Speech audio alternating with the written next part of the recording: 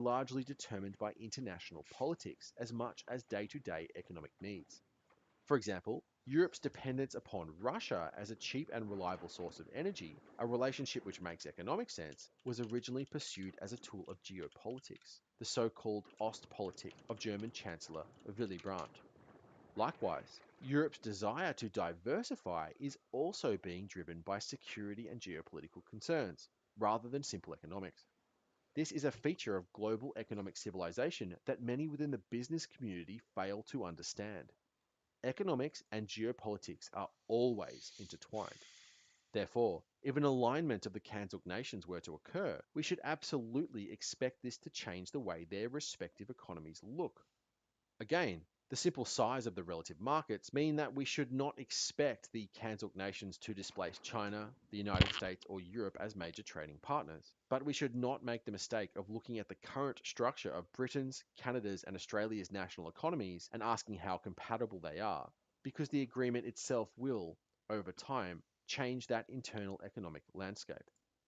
Furthermore, economies naturally evolve over time. In the early 20th century, Canada and Australia primarily exported agricultural goods such as wheat, wool, and foodstuffs. But by the early 21st century, this had changed dramatically, with both now exporting commodities and energy. This evolution was largely driven by technological change. We are currently undergoing several technological revolutions which will undeniably change the way our economies work. One of the most critical is the decarbonisation of our civilization. Although mitigating anthropogenic climate change is a costly endeavour, it will also generate countless economic opportunities. For example, Australia has the greatest solar resources in the world. Every day, the vast, sun baked continent is drenched in electromagnetic energy from our parent star. The internal areas are some of the driest and sunniest on the planet. Thus, as we transition away from fossil fuels, other sources of transportable energy, such as hydrogen, will be essential in driving global economic activity. One could certainly imagine a future where Australia exports vast amounts of hydrogen, all of which has been produced at low cost by cheap Australian renewable energy and shipped around the world. As much as Canada and the United Kingdom may not have a large demand for Australian iron ore, cheap, carbon-free energy in the form of hydrogen could be another story altogether. Neither Canada nor Great Britain have the same renewable potential, and with a free trade zone, both could have access to Australia's vast solar resources with no tariffs or quotas. Additionally, as Central Europe is currently finding out, having an energy supplier that you can really, truly trust is a matter of vital strategic significance. In a similar vein, in the near term, diversifying Australia's hydrocarbon imports away from East Asia to include North America could do much to hedge against a potentially crippling strategic vulnerability, especially in the case of a general conflict in the Indo-Pacific. Another major technological revolution is the provision of digital and remote services. Although the export sectors of the Kanzuk economies are dominated by commodities, hydrocarbons, agricultural products, and manufactured goods, all four are now post-industrial societies. As opposed to the manufacturing sector, these economies are dominated by services. For example, in the United Kingdom, over 80% of gross domestic product is generated by the services sector. In Canada, Australia, and New Zealand, that number is north of 70%.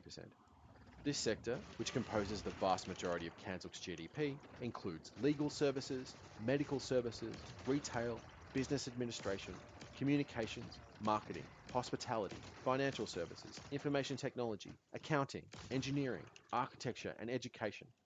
The Kanzuk nations are almost ideally positioned to leverage the integration of their services sectors, arguably far more so than the European Union. Unlike Europe, all four nations share a common language, which greatly facilitates the export of services which are, far more than the trade of goods, founded upon human interactions. This is a great advantage in services trade. But over and above the language, the four nations are so culturally, economically, and politically similar that the cross-border provision of services is relatively easy. For example, because all four share the same constitutional history, their legal systems are very similar. Canadian, New Zealand, and Australian courts follow British common law, especially foundational cases from the 19th century. Although the former dominions have developed their own precedents since then, the systems themselves are almost identical. The provision of legal services across the four borders would certainly be a lucrative opportunity for many firms. The major obstacle to the export of legal services is the ability to practice law within the specific jurisdictions of the Kanzuk nations. Therefore, one can certainly imagine an extensive trade in legal services if a wide-ranging mutual recognition agreement was enacted between the four partners. But that is just the tip of the iceberg. As the 21st century progresses, more and more services are being delivered remotely. For over a decade now, students can receive an entire university education from the comfort of their own homes. As educational standards are, again, so closely aligned across the Kanzuk bloc, the possibilities for remote learning and the provision of educational services across the four nations is only growing.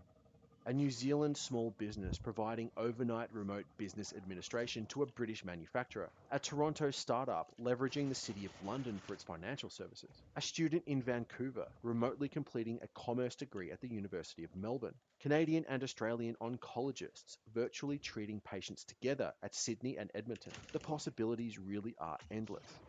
Although these four nations are separated by vast oceans, the information technology revolution has dramatically shrunk these distances to mere millimeters. It's as if the two human beings were in the same room. Therefore, because the Kanzuk nations are so culturally similar, because their systems of government and professional standards are almost identical, the opportunities for services export across these nations are, perhaps, the largest of any potential free trade bloc in the world. Undeniably, it is in the integration of their services sector, by far the largest drivers of GDP in all four countries, that the greatest economic potential of a Kanzuk free trade zone lies. This would be immensely beneficial to all four nations, as now the pool of expertise across many highly specialized fields would have vastly increased, improving outcomes for consumers and driving further competition and specialization. Underpinning this services sector integration are the two critical areas of qualification recognition and freedom of movement. With these two agreements in place, professionals will be able to move and work freely between the four, greatly increasing economic integration and services trade. If one of the four powers needs a large number of engineers, for example, because there is a significant Head down through the maze and follow our path until you reach another taken orb to shoot, which is currently. You want to make your way to this ship, and inside of this ship will be a lost sector. Now you're going to head down through the maze and follow our path. level of civil engineering being undertaken in areas that are experiencing high growth, like Melbourne or Toronto, the Kanzuk nations will be able to easily draw upon the resources of all four. The Teal Independent running in your electorate is backed by the same group that in Parliament has voted most often with the Greens. This election will be close, so a vote for Teal Independence risks a Labor Greens Teals minority. Thus, just as underpins the Trans-Tasman relationship and the European Union, freedom of movement is critical in the Kanzuk proposal. Over and above the economic advantages of such an agreement, there are also more personal considerations. As someone who has enjoyed the immense privilege of living in New Zealand's beautiful South Island for a time, the idea that my children might be able to easily spend several winters working in the ski fields of British Columbia or spend their gap year in London, all without a visa, is certainly a future I would look forward to. Certainly, many Britons and Canucks may move south to the sunny shores of the great southern land, and an Australian lifestyle that is, arguably, the best in the world. But, on the other hand, one can certainly imagine Australians and New Zealanders chasing their dreams Into your tablet in front of it. Stand on the plate. This time the arrow is facing forward, and when you shoot the tablet, you'll now get something that says something whispers forward. Here you'll step forward this time. This will then teleport you forward to another plate, except this one will be pointed left. Here you'll stand on the plate. The text will appear saying something whispers to the left. Shoot the tablet until the rune appears, and then step off the plate to the left. This will then teleport you again with one more plate to stand on with the arrow pointing backwards.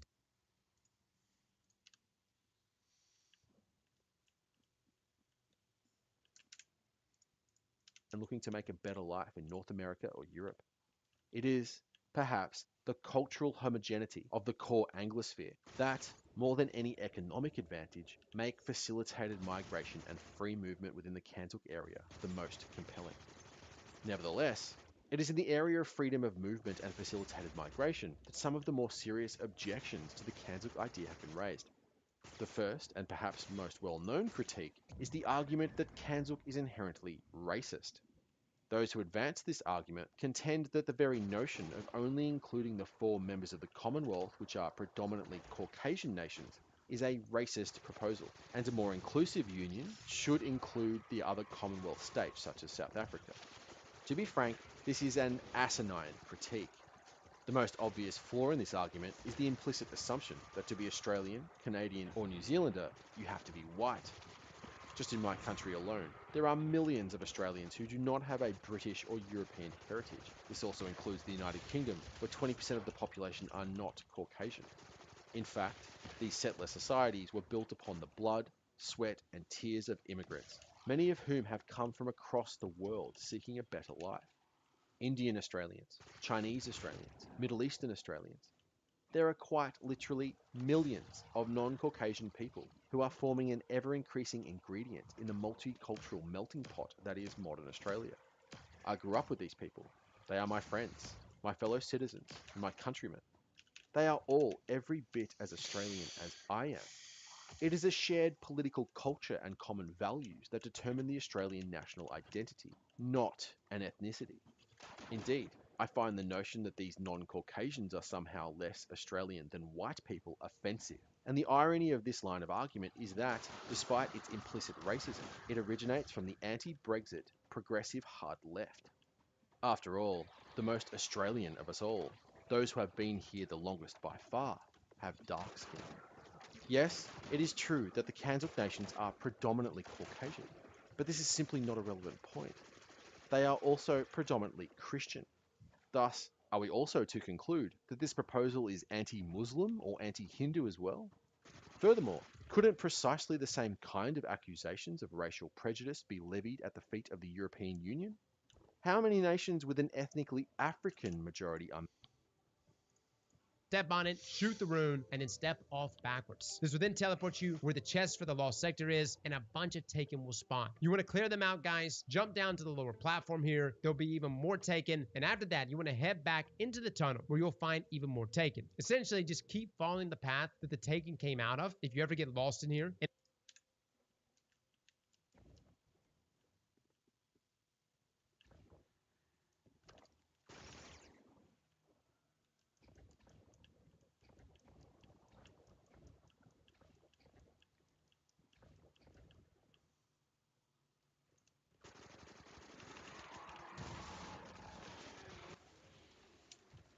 And eventually, you'll member states? How many EU members are Islamic nations that operate under Sharia law? Surely, if Kanzuk is a racially prejudiced proposal, then the European Union is every bit as immoral. Again, one of the great ironies of this argument is that it often originates from those in the British left who are greatly in favour of European integration. Quite simply, there are several very sound reasons why the other members of the Commonwealth are not included in this proposed alliance that have nothing to do with race, religion, or even ethnicity. One of the most valuable lessons produced by the European experiment is that not all nation states should be integrated. Joining the advanced economies of Western Europe was a great success, leading to a sustained period of economic progress, peace, and prosperity. Nevertheless, in the history of the European Union, there are many cautionary lessons to be learned. By extending the Federation to member states that were far less economically advanced, this not only led to economic dysfunction, as can be seen in the extended catastrophe that was the Greek financial crisis, but social instability as well.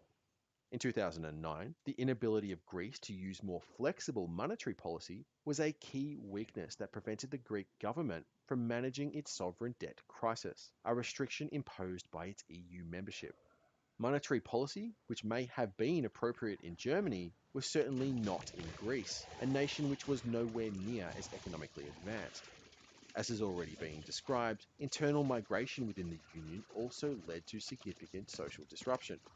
As we have seen in countless historical examples, rapid ethnic and socio-cultural change driven by poorly managed migration often not only leads to social disruption and disharmony, but the emergence of hard-right reactionary politics. These are all outcomes that should be avoided. It is the economic, socio-cultural, and systemic similarities which make the four Kanzuk nations such viable candidates for the kind of economic union described here. Other members of the Commonwealth simply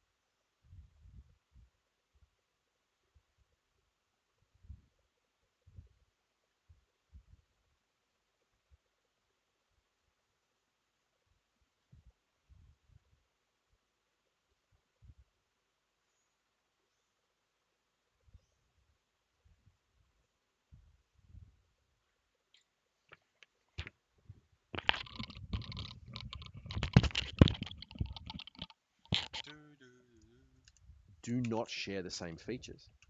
For example, South Africa is still a developing nation, with a per capita GDP of approximately $6,200, almost 10% that of Canada's. South Africa shares none of the socio-cultural, constitutional, linguistic, or structural similarities either. Indeed, the only rationale for including South Africa in the Cancel proposal is the fact that it is a Commonwealth nation, and was, thus, once part of the British Empire. But in truth, this could not be less relevant when considering the formulation of a free trade zone and wider geopolitical alliance.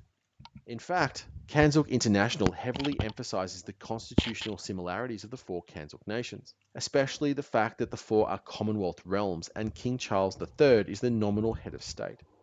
Thus, if this was a fundamental driver of the Kanzuk idea, one could reasonably wonder why the other 11 Commonwealth realms, such as Belize, Jamaica, and Papua New Guinea, are not being included.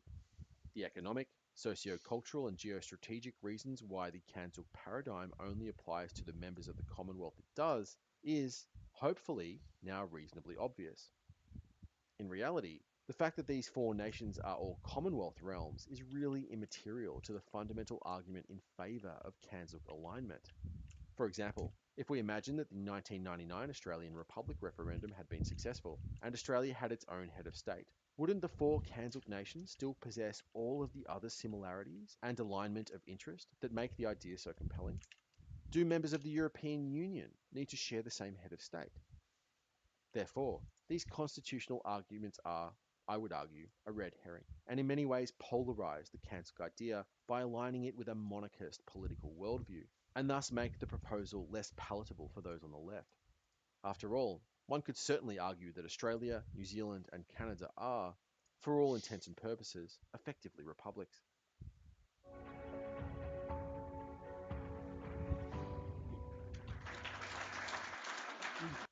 Although, I suppose, there is theoretically a large degree of reserve power vested in the Crown, in practical terms, it is the Prime Ministers of these nations that wield true power, and the House of Windsor has very little.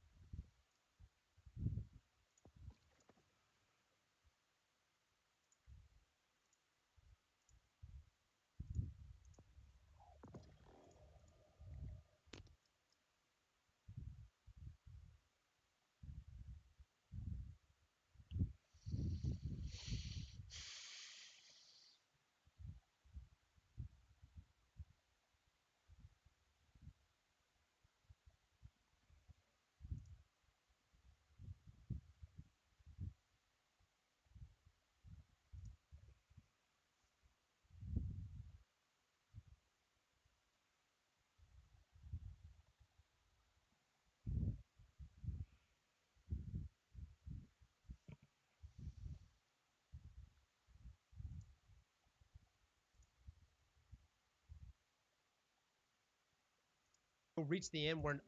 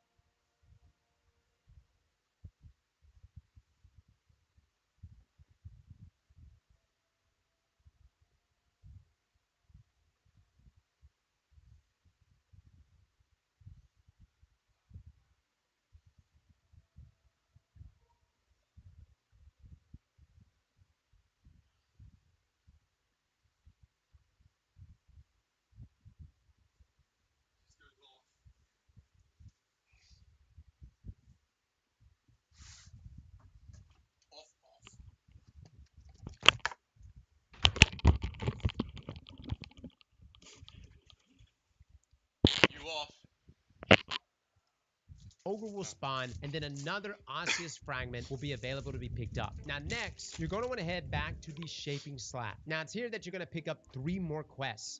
One being the Curse of Endurance, the second one being Curse of Urgency, and the third one being Curse of Revenge. Now these 3 quests need to be completed until you can continue back with the main quests. Don't be concerned, guys. These are not long nor difficult.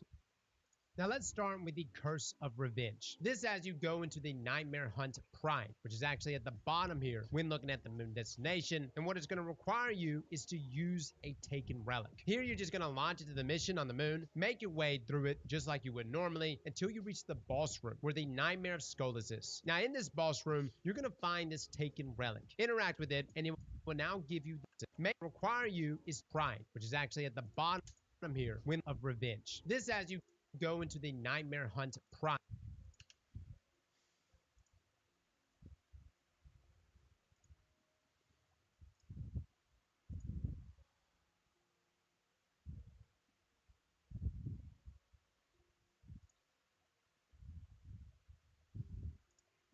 Which is actually at the bottom here when looking at the moon destination. And what it's going to require you is to use a taken relic. Here you're just going to launch into the mission on the moon, make your way through it just like you would normally until you reach the boss room where the Nightmare of Skolas is. Now in this boss room, you're going to find this taken relic. Interact with it and it will now give you the taken Curse of Revenge. Now this gives you taken powers, allowing you to shoot essentially taking projectiles at enemies, along with a super that can be charged up, which you can use close to the boss to deal a good chunk of damage. Now, you notice at the top there is a timer, which if it expires will result in you dying, but you can extend your timer just by killing enemies. And honestly, don't stress, because if you die, you can literally just res yourself right back up and you can pick the taken relic up and continue doing damage. All you're really doing here, guys, is using the taken power, killing enemies and the boss, and then once he's dead, you can then dunk your taken curse right here, which will complete that first part of the quest. Now next we move on to Curse of Endurance. This is basically the exact same thing, except it's going to be in Altars of Sorrow on the moon. You're going to head there. There will be these big taken blights in the sky, and now you'll be able to accept the Curse of Endurance and pick up the taken curse again. Now you want to just run altars just like you would normally, kill enough enemies until the quest completes. Now like the last one, here you do not have to dunk your taken curse. It just completes when you get enough kills, and now we can move on to our final quest of these 3, Curse of Urgency. Now this as you go to the Hallowed Grove Lost Sector. Kill enough endurance and pick up the take. Practical influence indeed. So, now we have explored the Kanzuk idea, at least in its most practical form. But what kind of geopolitical actor would this bloc theoretically be? If these 4 nations decided to pursue the Kanzuk paradigm laid out here, how would that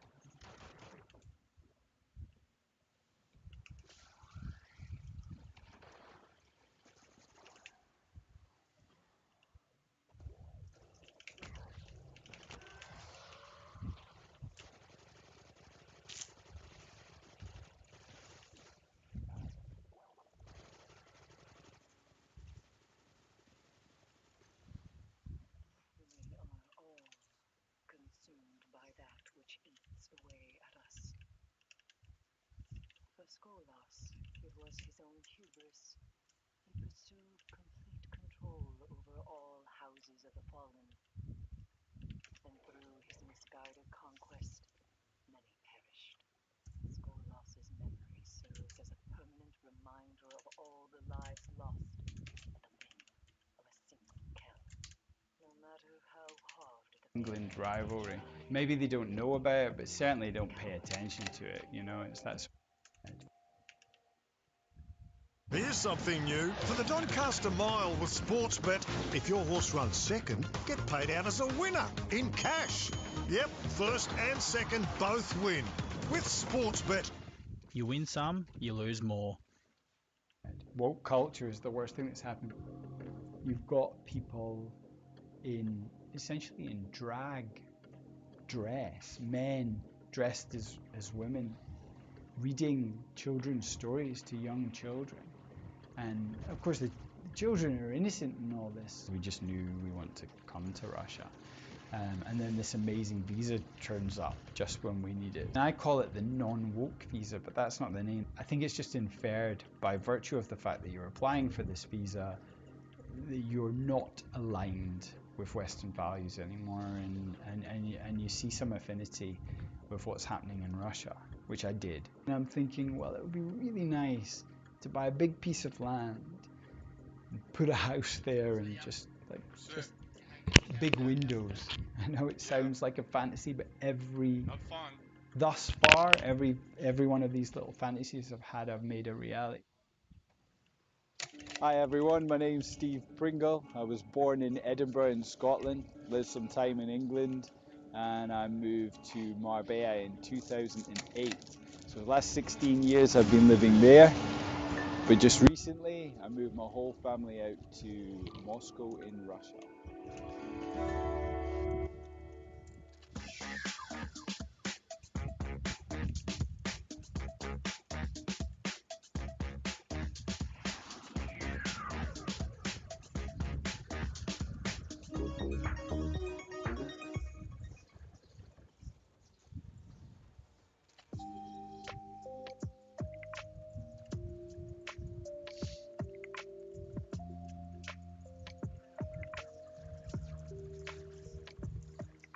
When I was 11, my dad got a new job. We moved to England. And for a Scottish person, that's probably one of the worst things that could happen. I remember all my friends from Scotland coming and patting me on the back and going, never mind. I got down to England. Everything was fine. Like, the English people don't understand that there's a Scotland-England rivalry. Maybe they don't know about it, but certainly don't pay attention to it. You know, it's that sort of David and Goliath thing, you know? If you think about it, if you're the big guy, you don't really care if the little guy is complaining. But the little guy is very upset about the big guy. And that's kind of what happens. It'll be difficult, you know, but it'll be fine. Because my gran, she used to take us every year to this one restaurant near where they lived. And this restaurant, if you look out the window, it overlooked these ruins of, I don't know, a castle, a monastery, something that the English had destroyed. So when I was in my 30s, I moved back to Edinburgh, and that was the saddest part for me, actually. It was the fact that there was this rivalry was there, you know. And actually, the hard part for me is I'd lost a bit of the Scottish accent. So in England, I'm definitely a Scotsman, but in Scotland, I'm kind of an Englishman.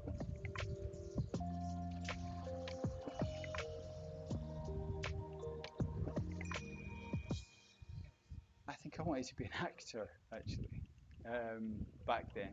But my dad, he came from that generation in the 80s that we call it in the UK the yuppie generation.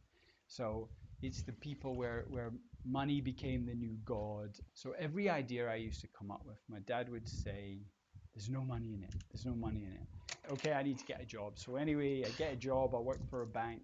It's the most miserable experience of my life, but I'm very grateful for it because it teaches you what it's like to, well, first to work for someone else, but also to be treated like the bottom of the bottom. So actually, I started the business when I went to university. And I started it in the dorms. You're not supposed to run a business in the dorms, so we sort of hid the business. And my business very early on was sort of run for me. I became obsessed with computing, so all I would do all day, I get very narrow focused on things.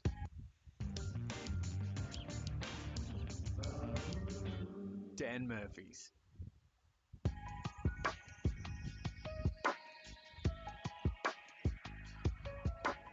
The sun seeking happened mostly because I lived south of Manchester. So that's a microclimate and in the UK, so you're going to get more cloudy, rainy days. I was engaged to be married with a girl who was a primary school teacher, And I was trying to convince her, like, we should, and I was making good money. We should move to Spain. And then she said maybe in a year.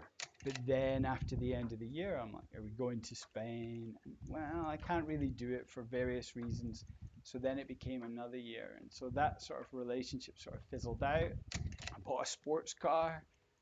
I had a little dog, a little Jack Russell. So I put this like a two-seater car.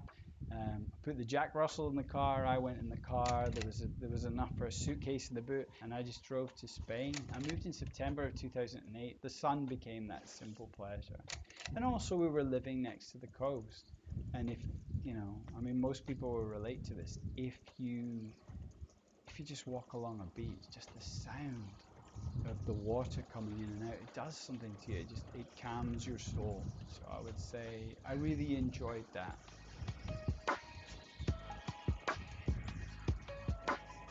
I'm living this Marbella life, and I've got a bit of money, and I'm thinking how important I am. I soon learned that wasn't the life for me, and I met, I've been dead lucky in my life. I've met some like the most interesting people, almost all of them creative, interesting people. So I met Nastia on Badoo, which is like a dating, like Tinder.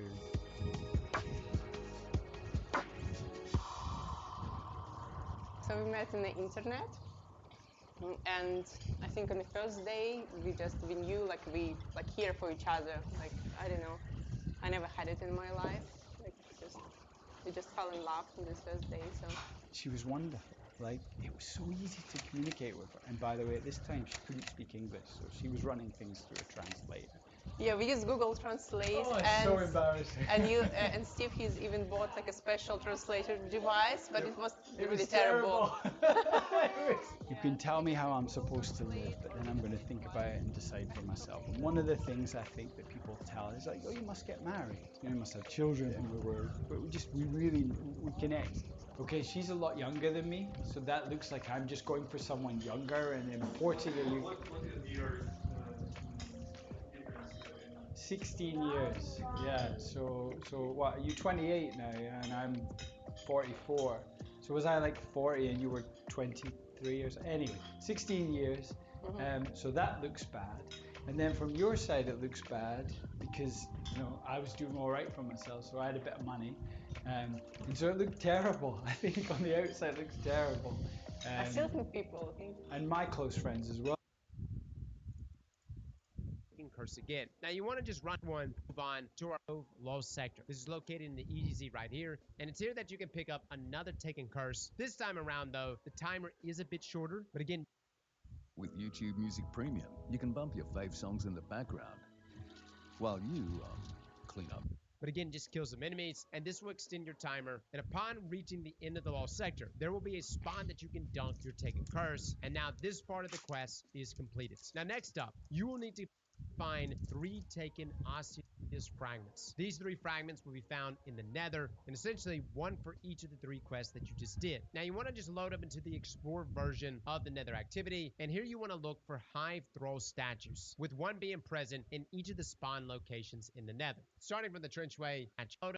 Next up, you will need to find dust, and this will be taken curse. This time around, this is located in the EDZ of Urgency. Now this as you go. Now we can move on to our final quest of these 3, Curse of Urgency. Now this as you go to the house. Well, they had to see your heart. 2 or 3 months later, I booked a flight to Ukraine. He came to Ukraine to see me. And then he came with Lola, and our kids met. So I was introduced to Nikita, who's her son from a previous marriage. And then later I bring Lola with me on one of these trips. And I'm going through sort of a messy, not divorce, but like a custody battle at the time.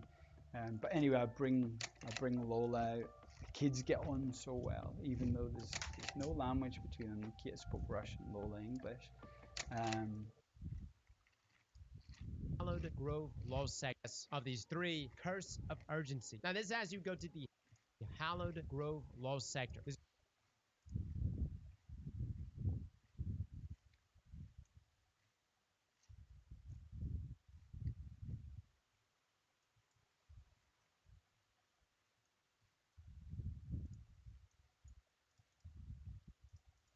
but we had so much fun in Turkey. The first meal she ever made for us was this.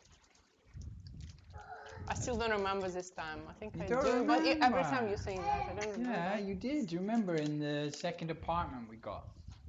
You made this meal, and I made Some crazy stuff. I no, remember. I made some Italian stuff, which I knew you would like. Nastya, she wanted to. She was very extreme for me.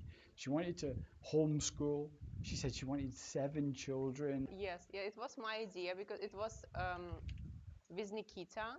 He never went to nursery, only for a few months. So he was also like homeschooled, and yeah, and then he went for a few years for school, and we decided it's better for them to stay at home and learn at home. But now we find homeschooling community here, and I hope to take Nikita a few times a week to see kids and to meet maybe different teachers. Also, you need to always take your kids out to society for them to have friends. But you have that opportunity. You do that in any which way. So there are homeschooling Yeah, communities. it's better in Russia because they actually have a lot of kids who homeschool.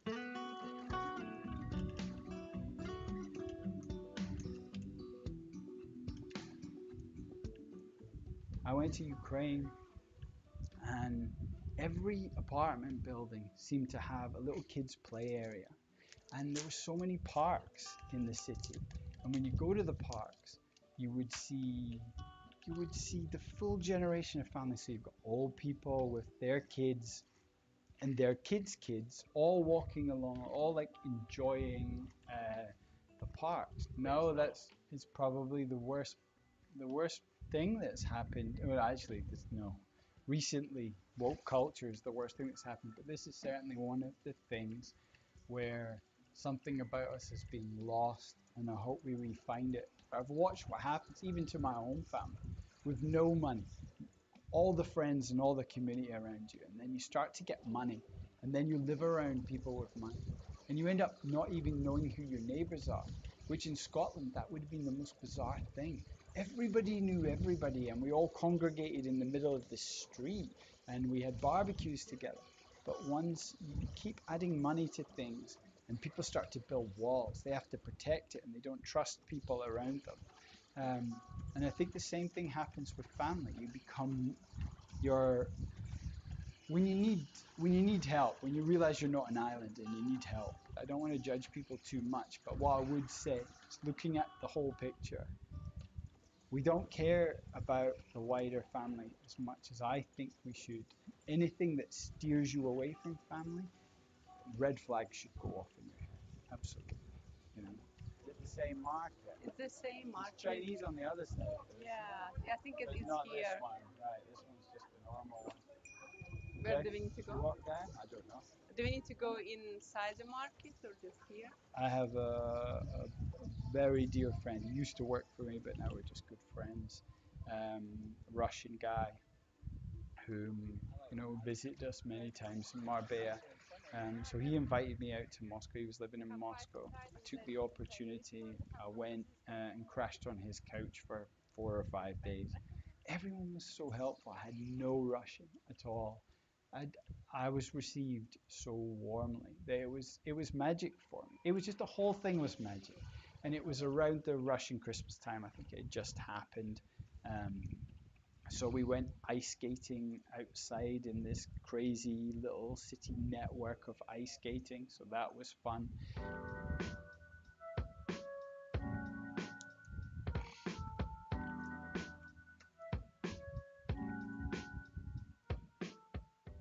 How did I end up in Russia? Well, so we leave tomorrow morning and we're waiting for 4 cases that haven't arrived. We've been waiting all day for these suitcases, so now we have to go to the shops. Must check on passport. We moved to Marbella. I mean, it was a place I knew. That was fine for me as well, you know. Nastya, she didn't enjoy the whole Marbella thing, like right from the start. It was completely uninteresting for her. If you could become friends with a Russian bear, what name would you give it? Paddington! I like that. Paddington. Look, the things in cities or in towns like Marbella, are very convenient, very lovely restaurants, bars, lots of shopping, beautiful things to do, see, buy. But we saw beauty in other places. Instant scratches for whatever the occasion. Jesse, say bye-bye. See you on the other side. I got full custody of my daughter. My daughter wanted to live with us. At that point, we're able to do anything. So we know the thing that we want to do is we want to move away from cities. So it probably seems like a bizarre thing that we've moved to Moscow, but this is very temporary for us. So we landed in Russia, Moscow. Yeah. Moscow, Russia, you need now to say. We have to see if you're going to get interrogated for 10 hours. Oh, it's gonna be fine. So we're enjoying it because, of course, all these modern conveniences, and you get the best of it in Moscow. Hi everyone. So 9 years ago, almost to the day, I was in Moscow. I came and spent a whole day on the Moscow Metro. It's unbelievable. So I brought the whole family and we're going to check it out and we're going to share it with you too. So here we go. So the YouTube channel was actually a bit of an accident. It's not something I've ever been interested in. Actually, I've always had a problem with people pulling a camera out, including Nastya, who's always filming stuff.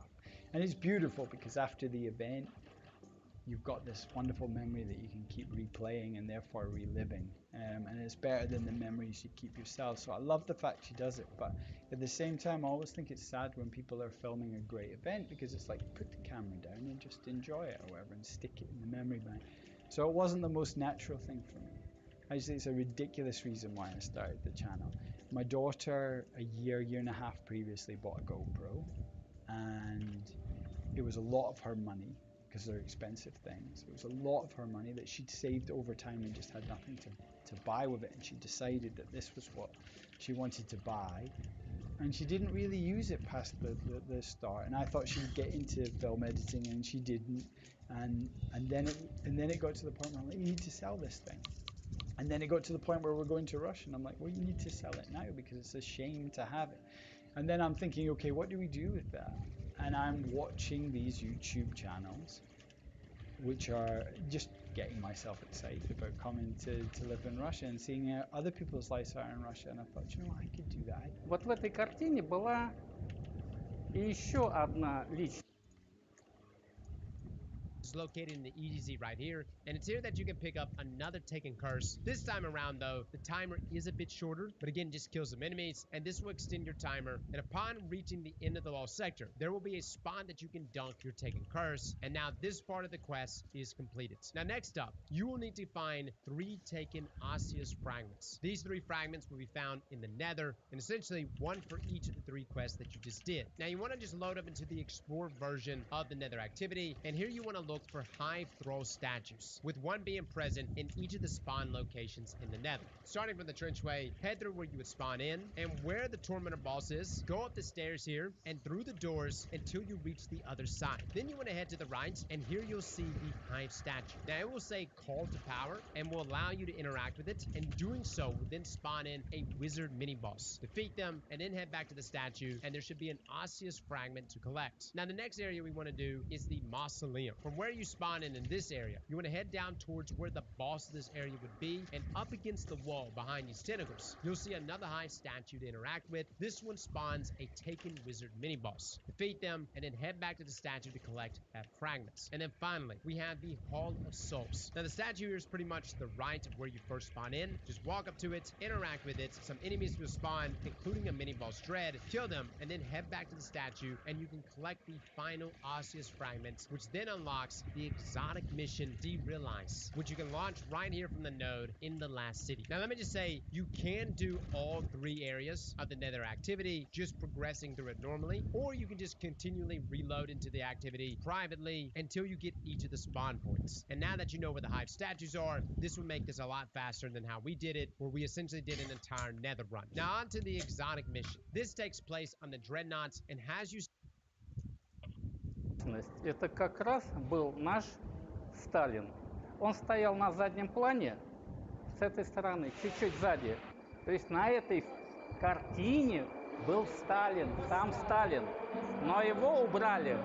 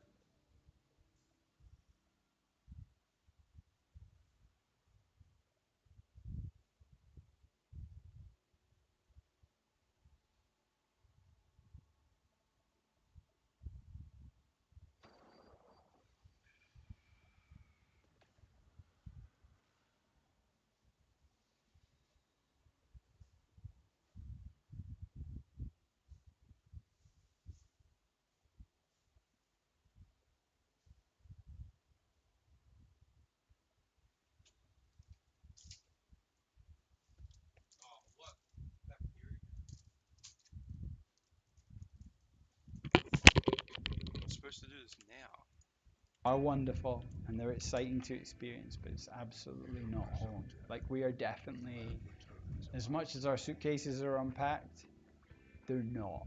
You know, we know we've got somewhere else to go. And Nastya has family in Russia and her mother's in Siberia, so she would like to live there. So, I mean, it was the most natural decision, actually. It was a very easy decision for us to move to Russia. We moved around the start of December. We had to wait on some documents that were arriving.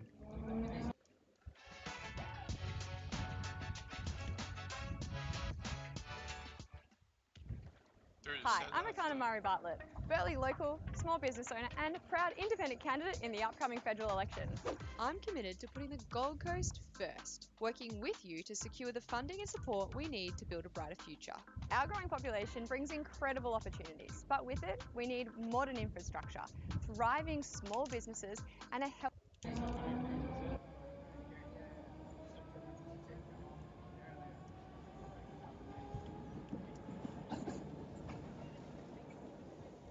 just knew we wanted to come to Russia. And then this amazing visa turns up just when we need it. So we've been very, very lucky. And I call it the non-woke visa, but that's not the name. The name is, I think it's like something like shared values visa. But shared values equates to non-woke as far as I'm concerned. Which I think was a beautiful one, because that was the thing I was rebelling against most. So I was like, this is the most amazing visa. Never mind the family visa. We have many other ways we could have come to Russia. But this was the most beautiful way. I think it's just inferred by virtue of the fact that you're applying for this visa that you're not aligned with Western values anymore, and you see some affinity with what's happening in Russia, which I did. But yeah, it was basic. So you have to go there, you pay them a small fee, you've got the medical insurance. The only other thing is there's this, like, it's a pretty long application form, but the benefit of this one, of course, is you can then apply to extend that to a 3-year visa, which is a painful process. And then from essentially you have 3 years to learn the Russian language, because if you want permanent residency in Russia, which is also the route to, if you choose to get a passport, a Russian passport, you know, renounce your nationality or whatever, or take dual citizenship, you must still pass the Russian language test, the history test, and legal test, which I think is wonderful, actually. You should absolutely, 4 months, I can stay in, I can't leave the country because I'm on a single entry visa, but certainly for 4 months I'll wait for the decision, and then after that, the 3-year timer starts, where then I have to, you know, learn the language, which I'm going to do anyway, of course.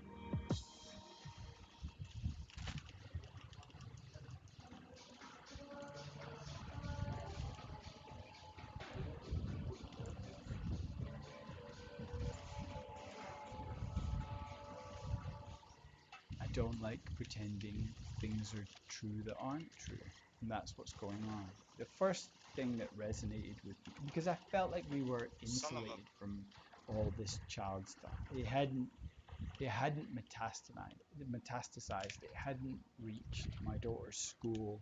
You've got people essentially in drag dress, men dressed as women, reading children's stories to young children.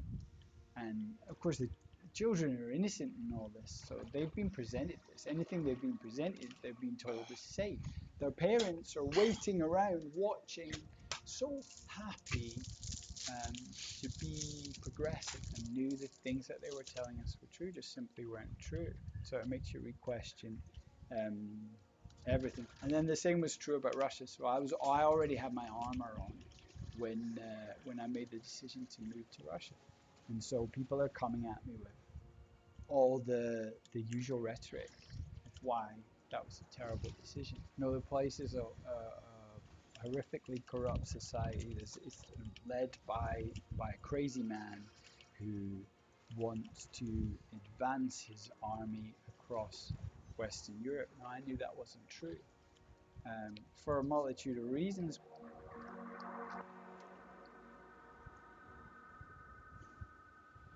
So my money's been earned previously, essentially, in Europe. So it's not a typical scenario. And so I'm not here to promote it to be, oh, you must come to Russia and, you know, it's the land of fruit. I don't know if that's true or not. For me, I have a company in Spain. You know, I have my investments where, so I have my source of income.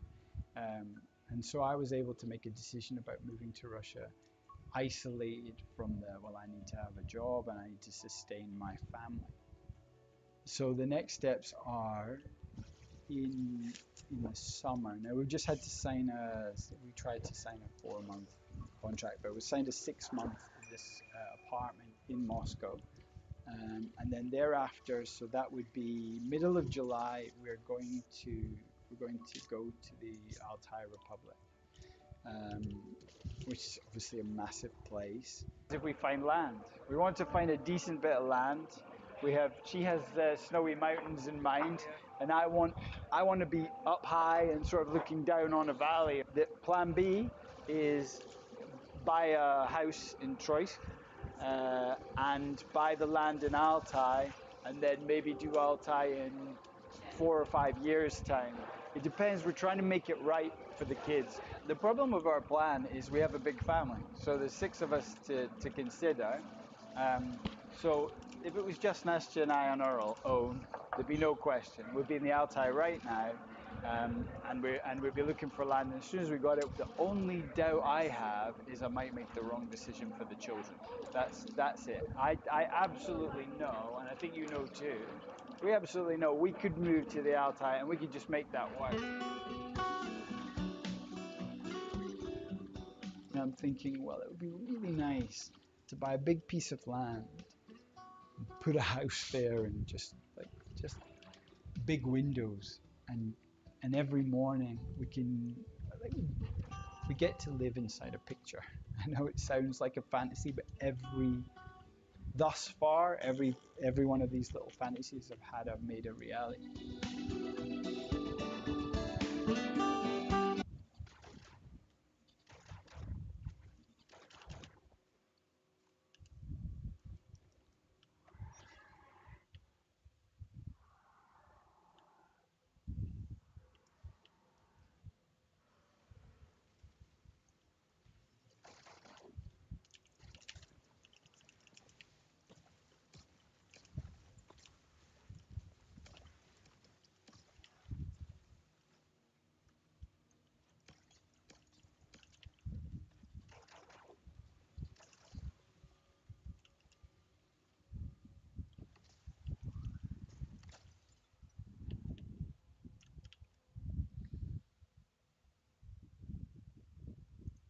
Oh, so close.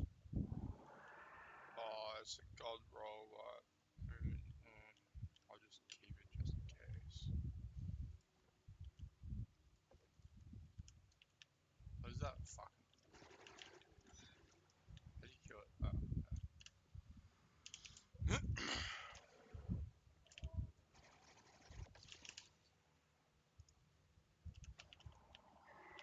You know what's better than a Big Four bank?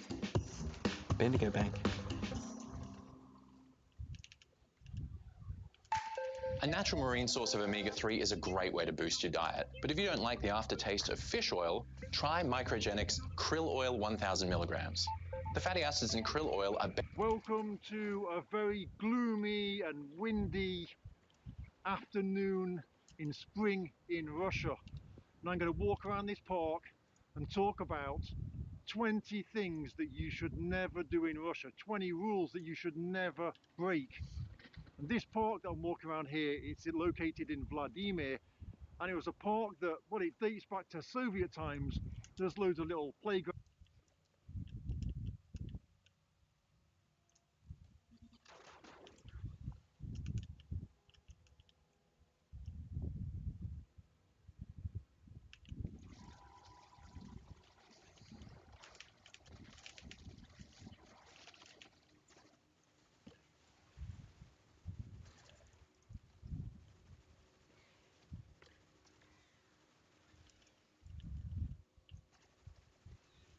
Why is it slow? It should be like fucking going crazy.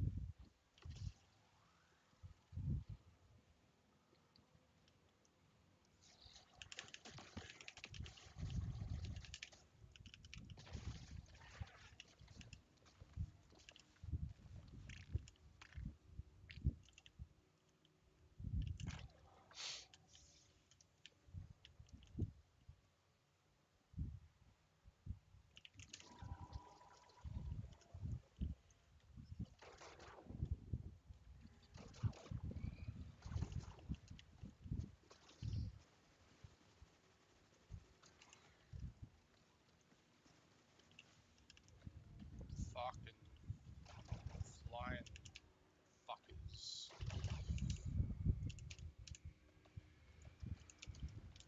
Ow.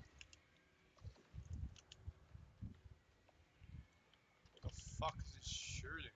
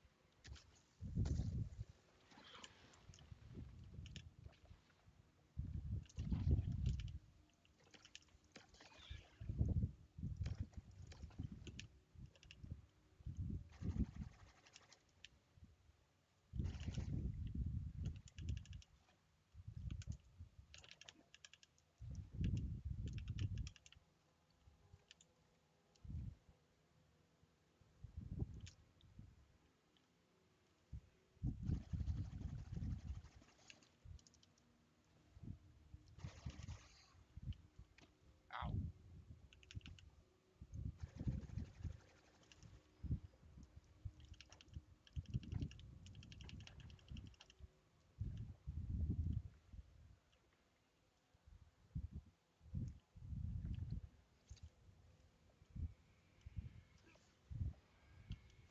Who the fucking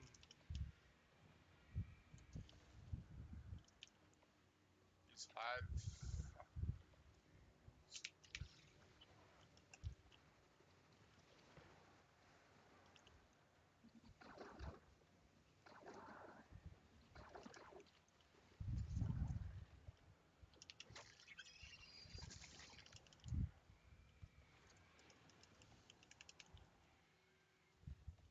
Heavy armor.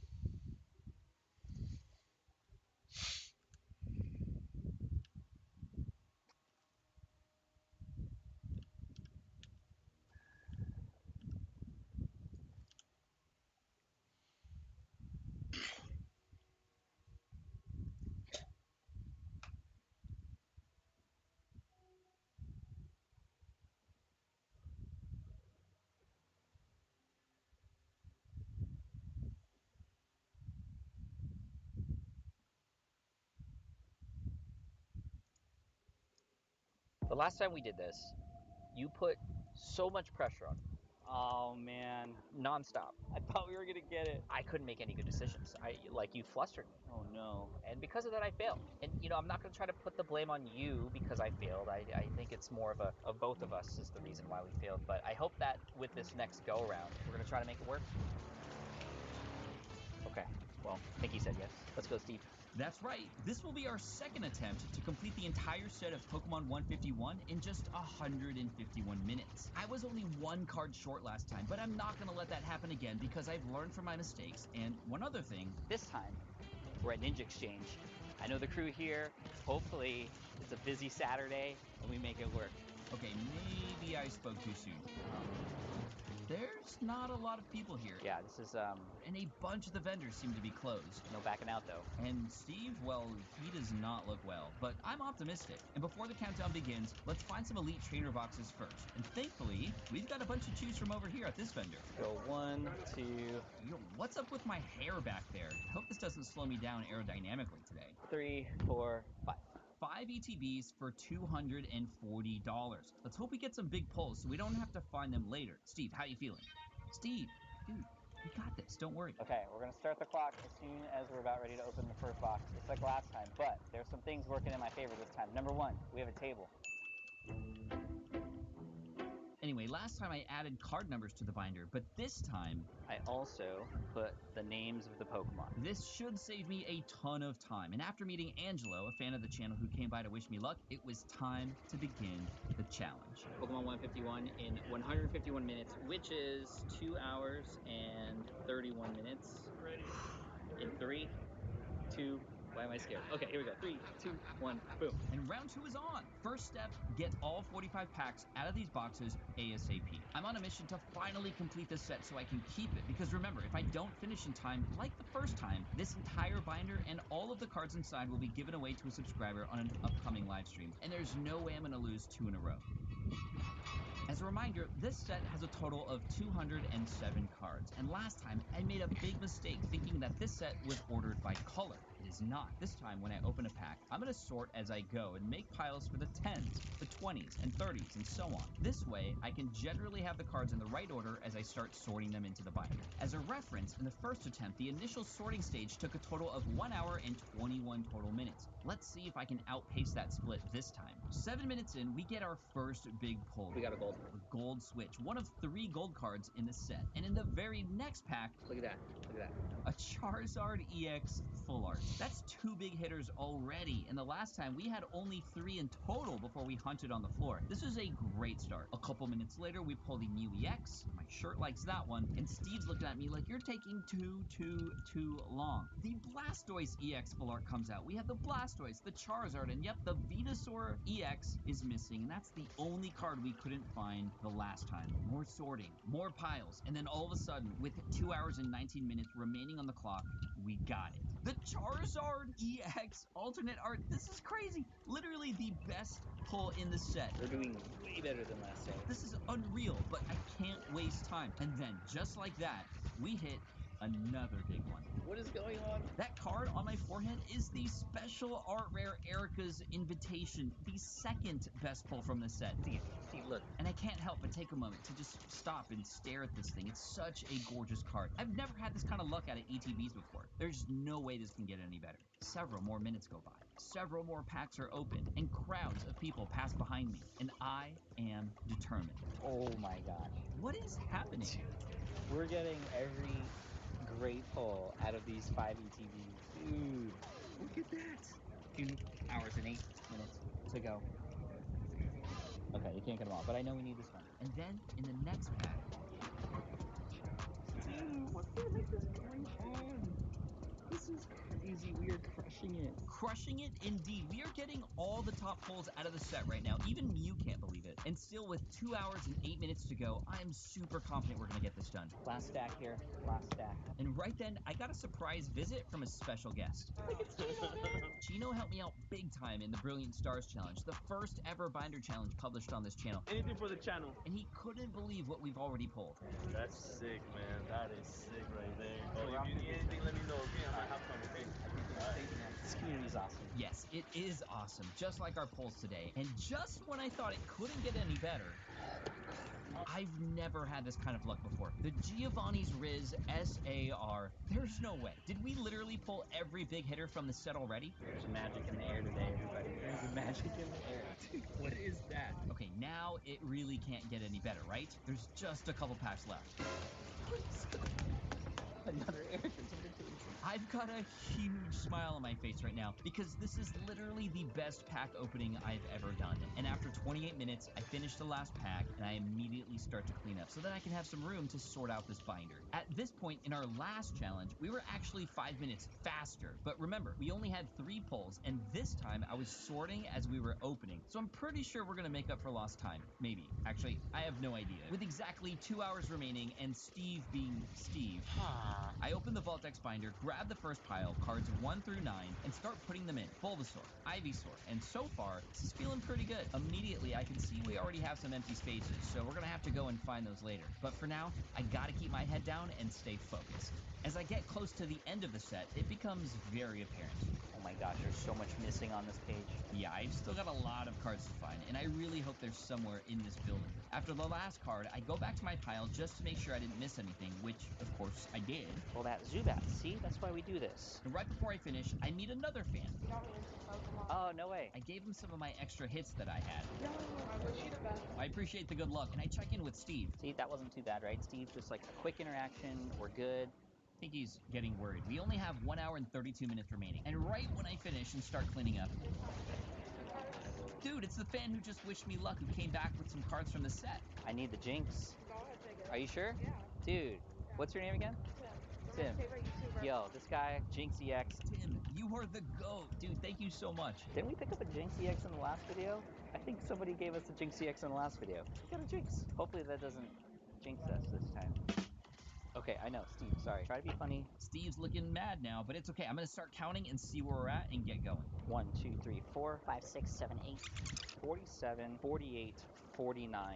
49 cards with 1 hour and 27 minutes left. The last time we needed 48 cards with only 1 hour and 10 minutes to go, which means we are faster by 17 minutes. That is huge. This may be the extra time that we need to make sure this gets done in time. And here's exactly why that's important. Because it's not just the fact that I do not want to lose this challenge 2 times in a row, but because my overall record is starting to slip. Out of 10 total challenges, I'm at 6 wins and 4 losses, and I've lost 2 of the last 3 challenges. Another loss would be devastating. Thankfully, we're off to an epic start today, and I'm going to keep the momentum going by starting here, where I bought those ETBs earlier, because I wanted to show the guys what I picked up. Wait, what? You got the Charizard? I got the Charizard. These guys are super into it. So if you don't mind, I'm gonna raid your singles now. Don't you worry. Okay. And they brought out a couple boxes of 151 singles too. I love it. Steve, maybe not so much. You asked me why I'm doing all this. But dude, you gotta believe to achieve. Anyway, I just start pointing to everything that I need. Venusaur, Squirtle, Charmeleon, Zapdos, Venusaur, Mew EX. I feel like I'm shooting fish out of a barrel right now. The Venusaur EX and the Blastoise EX. Then I see even more in this cabinet over here. Oh, let's do the gold psychic. On it. Thank you. Blastoise. Alakazam on the end over there. Sorry. Arbok, Galart, and the Pikachu right there. Oh my gosh. Yes. This is great. Oh, Articuno. Look at that. They have it. Okay. At this point, I pull out my binder just to verify what's missing and keep searching through the piles. Meanwhile, the store owner is adding up the prices of what I already pulled out just to save some time. This right here is 184. Okay. Everything that you want to add from this add it. Are you sure? Man, dude. Thank you so much. Yo, a huge shout out to Rips and Hits for the hookup. Yeah, I tried this once and I missed by, I know, I saw the video. It's one card. It's crazy. We're going to make it happen today. And after I found everything I could, Darmy, there we go. I started to add the pickups to the binder. Psychic Energy. You Dragonair too? No, I got Dragonair. You know what I do need? I need to go to the bathroom like hecka bad right now, dude. As I take care of my Metapod and hold in my pee, the guys tell me some good news. Why are you guys helping out? We're going to the car party. Yeah, let's go. Car party too. We're going to Florida. Yes, and I hope that you can come too. Card Party Gen 2 in Orlando, Florida. Cards, creators, games, and more. Go to card.party to get all of the info. You're not going to want to miss it. At this point, I find an Omanyte, a regular card, but a huge pickup. We got all of the commons, uncommons, and rares now. Which is perfect, because the last time we were missing a couple of those until the last second. And then, okay, let's see where we're at. 1, 2, 3, 4, 5, 6, 7, 8, 9, 10, 19, 20. 20 cards with 1 hour and 12 minutes. That's really, really good, except I really got to pee.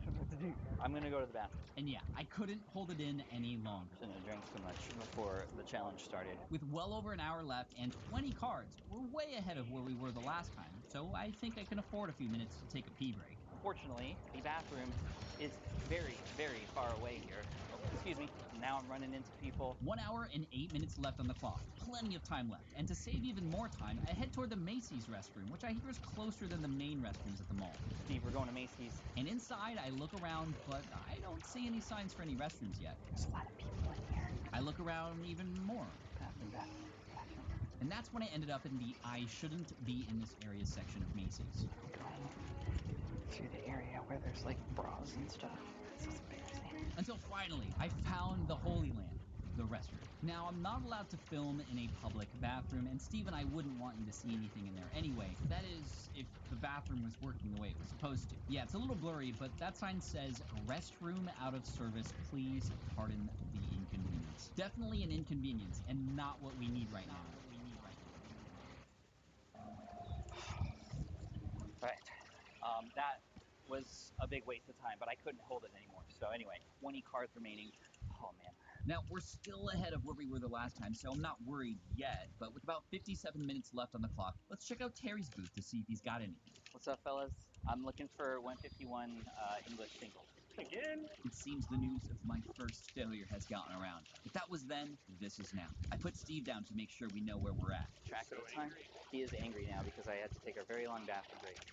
I showed Terry the binder and exactly what I'm missing. So, Bill's transfer, Daisy's help, Wigglytuff, so full arts, like regular full arts. Terry goes to work. Meanwhile, producer Dan takes this opportunity to fix my alfalfa hair so it doesn't slow me down as much. Anyway, Terry immediately finds a Bill's transfer. Oh, and Daisy's right above. Maybe Alexander? Yeah. Perfect. Then we check one of the other cabinets. Kangaskhan full art? Yes. Very nice, very nice. I do have the Mew already. I think it's that Charizard. 6? Yes.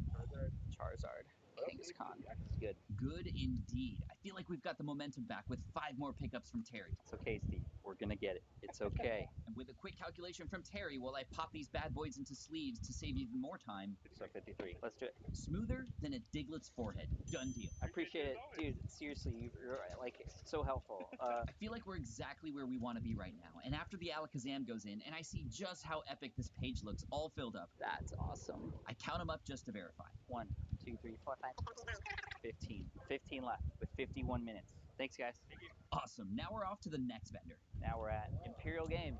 What's up? Can I look through your cabinet for some 151 singles?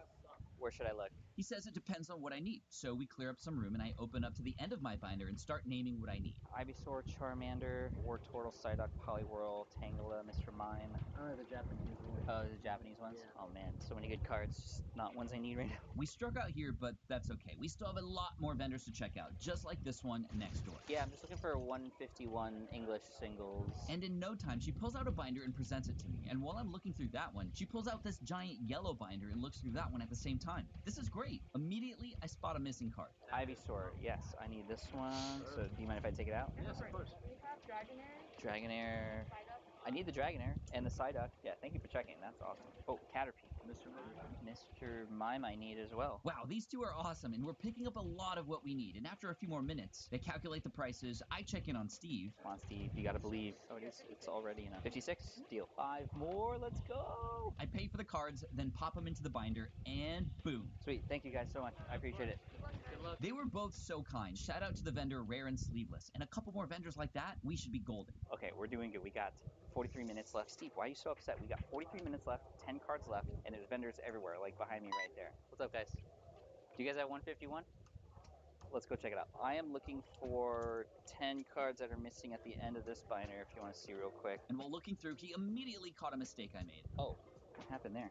Dude, you're doing autocorrect on me. I was like, Oh, Tangela. Yeah, thank you. That could have been bad. That was super helpful, but unfortunately this vendor had no cards that I needed. And after a quick run through the maze of non-card vendors, I target the next vendor, Edgar, over at the Collector's Alley, the spot that I've been to before. Surely he's got something we need, right? I'm missing some full arts and characters from the end of 151, so...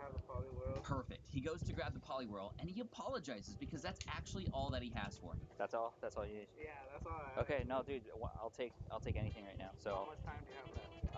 Steve says we have 37 minutes, so this will make it 9 left. And that's when he does something crazy. Yeah. I only got one card for you. That's okay, dude. One is better than none. What are you doing? That's for you. For me? Yeah, What for, dude? For the challenge. For the challenge? For the challenge. Oh my god. A 151 Ultra Premium collection? Edgar, dude, you are the GOAT. Thank you so much. I get to work and start cracking open the packs. All of the extra hits that I get, I'm going to donate to some kids after the challenge. And if I can get even just one card out of here, that would be awesome. All right, first pack. All right, Jinx EX, already have. Dragonite guys in the back watching this all unfold, when all of a sudden, this happens. Venusaur EX. We got the Venusaur, the one card we were missing in the last challenge and exactly why we lost. I know we still have 8 cards left, but getting this one is a huge relief. I put him in the binder. Let's go. Pay for the Poliwhirl, clean up, and head out. I appreciate you, Edgar. Okay, 8 cards left, 28 minutes on the dot. Oh my gosh, this is crazy. I felt like we were way ahead on this thing, but now I'm starting to feel the pressure. So I'm gonna go over here to Demon Pops. So we're gonna see if they got any singles for us here. Wiped out? That's not good. I show him the missing cards from the binder just in case. Charmander, Tangela, Wartortle. Oh, there's a Wartortle right there. Dude. Okay, that's one. We look through the cabinet some more. Nothing. We check some more binders. Nothing. That's right. Let's pick up the Wartortle. Just one. And now the nerves are really starting to kick in. Ooh. I paid $15 for the card, and here's where we're at. Charmander, Tangela, Wigglytuff EX, Alakazam EX, Golem EX, Zapdos EX, and then the Kangaskhan.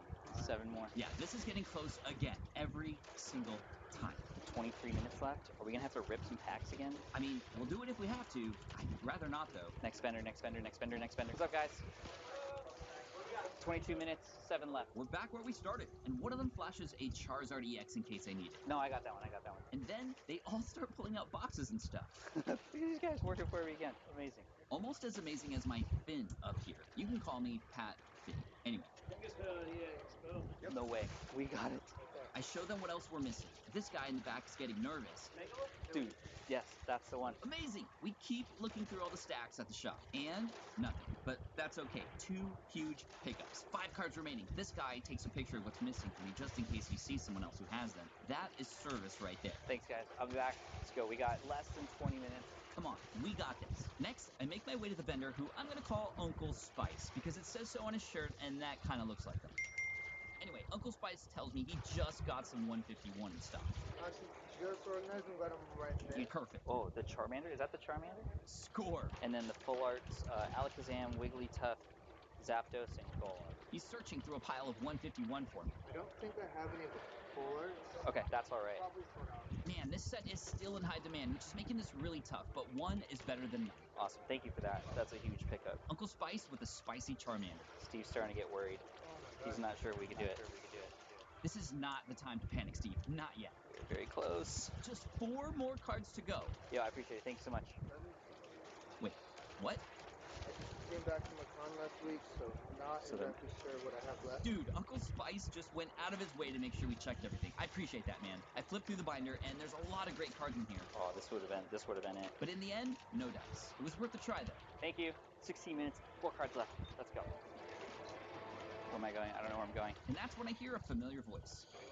4 left. Just like regular full arts, not the all cards. And that's when Chino comes by to check in real quick. Yo, Chino. Chino might be able to rescue. I got 4 cards left. It's all on this page. Wigglytuff, Alakazam, Golem, and Zapdos full arts. Everyone can see just how close we are right now. That guy has one. Does he? Chino's pointing that way, so we're going that way. And as I follow Chino step by step across this sea of scuffed linoleum, I see someone approaching from the opposite side of the room, flashing something in his hands at me. Wait, is that one of the guys from the original vendor that we started with? Oh my gosh, wait. It is. Those are 2 that I need. That means we have 2 more cards to go. What a triumph. And right then, a fan came up to say hi. I'm gonna take that as a compliment. Dude, this guy, what's your name? Felix. Felix found Golem and Zapdos. Dude, you're a rock star. Thank you, man. Thank you. I appreciate it, Felix. Okay, we only need 2 more. 2 more cards with just under 14 minutes to go. And as I put these into the binder, we're starting to gather a crowd of supporters. And that's when Terry comes by to show me some other vendors. I didn't know there were vendors in the middle area. Why are they hidden? I don't know. It's Terry and Pat walking briskly through the inner mazes of the Ninja Exchange on a mission to find just 2 more cards. Steve says we've got less than 12 to go, and now we're here. Yeah? Somebody just came in? Somebody beat me to it and bought every 151 card that this guy had? What is happening? All good. Thanks, though. This is no bueno. And in the next spot, no 151 full arts? Because Wigglytuff is such a popular Pokemon to have. I struck out again, and now I can see Terry starting to get a little nervous. Okay, let's keep looking. Do we have to rip packs in the final 10 minutes? Again, we might have to. I have no idea what happened. We started off so well, and now it's getting close to desperation time. I thought we were ahead. We decide to split up to cover more ground, and that's when the nervous humming begins. I circle my way back to Edgar and tell him what's up. Alakazam and Wigglytuff. No, we don't have. Okay. Wait, did I check Invasion yet? I didn't check Invasion. That's right. Invasion Toys does have a spot here. Let's see if they have either of the cards that we need. All right. Unfortunately, he's with a customer, and I don't want to be rude, so I wait. And every second that goes by, I can just feel it getting more and more intense. Thankfully, though, I got some encouragement. I hope you complete this challenge. Thank you. You believe in me? Thanks, man. I believe in me too, hopefully, maybe. I love that. And thankfully, the customer finishes up, and it's go time. Hey, what's up? I'm looking for 2 full arts from 151, the Alakazam and the Wigglytuff. You might have one of them. One of them. Please, that would be amazing. And as I'm looking through the cabinets with them, I hear the bad news. I think I just sold it. You just sold it? Who did you sell it to? I'm going to chase him down. No, I'm just kidding. Sorry, I don't have it. No, it's okay. Oh no, we are striking out big time, and someone else seems to be a step or 2 ahead of me every single time. This is not good. I go to try another vendor on the other side of the hall. What's up, guys? What time we got left? 8 minutes. Oh, God. Dude, look at this. All these guys seem to be interested in what's going on. Wigglytuff and Alakazam full arts from 151. You don't have them? Okay. Thanks for the quick answer, though. Yeah, no worries. No, I appreciate it. Okay, let's go this way. I don't know where else to go. I visited every vendor that's here today and checked out some new ones that I didn't even know were here. And we're still coming up short. And there's Terry on the far side coming around the corner. No, I thought, what are you holding? Oh, the Zapdos. Okay. I do one more circle around the floor just in case. I check more cabinets and just scan to make sure I'm not missing anything. Here's what we're going to do. We got to do it again. Can't believe we're doing this again. But we got to do it again. With no Wigglytuff or Alakazam full arts for sale, there's only one thing we can do to get those cards. I got 5 minutes left, so we're going to rip. I'm going to buy ETBs. We need more packs and a prayer. I head back to the first vendor, and they already knew what was about to happen. How many ETBs do you need? Give me another 5. With time running out, they tell me just to grab 5 ETBs and I can pay for them later. So I grab 3 because that's all I can handle, and the other guy, Michael, brings the other 2. I'm on my way to the tables, and I see Chino with some final words of encouragement. Gotta catch them all. Yeah, we do gotta catch them all. Or else, this will be the second binder of Pokemon 151 that I'll have to give away. I would be devastated. The last 2 cards have to be in these boxes. Steve is so mad right now. And Steve says we just have over 3 minutes left to get it all done. Knock it up. Wigglytuff and Alakazam full arts. I've never felt so much pressure to open so many packs of cards. Terry comes by to support. Speed cracking? Yes, we're speed cracking. I already cracked the tops. Mew EX. Oh, man. Come on, 2 more cards. We pulled all the heavy hitters from packs earlier. Surely we can get these full arts. Alakazam, Wigglytuff. Michael pulls the gold psychic energy. Great. Oh, man, we're getting good pulls. But not what we want right now. For the channel. For the channel. 2 minutes and 15 seconds left. We're doing everything we can right now. Another box is open. 1 minute 40. We are still coming up dry. I've failed challenges before, but this is the first time going back for one that I was so close to winning. We had an epic start, the best start to any challenge I've ever had. There were so many people helping me out this time too, from the Rips and Hits crew to Terry, Edgar, Chino, and even some fans we met along the way too. Memories were made today, but I'd hate for those memories to be outweighed by falling too short on this challenge. Oh no. Steve, please slow down. You're going too fast. 1 minute to go, and I'm out of packs. And that's when I turn and see Michael sprinting by with 2 more ETBs in his hands. 2 more boxes of hope with just 40 seconds to go. The stakes are so high that we don't even say a word. Charmeleon. Wigglytuff Alakazam.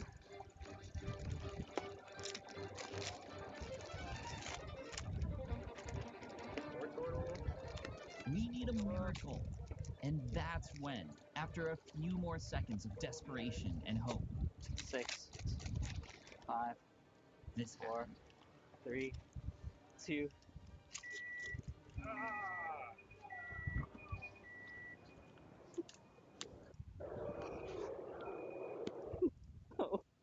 One attempt to complete the entire card short last time, but I'm not going to let that happen again because I've learned from my mistakes. And one other thing, this time we're at Ninja Exchange. I know the crew here. Hopefully it's a busy Saturday and we make it work. okay, maybe I spoke too soon. There's not a lot of people here. Yeah, this is And a bunch of the vendors seem to be closed. No backing out though. And Steve, well, he does not look well, but I'm optimistic. And before the countdown begins, let's find some elite trainer boxes first. And thankfully, we've got a bunch to choose from over here at this vendor. Let's go 1, 2. Yo, what's up with my hair back there? I hope this doesn't slow me down aerodynamically today. 3, 4, 5. 5 ETBs for $240. Let's hope we get some big pulls so we don't have to find them later. Steve, how you feeling? Steve, dude, you got this, don't worry. Okay, we're gonna start the clock as soon as we're about ready to open the first box, just like last time, but there's some things working in my favor this time. Number 1, we have a table. Anyway, last time I added card numbers to the binder, but this time I also put the names of the Pokemon. This should save me a ton of time. And after meeting Angelo, a fan of the channel who came by to wish me luck, it was time to begin the challenge. Pokemon 151 in 151 minutes, which is 2 hours and 31 minutes.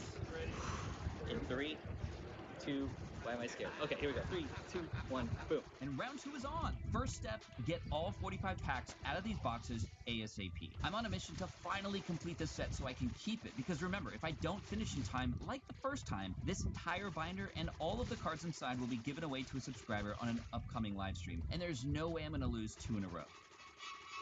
As a reminder, this set has a total of 207 cards, and last time I made a big mistake thinking that this set was ordered by color. It is not. This time when I open a pack, I'm going to sort as I go and make piles for the 10s, the 20s, and 30s, and so on. This way, I can generally have the cards in the right order as I start sorting them into the binder. As a reference, in the first attempt, the initial sorting stage took a total of 1 hour and 21 total minutes. Let's see if I can outpace that split this time. 7 minutes in, we get our first big pull. We got a gold. A gold switch, one of 3 gold cards in the set. And in the very next pack, look at that, look at that.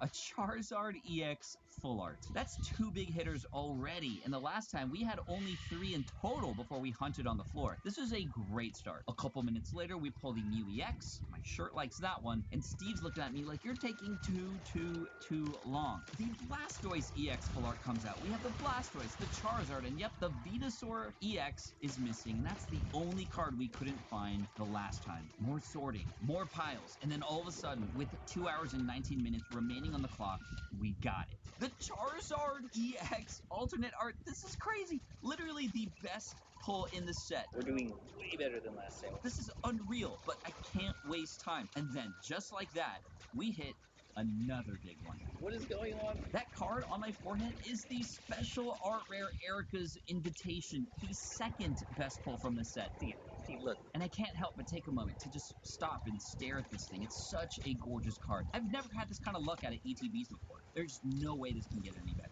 Several more minutes go by. Several more packs are open, and crowds of people pass behind me, and I am determined.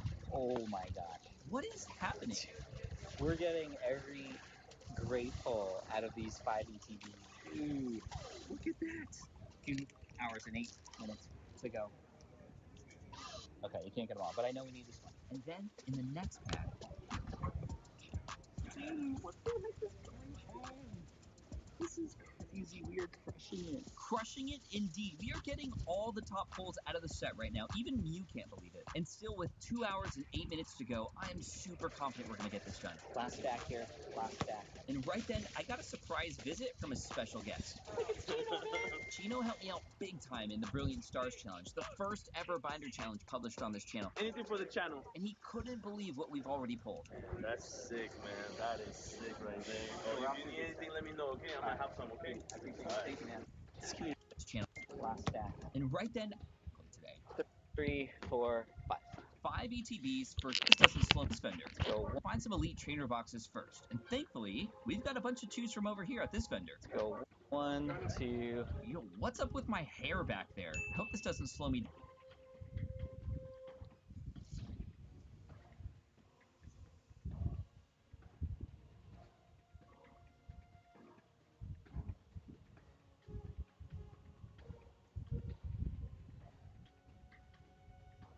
Who do you pull out of that pack? I already have this, so.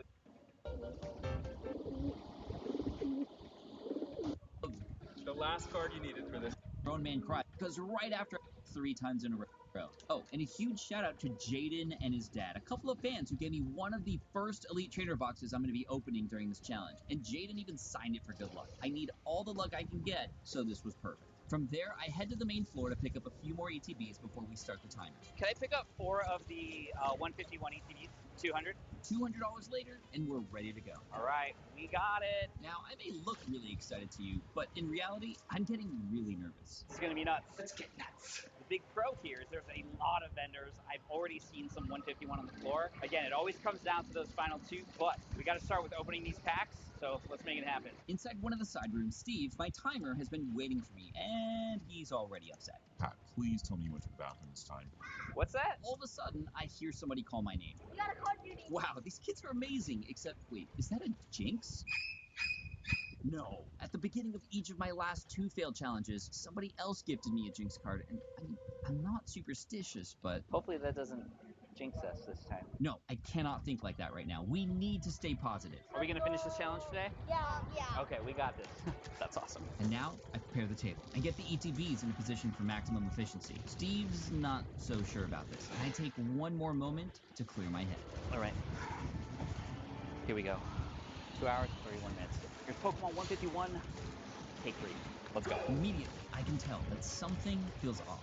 Is it me, or is he just ticking faster than normal? I can feel the nerves going through me. There's so much riding on this, and it kind of feels heavy. I even struggle a bit to open the first box. I'm already flustered. I gotta keep going, though, because here is the plan. First, I'm gonna open up all the boxes, except for Jaden's. I'm gonna save that for last, since it might be a lucky one. Then, I'm gonna open the packs and sort them into number order by their 10s, like the 10s, 20s, and 30s, and so on, before I put the cards in order into my binder. This strategy worked so well in round 2 that I was able to shave 17 minutes off my first attempt, so there's no need for me to change it up right now. Unfortunately, as I open these packs and start sorting, I seem to be moving so much slower. Here's me the last time, and here's me now. What is going on? Thankfully, on the 4th pack, Ooh, what do we get? What do we get? I get my first hit. A full art Zapdos, which is pretty decent. We take those. We need as many hits as possible because any of the big hits that are missing will mean bigger trades and bigger dollars spent out on the floor. And let's just say the last time, just from these boxes, we pulled some crazy stuff. Let's see if we can get just as lucky this time. I open the 5th pack, and then the 6th pack, the 7th, and 8th. There are no more hits. And I start psyching myself out at this point, and my hand...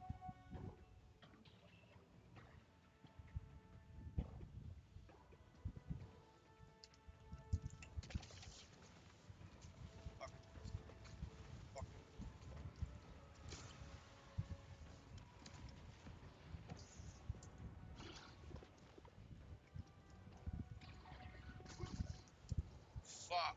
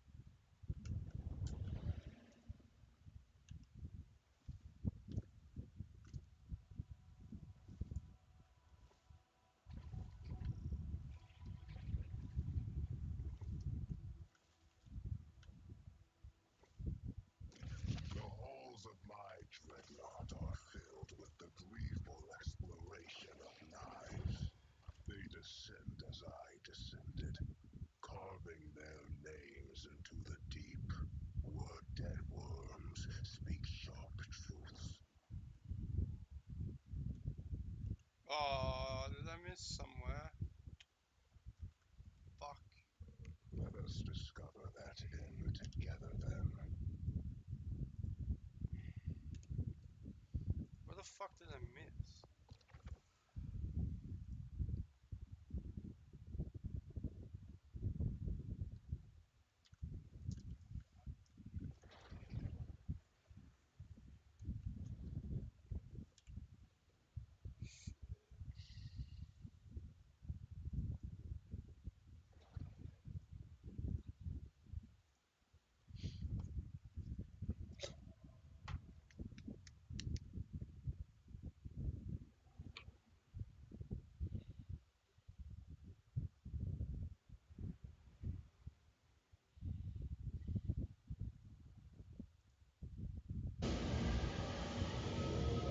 Cabal intel suggests that the Cosmodrome has been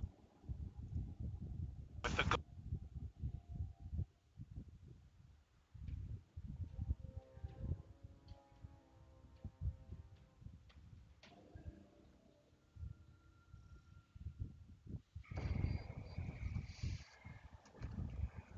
Fucking hell, this again? I would not test you, heir presumptive.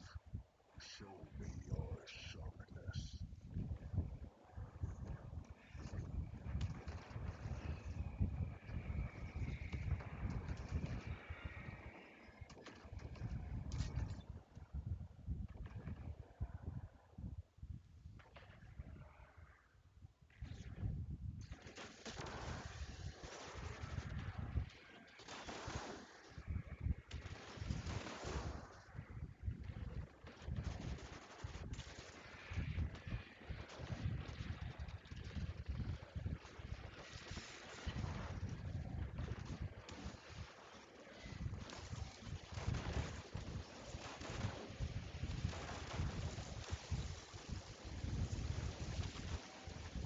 Fucking hell, this is nuts.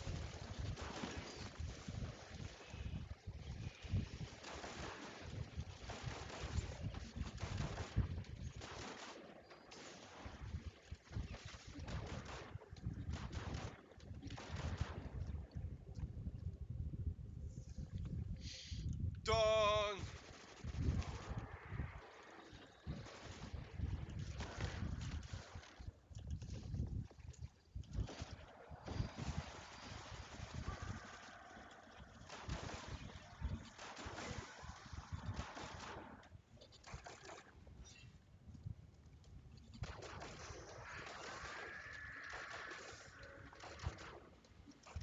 Stop fucking moving.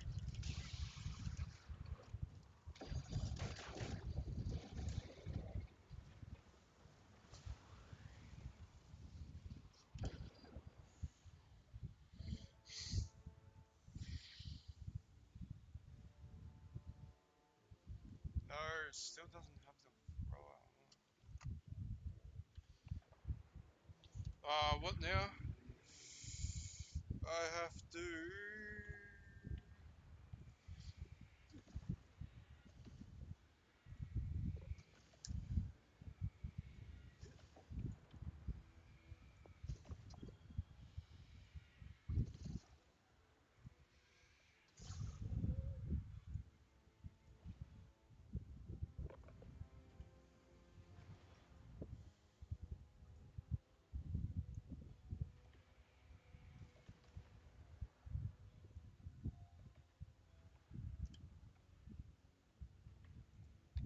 How many more kills do I have to?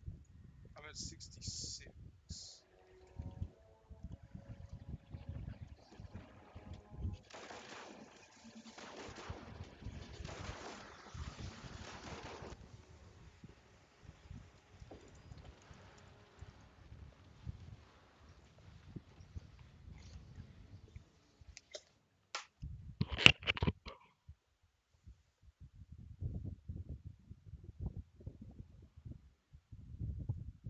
Spawning right there at the mausoleum. Your first in the last city. Now, let me just say, you can do all 3 areas of the nether activity, just progressing through it normally, or you can just continually reload into the activity privately until you get each of the spawn points. And now that you know where the hive statues are, this will make this a lot faster than how we did it, where we essentially did an entire nether run. Now, on to the exotic mission. This takes place on the dreadnoughts and has you spawning right there at the mausoleum. Your first objective is pretty straightforward. You just got to defeat all the dread enemies, so take them out, and there'll also be a tormentor here as well. Now, be careful because there are eyes in the air, and if you're looking at them, they will give you stacks of suffocating terror, which will kill you. So look away, guys. Don't make eye contact. You'll die, but fret not. Just look away, and if you got to, dip into cover to shed some stacks. Now, once you kill these enemies, you can now go through this taken portal to progress. You're gonna head through, and just like in the nether activity, you're gonna run through the ascendant plane, and then you'll exit through a commander. Now, once you remove this small portion of health on the boss, they'll be called blind sentinels, who you'll have to take out. This will then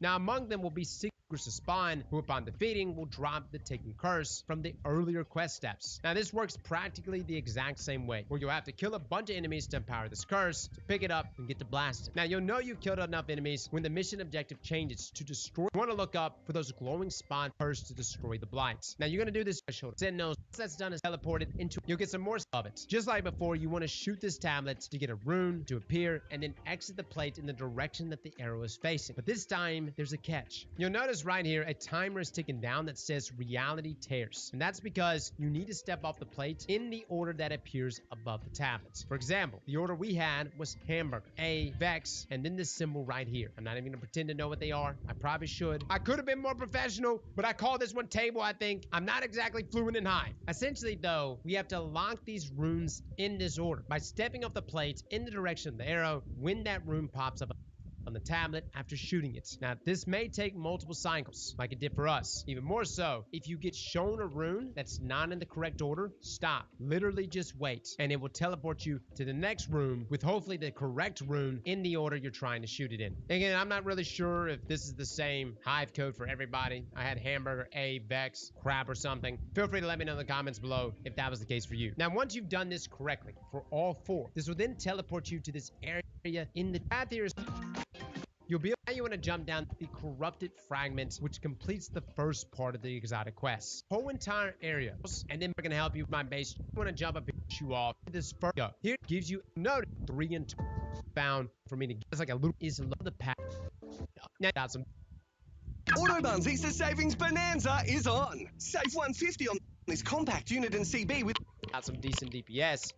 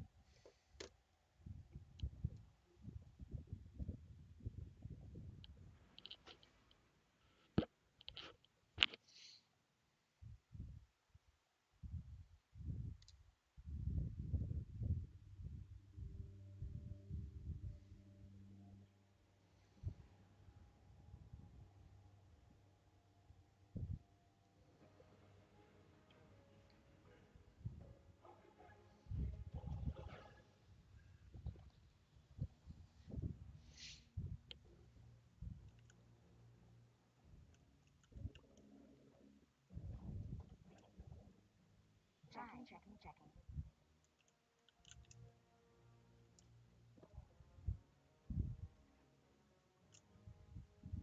Let's see what we've got for each other. I've had my reservations about Kylo. Do you have something for me, Guardian? But their discipline, their loyalty, that is something to be commended. How do I help?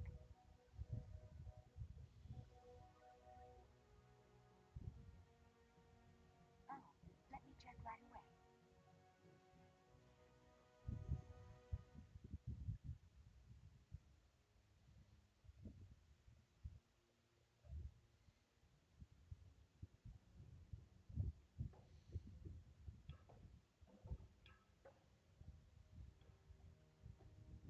Hi again. Searching.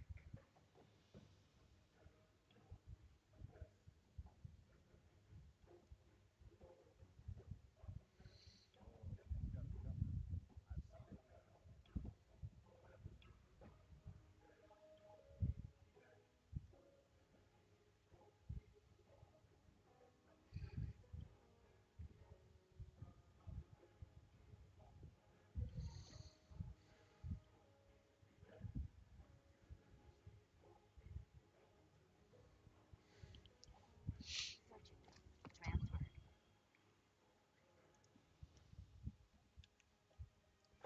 Transferred.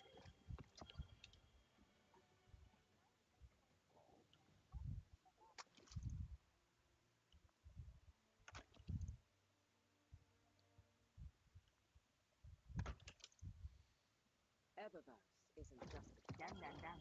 it's a bonus. Whenever you need me again, Guardian. Let's see what we've got. Alive, Guardian. I was wondering.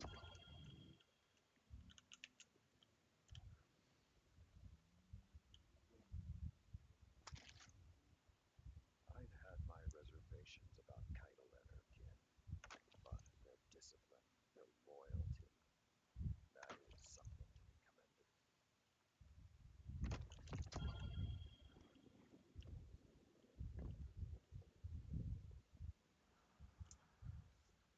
Tell me, you don't fear He's Vanguard gone. operations? Do you fear the Crucible? And he won't be the last.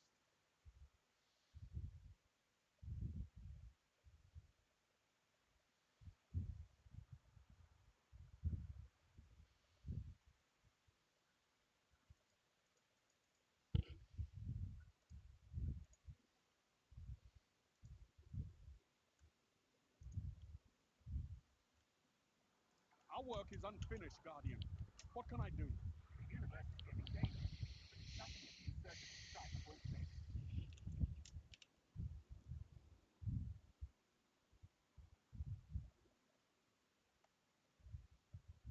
Quite hard, Guardian. Doesn't help you or your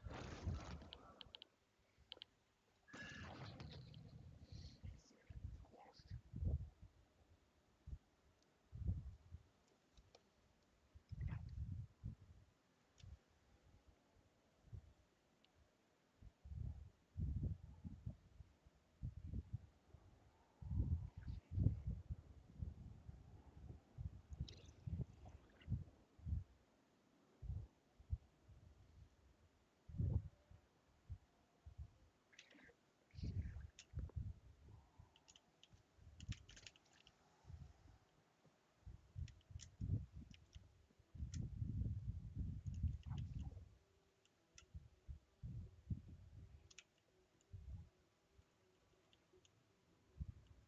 You looking to do business? You ready to bang knuckles? Sloane's as tough as they come. Reminds me of yours truly.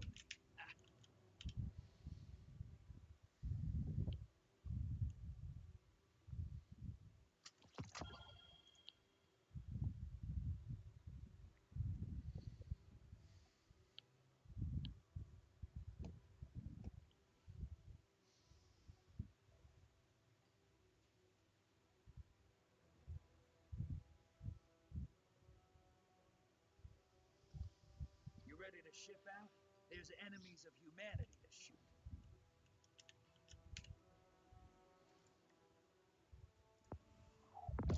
Hey, I've done more than my fair share of tomb diving. Pyramids, tormentors, I'm leaving that stuff to you.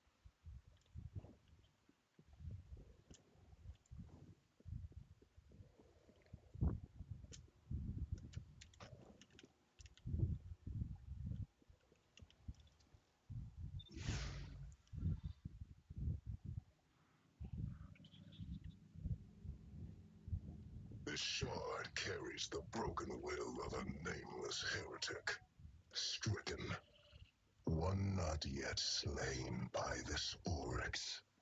But there is a familiarity here, in the lineage. You drew him back from death. Necromancy. My heir will not commit such heresy. Turn away from this path. Fear of death will only make you more reliant on the tethers of the sky. Fear of death will draw you away from the deep.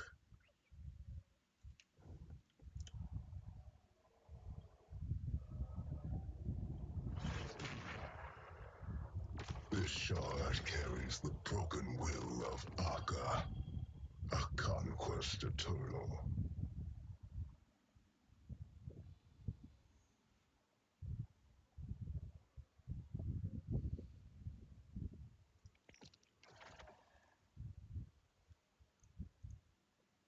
You, escapee. You have tasted worm flesh, same as my blade.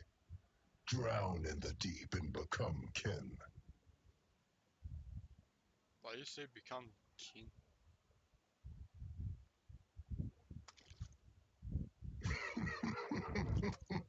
Can't still talk.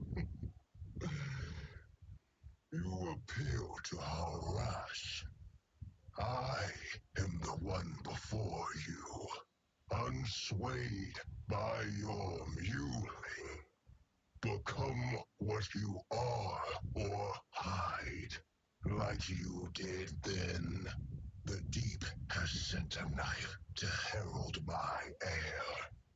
I need no new bargain from an old worm. Leave us.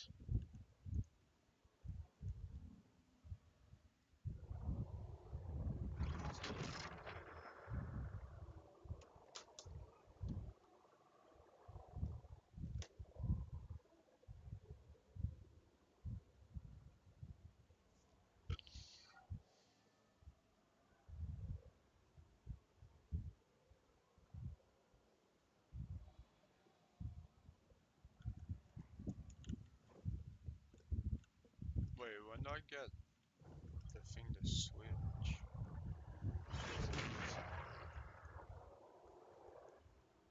That would be pretty soon, right? Oh, what the fuck is that? Hello? Okay, that works.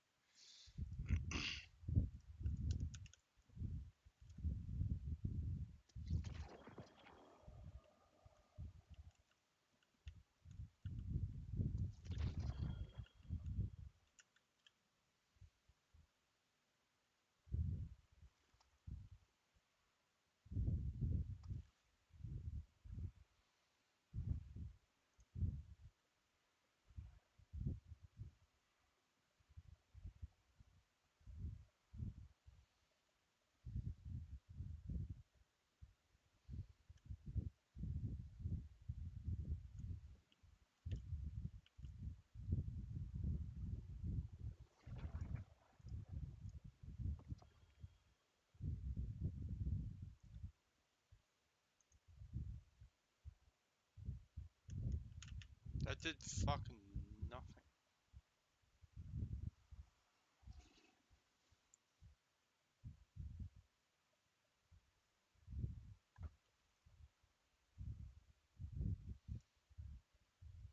I have to go back and get stuff because there's crap in the post stuff. But in this encounter, you're going to hit the needing and help me to get the pause here quickly to show you in the last city. Now, let me just say, you can do all three areas of the nether activity, just progressing through it normally. Essentially, as you spawning right there at the mausoleum. Your first objective is pretty straightforward. You just got to defeat all the dread enemies, so take them out, and there'll also be a tormentor here as well. Now, be careful because there are eyes in the way there, and if you're looking at them, they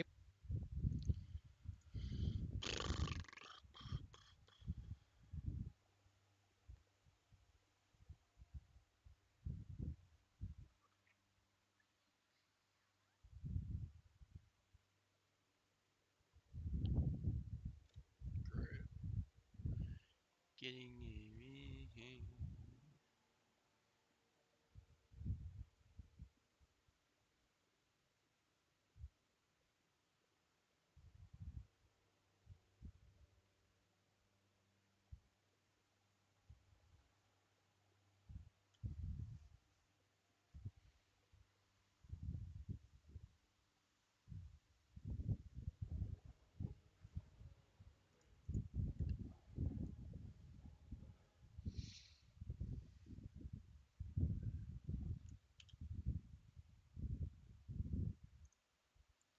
Zen.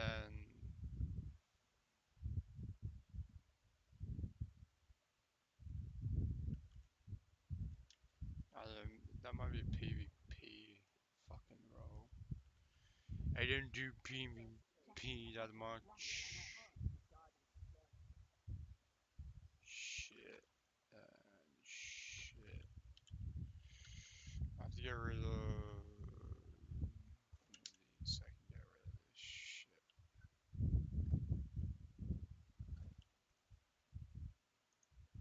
The fuck is that?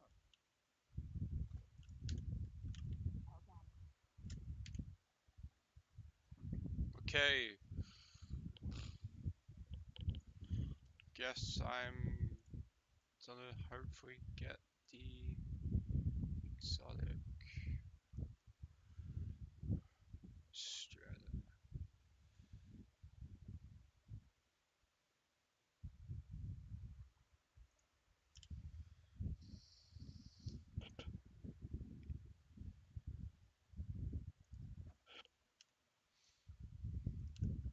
Okay, I don't know how this is on the go. I might fucking die like 100 times over. Just have to wait and see.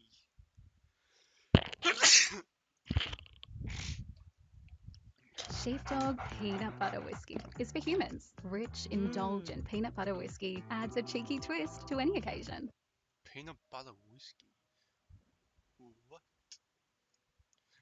One Piece has just revealed one of the most insane battles in history. Rox D. Zebek versus Prince Loki, which not only tells us about the type of monster hockey Loki possesses, but Oda has just given us another hint exposing Zebek's dark truth. But right now, Loki is cooked at the mercy of the Straw Hats, because, you know, bro got one tapped by the Emperor himself. However, Luffy has a deal with Loki to get Shanks' location. Whoa. So Goldberg, Zoro, and What the Anji are fuck? tasked with getting some meat to fix up Loki. On the way, they encounter a freaking Groggysaurus that charges at them, but Goldberg's shield steps in to help, where we also learn that it's actually a homie like Nami's Zeus, created from Big Mom's soul fruit. And with Goldberg having the shield be passed down from his father, it tells us that Zeus is essentially Nami's weapon permanently now. As soon as Goldberg blocks the beast, Zoro and Sanji jump up, charging up their attacks reminiscent of their team up during the Davy Back fight. Anji literally launches Zoro with a kick to clap up the Groggy, proving that deep down, Sanji knows. He knows Zoro is sharper, stronger, faster than him. Anji is just a stepping stool for the GOAT. That's what this interaction proves, bro. Seriously though, as Sanji starts cooking, because, you know, he's good at handling meats.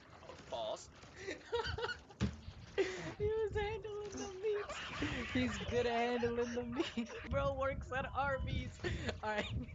2 hours later. While Sanji's cooking up the meat, Loki reveals to the gang that the God's Knights have already infiltrated Elbaf. Instantly, his brother Yarden throws out a jab, asking if this was just another result of one of Loki's tantrums overseas, causing the God's Knights to have a grudge. But Loki doesn't even hesitate. He brushes it off, saying that he didn't get the chance to meet them in his journeys, and if he did, he would have become king of the world. And that line is not just a flex, it's a callback to the darkest moment in Elbaf's political history. The theory that King Harold, along with the other elders, were manipulated by the world government, where they were offered either an affiliation slot or something bigger like a throne atop the world, all in exchange for sacrificing Elbaf's children with the help of Mother Caramel to the Celestial Dragon's Diddy network. Harold, either blinded by ambition or cornered by the threat of extinction,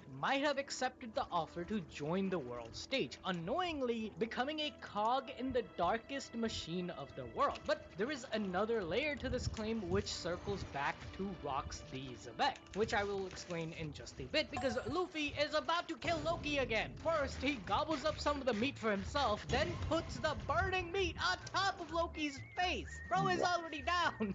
But just like how Luffy heals faster and gets better after eating meat, Loki is the same, as his energy starts to become more rejuvenated, until bro starts choking on the meat. Bro, only Sanji can handle the meat like that. You can't handle it like that, bro. Zip it up. It's okay though, because Luffy brings in a boiling cup of soup to help, which only ends up burning Loki even more. After these antics, Luffy apologizes to the giant. This entire interaction between the two seems to have a deeper meaning though. Luffy genuinely wants to help Loki, as out of everyone there, only he understands the prince's pain. Even Zoro is like, nah bro, this dude definitely tricking you, homie. However, Loki's behavior stems from rejection, and it all started over 40 years ago. Loki says he wasn't lying about knowing where Shanks went, but he won't spill it until all his chains are freed, as that was the deal. Noticing Luffy's enthusiasm enthusiasm towards Shanks, Loki explains how he understands that feeling of looking up to a pirate in your youth. While Luffy had Shanks, Loki admired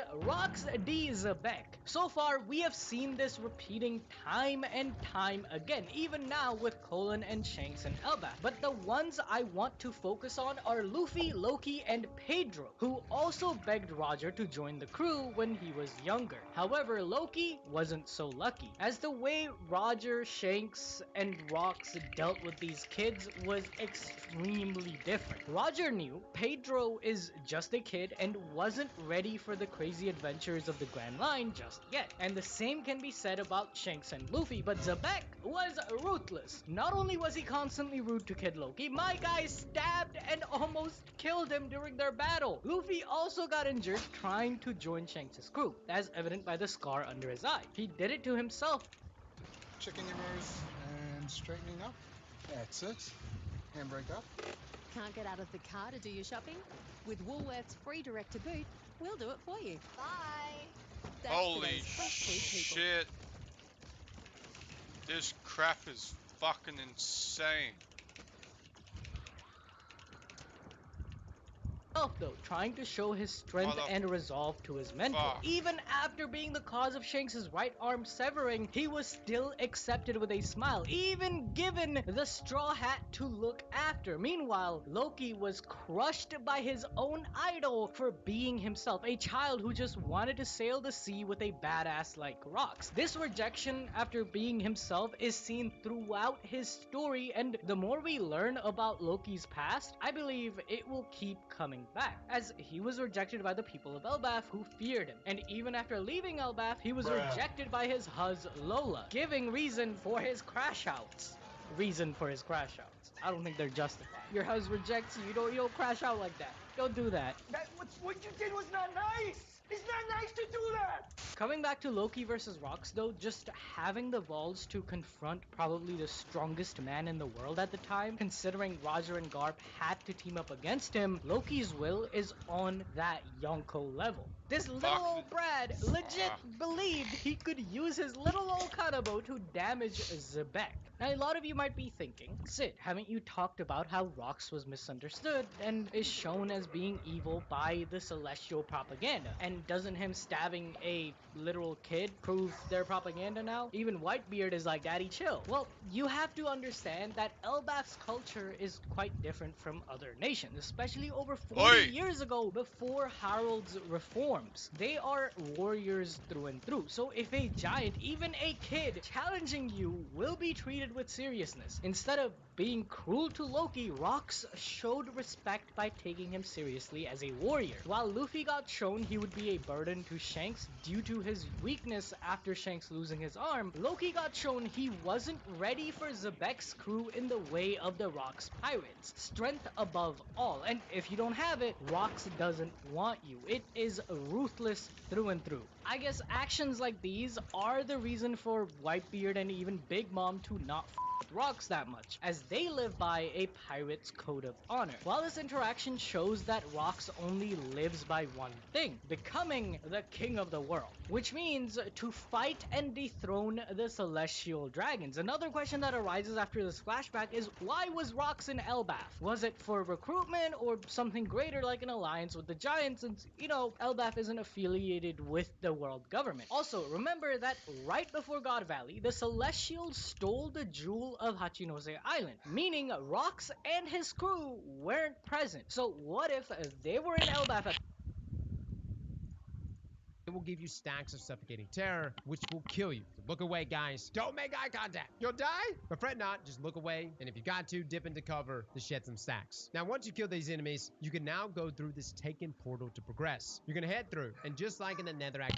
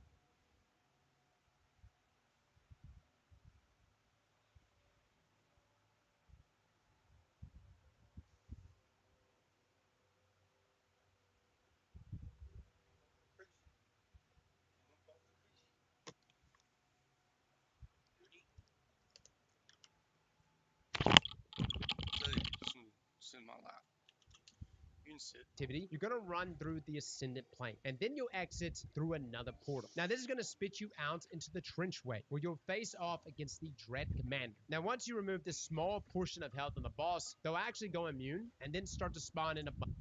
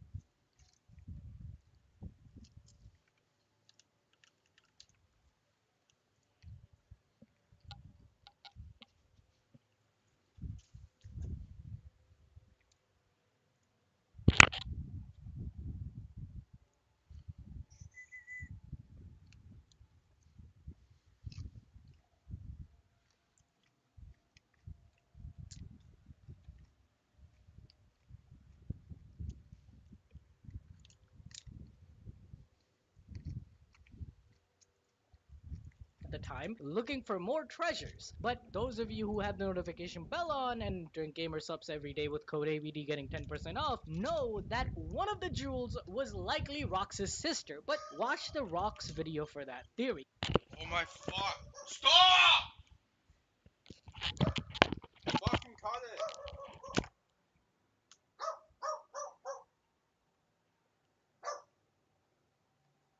Stop it.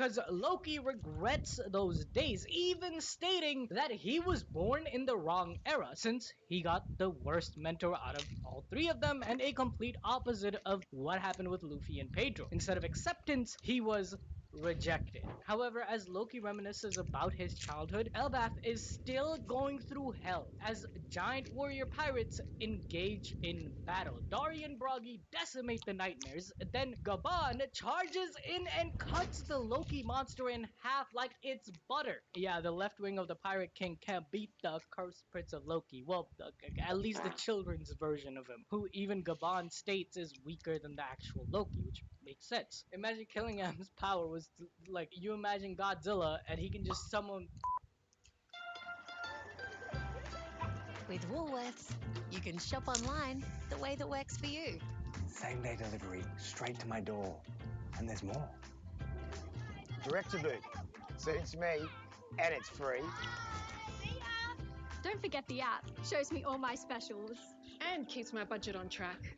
With these boys to feed, that's what I need.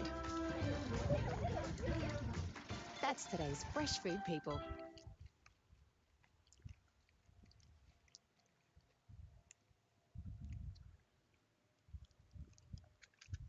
Only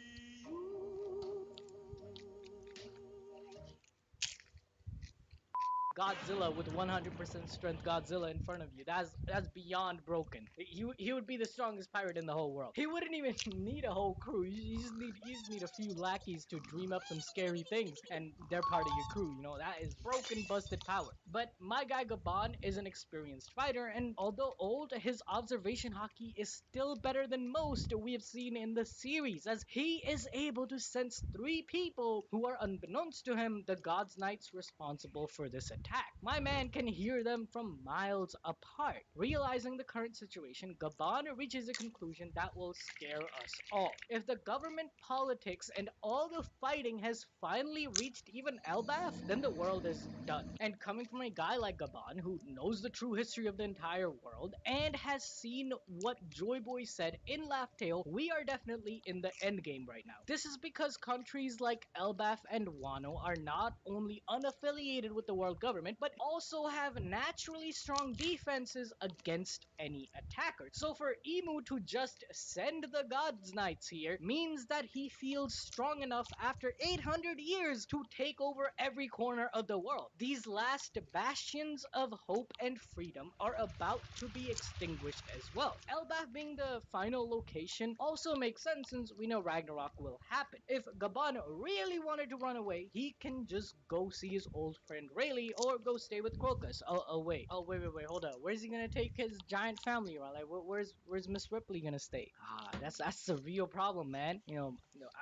I have an empty room. I'm just saying, I have an empty room. Hey, Gaban. But Gaban's statement here is also something that differentiates between the left and right hand of the Pirate King. There are similarities between Roger, Gaban, and Rayleigh. They're exceptionally strong, in fact, some of the strongest in their prime, and they even found love in their own way, but there was one major difference. Their interpretation of One Piece and how they reacted to it. Now, Rayleigh realized that Roger was not the one who was meant for whatever they found at Laugh Tale. So he retired at Sabaody and became a coding mechanic to see the potential of the future generations that have to pass through to reach the new world and hopefully find the person who was meant for the One Piece. In Gaban's case, apart from roaming around and meeting Crocus, it seems he moved to Elbaf to hide from the coming chaos of the world since, bro is retired, which is in threat right now because of these lame ass God's Knight. Not even the firefighters can put out the massive flames which are about to engulf the children. Every attempt to get them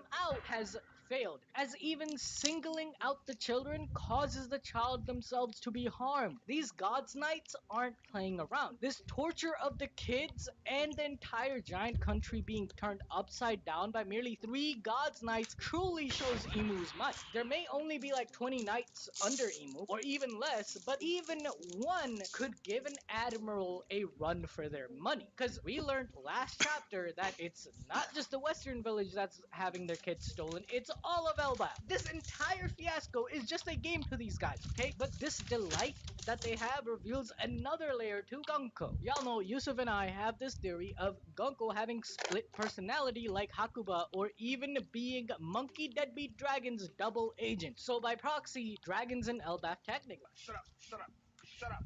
Shut up! Either way, it's interesting how she describes the kids burning. They will wake up from the heat, screaming for their parents in terror, then the flames will burn them down to the bone. This is a vivid depiction, as if she herself has gone through this ordeal. And due to her face being bandaged, hey, she's hiding some burn marks under those bandages, I'm telling you guys. Which suggests that she too used to be a kidnapped celestial slave kid who survived all the ordeals thrown at her by the celestial Diddy, resulting in her promotion. However, the trauma was so great that she has two different personalities like Hakuba and Cavendish, hence the two colored eyes. And when she realizes this, hella lawsuits against the celestial Diddy. Fortunately for the giant kids though, Jinbei, just like he did at the end of Wano, uses his current shoulder throw, stopping the flames in an instant. Trouble's not over though, as Gonko has taken the stage by popping right in front of Jinbei, who stopped their entertainment alongside the meal. It seems she is here targeting Colon, as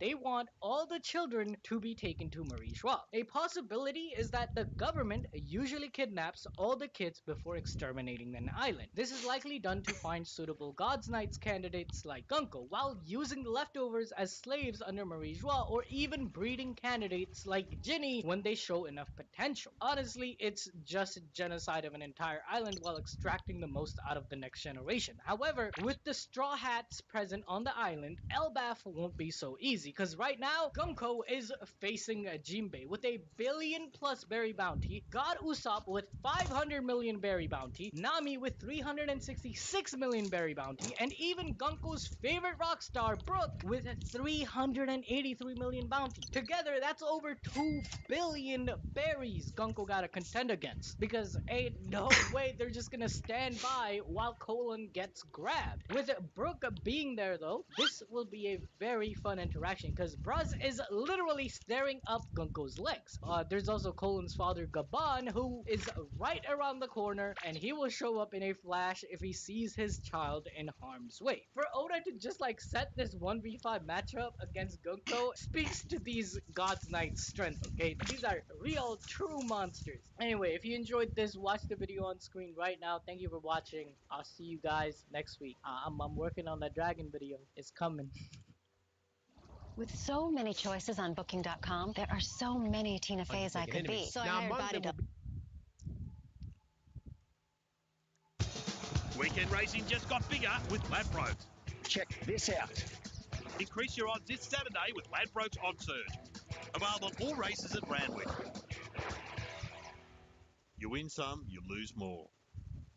Get some stacks. Now, once you kill these enemies, you can now go through this Taken portal to progress. You're gonna head through, and just like in the Nether activity, you're gonna run through the Ascended Plane, and then you'll exit through another portal. Now, this is gonna spit you out into the Trenchway, where you'll face off against the Dread Commander. Now, once you remove this small portion of health on the boss, they'll actually go immune, and then start to spawn in a bunch of Taken enemies. Now, among them will be 6 enemies called Blind Sentinels, who you'll have to take out. This will then cause 2 yellow bar ogres to spawn, who upon defeating will drop the Taken curse from the earlier quest steps. Now, this works practically the exact same way, where you'll have to kill a bunch of enemies to empower this curse, to pick it up and get the blast. Now, you'll know you've killed enough enemies when the mission objective changes.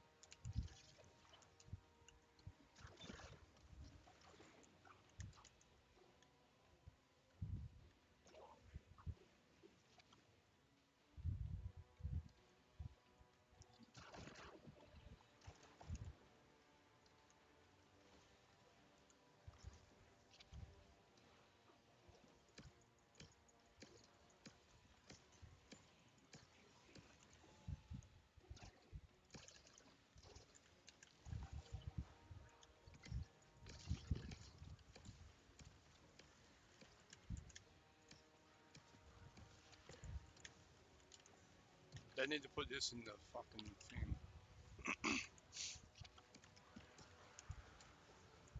Son of a bitch.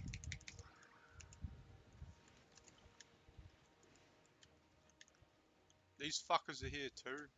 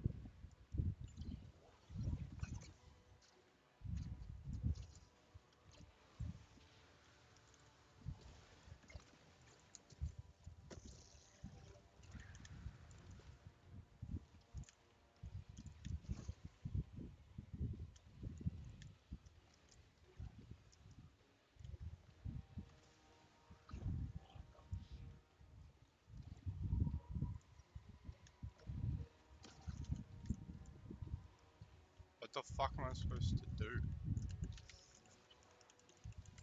Now I'm taping.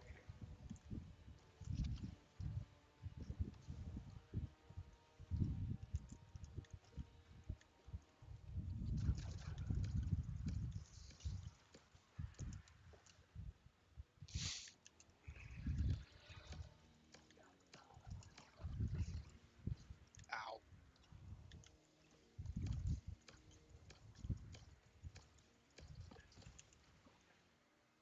Oh, I have to get that.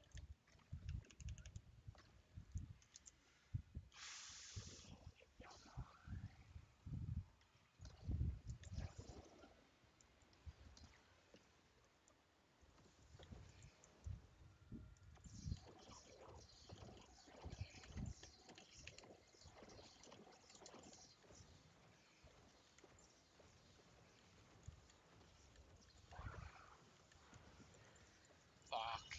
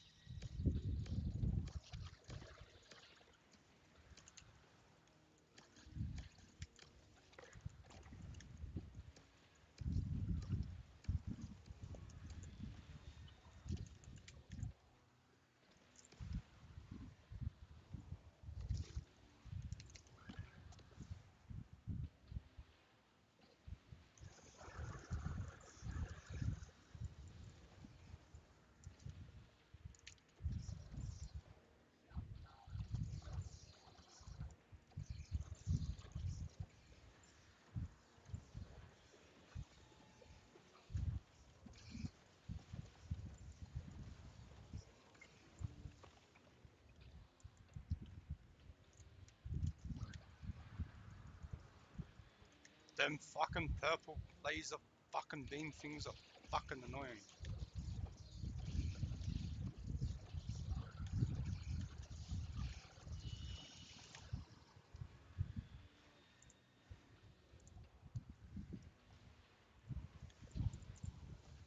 Ah, fuck.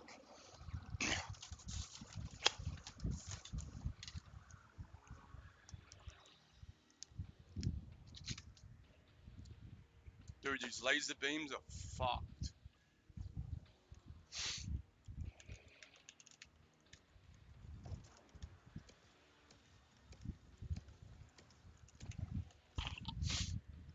Wait, don't I have to go and get... Where the fuck did he go?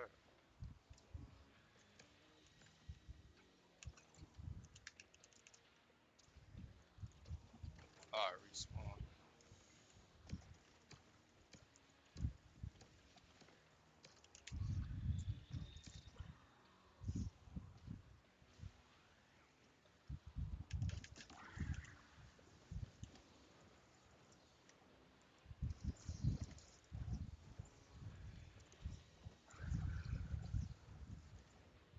These fucking laser beams, fuck off.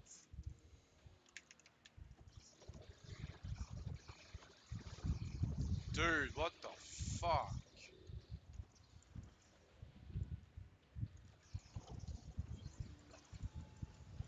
That's void damage, isn't it?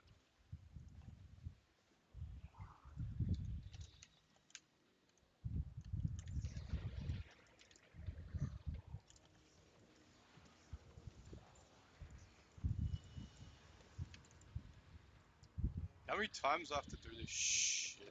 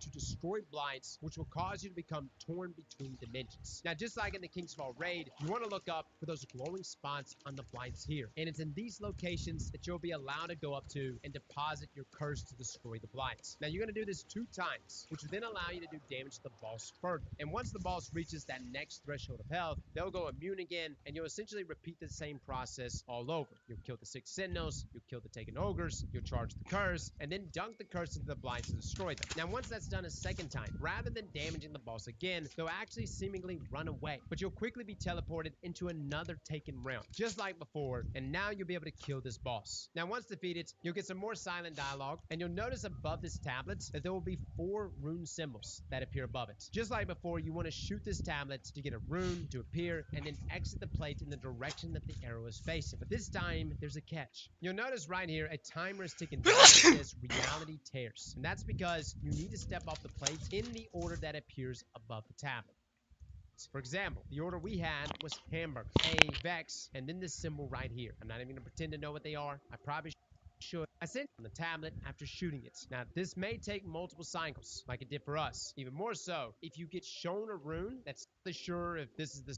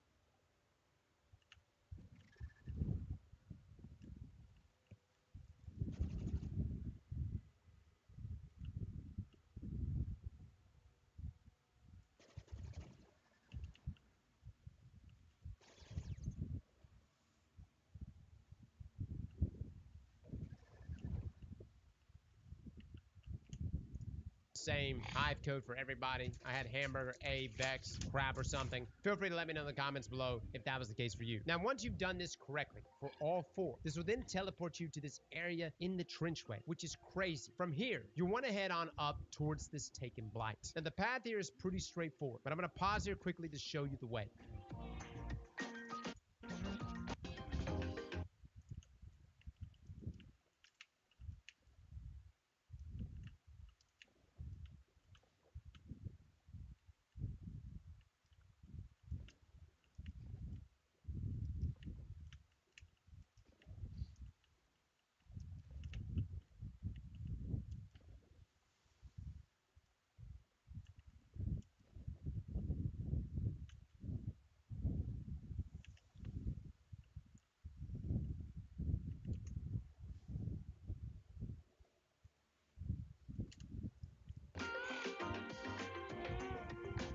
Now, once you're up here, you'll be able to pick up the Corrupted Fragments, which completes the first part of the exotic quest. Now you want to jump down the chute here, which will take...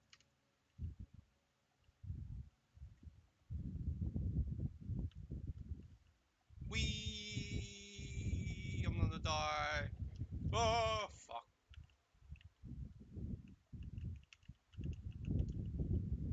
Motherfuck.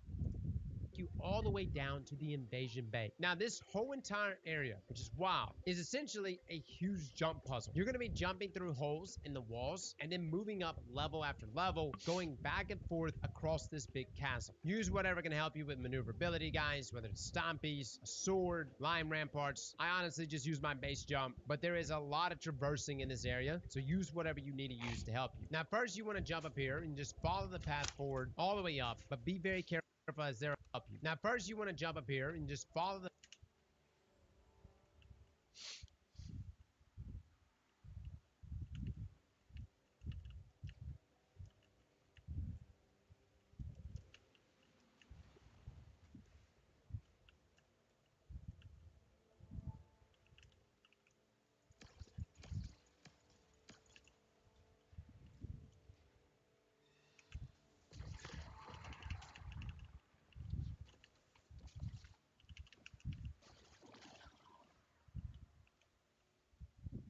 Where the fuck am I supposed to go?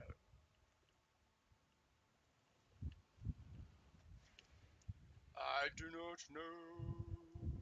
Whoop. No, it's pulling me back at the fucking... Oh. Can't.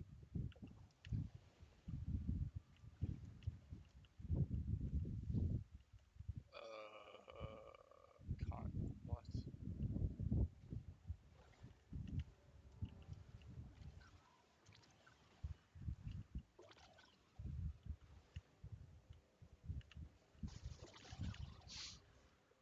Oh. Bit bad, eh?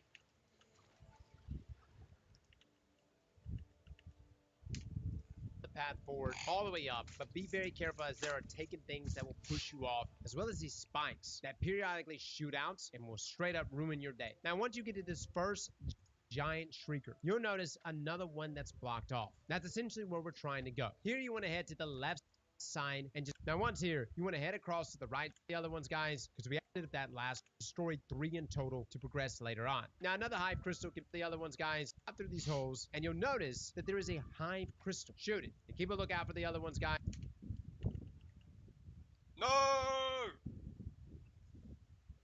Fuck!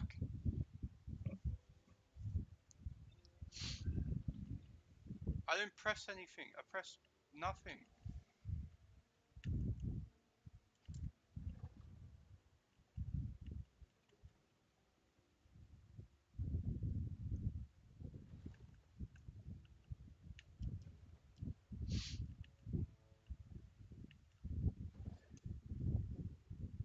Where the fuck's the... Guys, through these holes, and you'll notice that there is a hive crystal. Shoot it, and keep a lookout for the other ones, guys, because we actually have to destroy 3 in total to progress later on. Now, another hive crystal can be found opposite of that last one.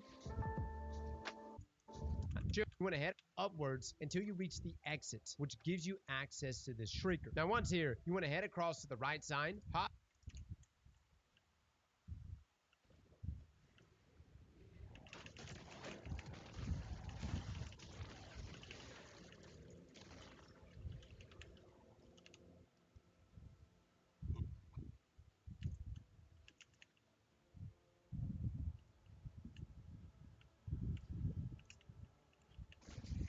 Oh! Fuck. Well, that was a bit of shit. Fucking got insta fucking kill.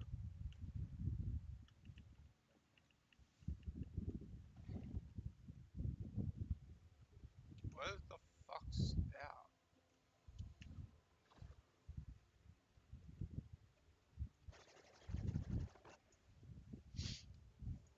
Dude, I don't know what the fuck. I'm just winging it.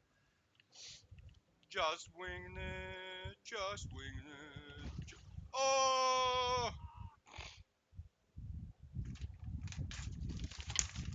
Dude, it was perfect. That shit timed it perfect.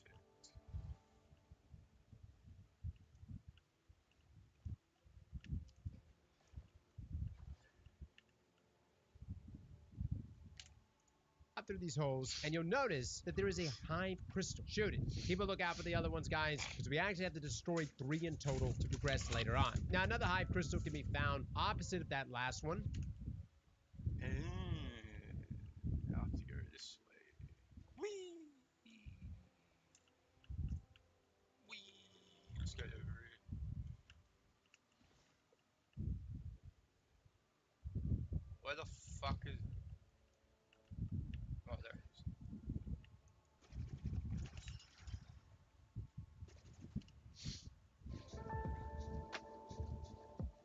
And if you actually jump through this hole here, the last crystal can be found inside the right wall, located way up near the ceiling. Honestly, kind of a difficult angle for me to get.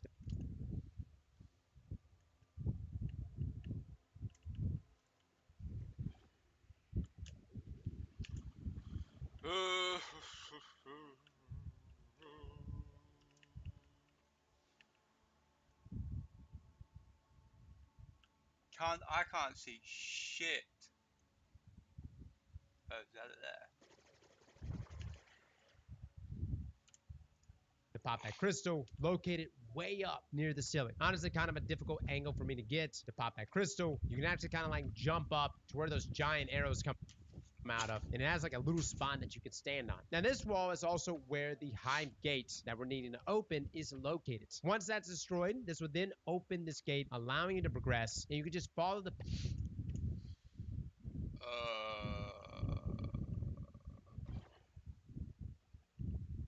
have to go that way. Son of a bitch. Fucking say that, cunt. That shit.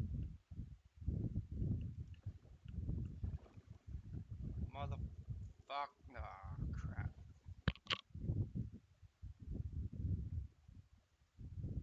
Cheat! Oh my god, I'm gonna be stuck here, aren't I?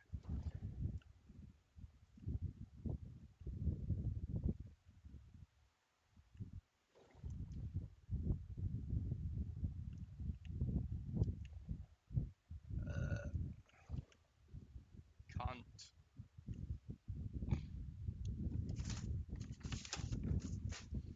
Cunt.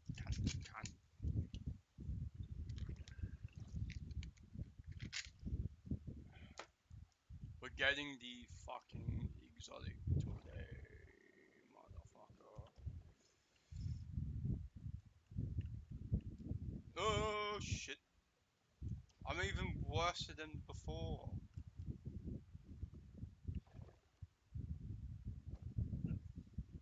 Fuck.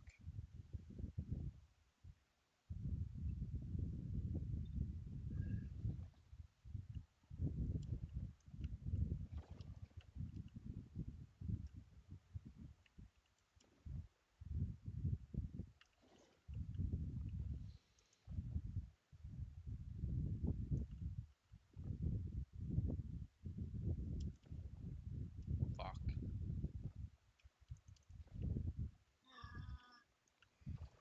No! Cunt.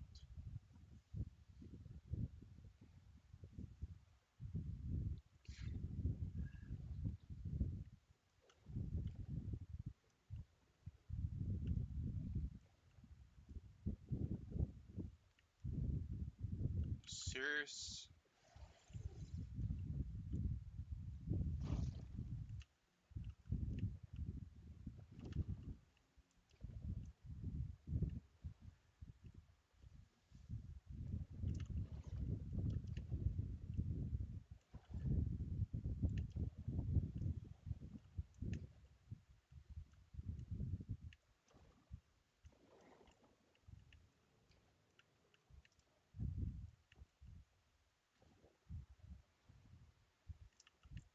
Wait, wasn't I supposed to fucking... Ah, there. Crap.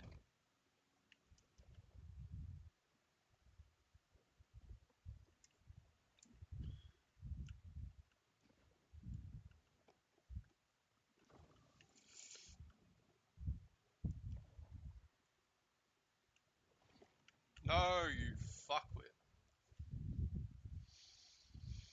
Ugh.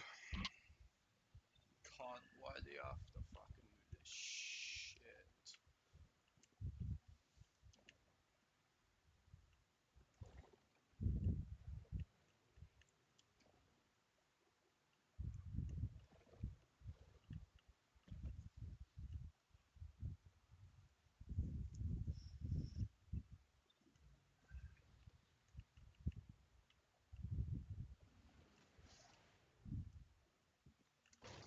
Oh!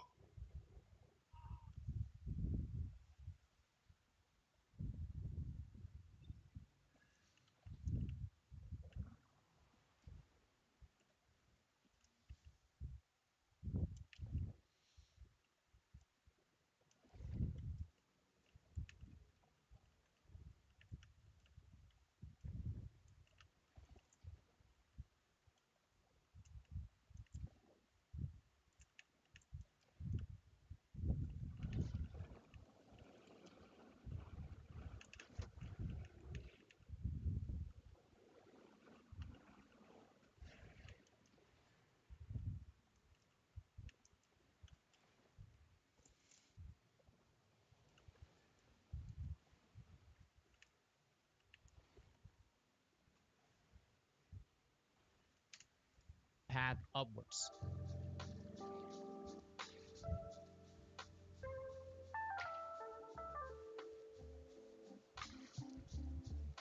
Now, once you're at this last streaker, you want to head left to this hole. Go to the wall.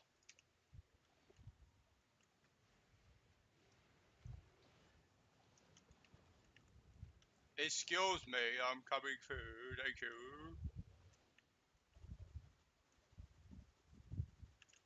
Why the fuck can't I shoot it? So I have to get... where? Oh, that.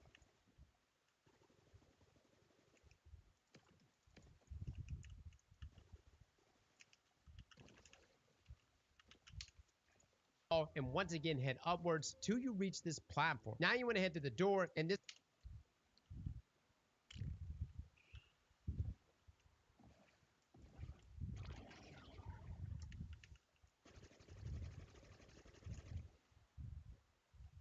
Cunt. Ah, shit.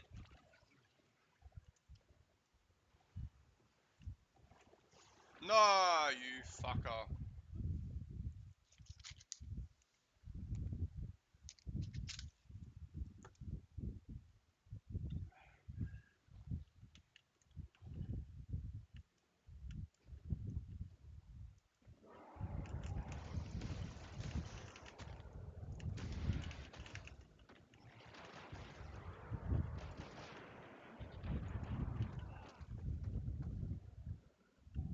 God damn it.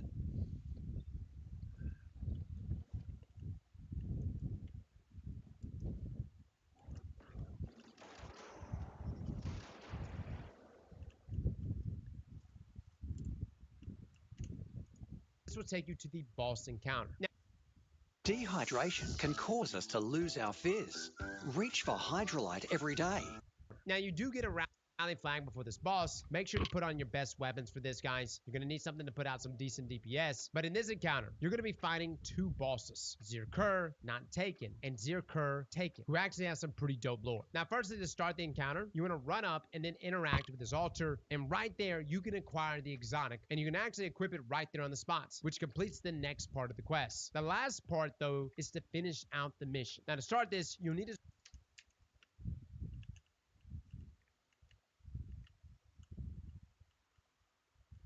What they said you can equip. Oh, it's here.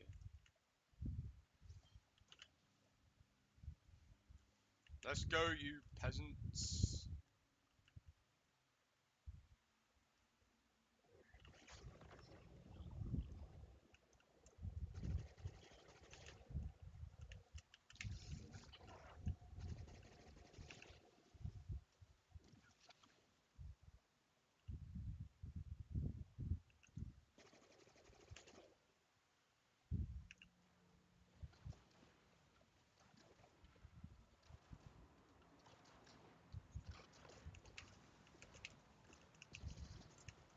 Son of a bitch.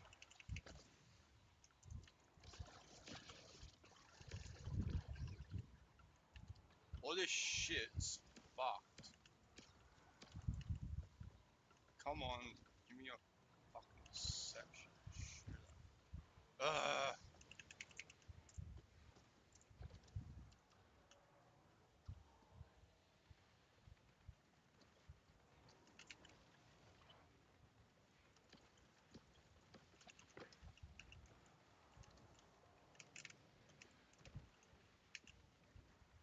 Let me get my health back.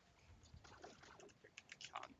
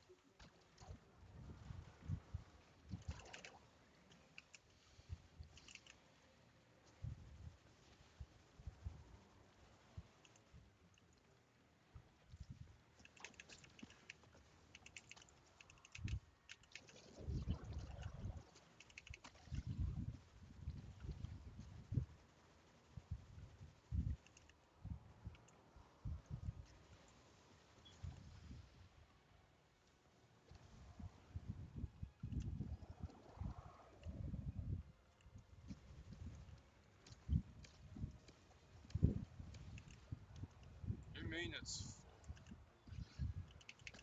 5? Son of a bitch.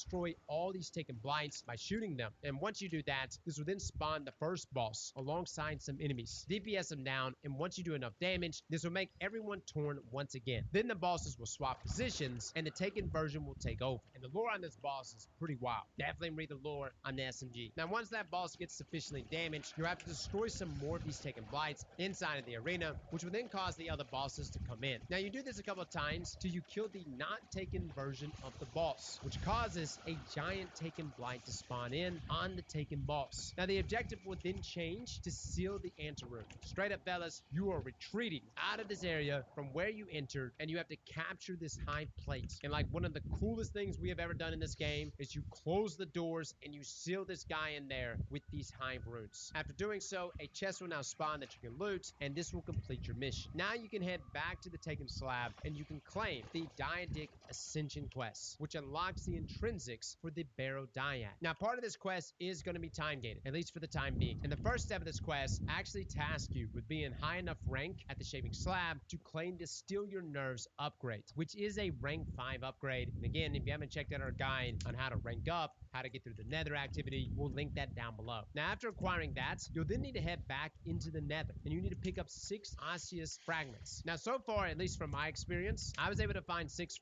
fragments in each area, and you can literally just run around. So we're going to show you the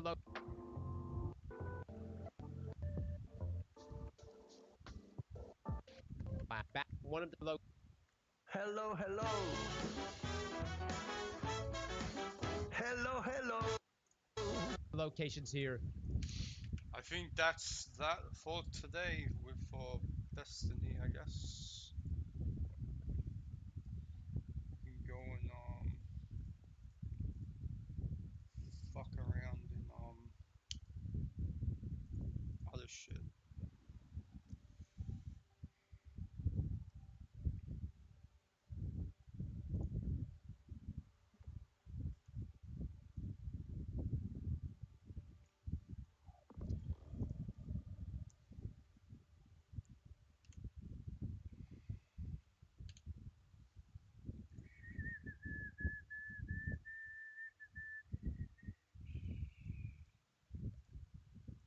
In the trenchway. Cool bananas, cool bananas. Done, I got the exotic, yeah. Frenzy and free for all. I'm gonna play squad after this. Rockets and clusterfuckers.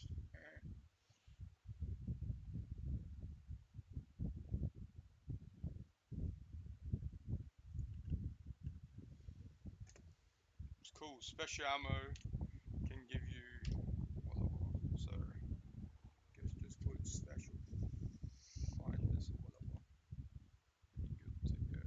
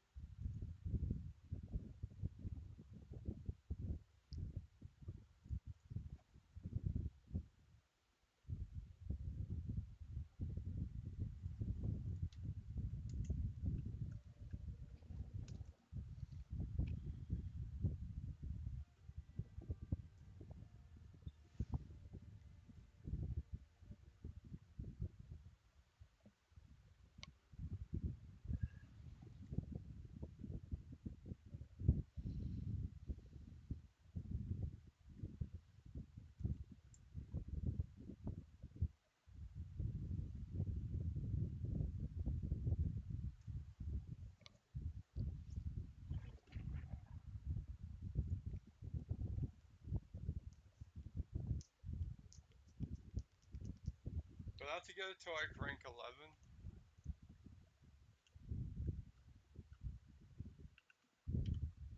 Or is that like...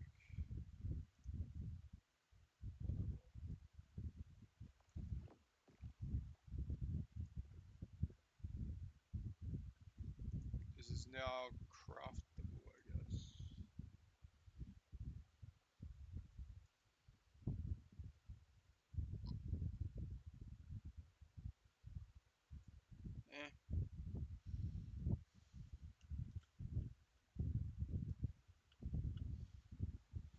It's alright. Okay, off to another game.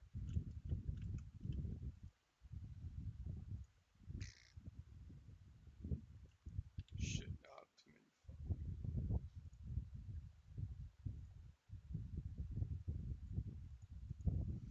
Do, do, do, do, do, do, do, do, do, do, do, do, do, do, do.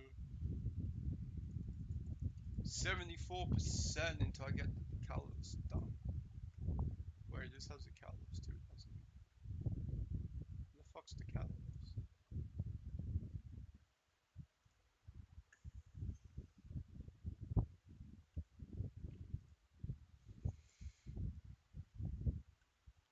I don't know, whatever. Whatever.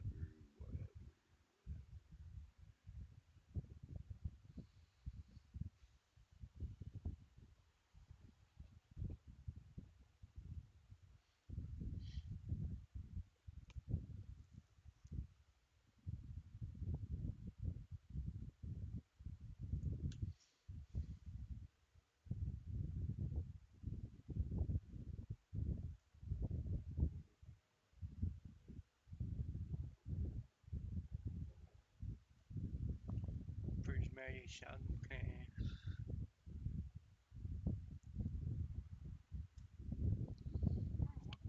Just have to switch over to the other one. Fuck it. Whoa. Keep that because I don't know any god rolls yet.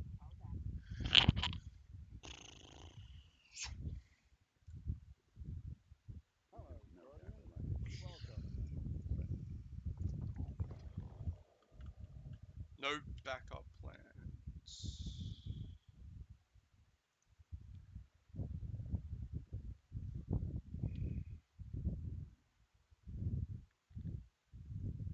Oh, I'll need that.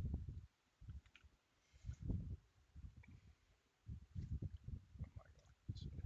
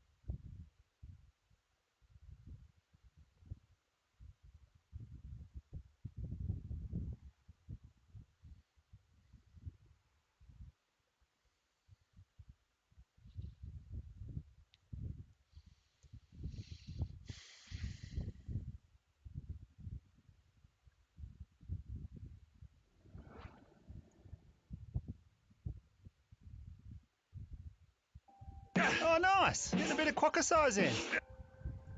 Just trying to get my balls on this HBF deal. Fancy a boost?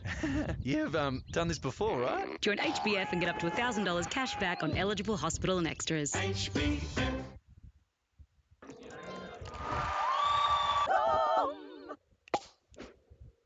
Extra gum. Chew you good. Oh my goodness. Oh, that's it. That's it. Over the last 12 years, we've seen Korean food finally start to get the international recognition it deserves. That's one of my... Today, we've come to Kot in New York City.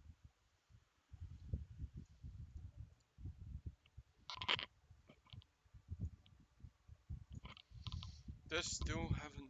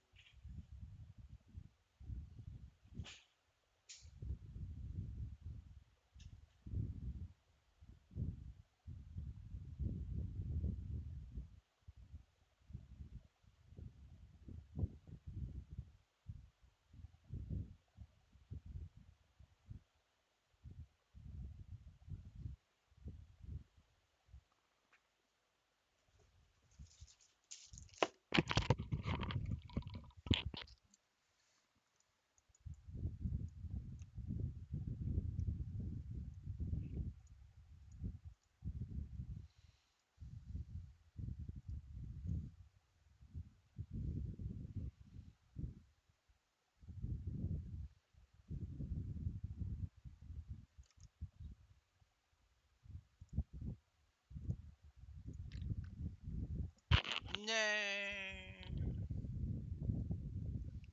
Mushy mushy.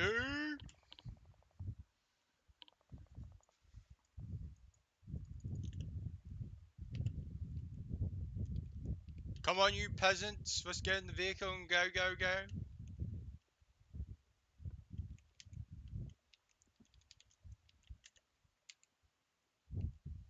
Get in.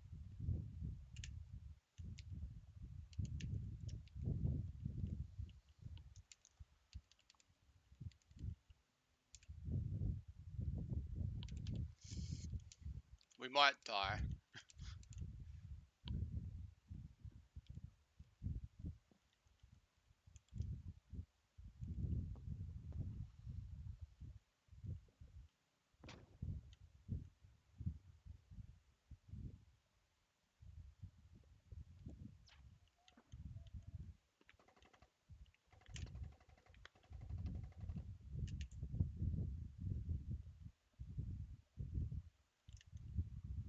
I'm a bit close to the truck, I reckon.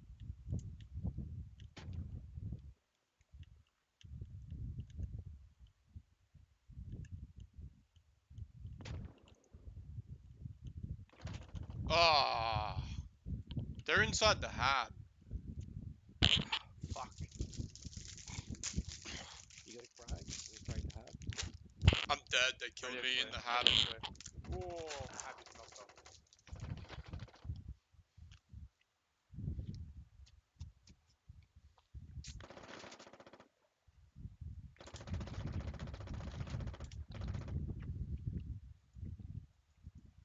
I got him.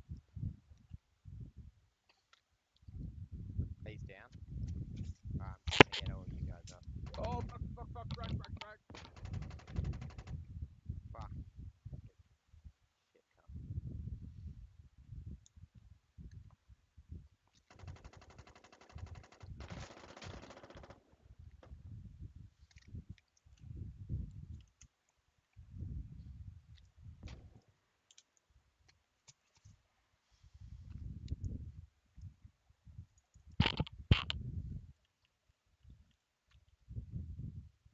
Friendly's coming out.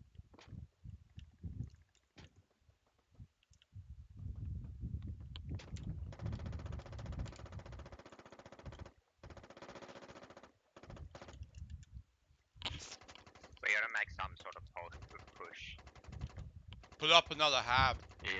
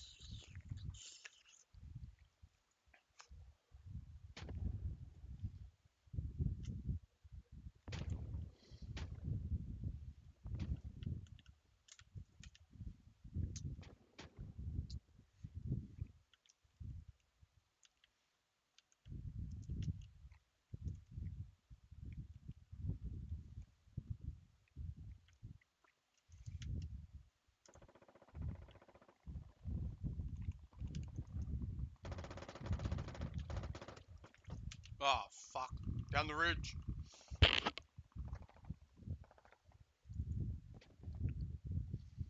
Oh, son of a beep.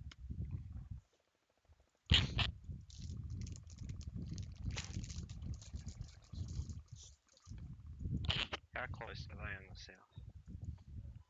They're to the north of farm. We're surrounded. Yeah, we know that, but they're also south. Just in the buildings over.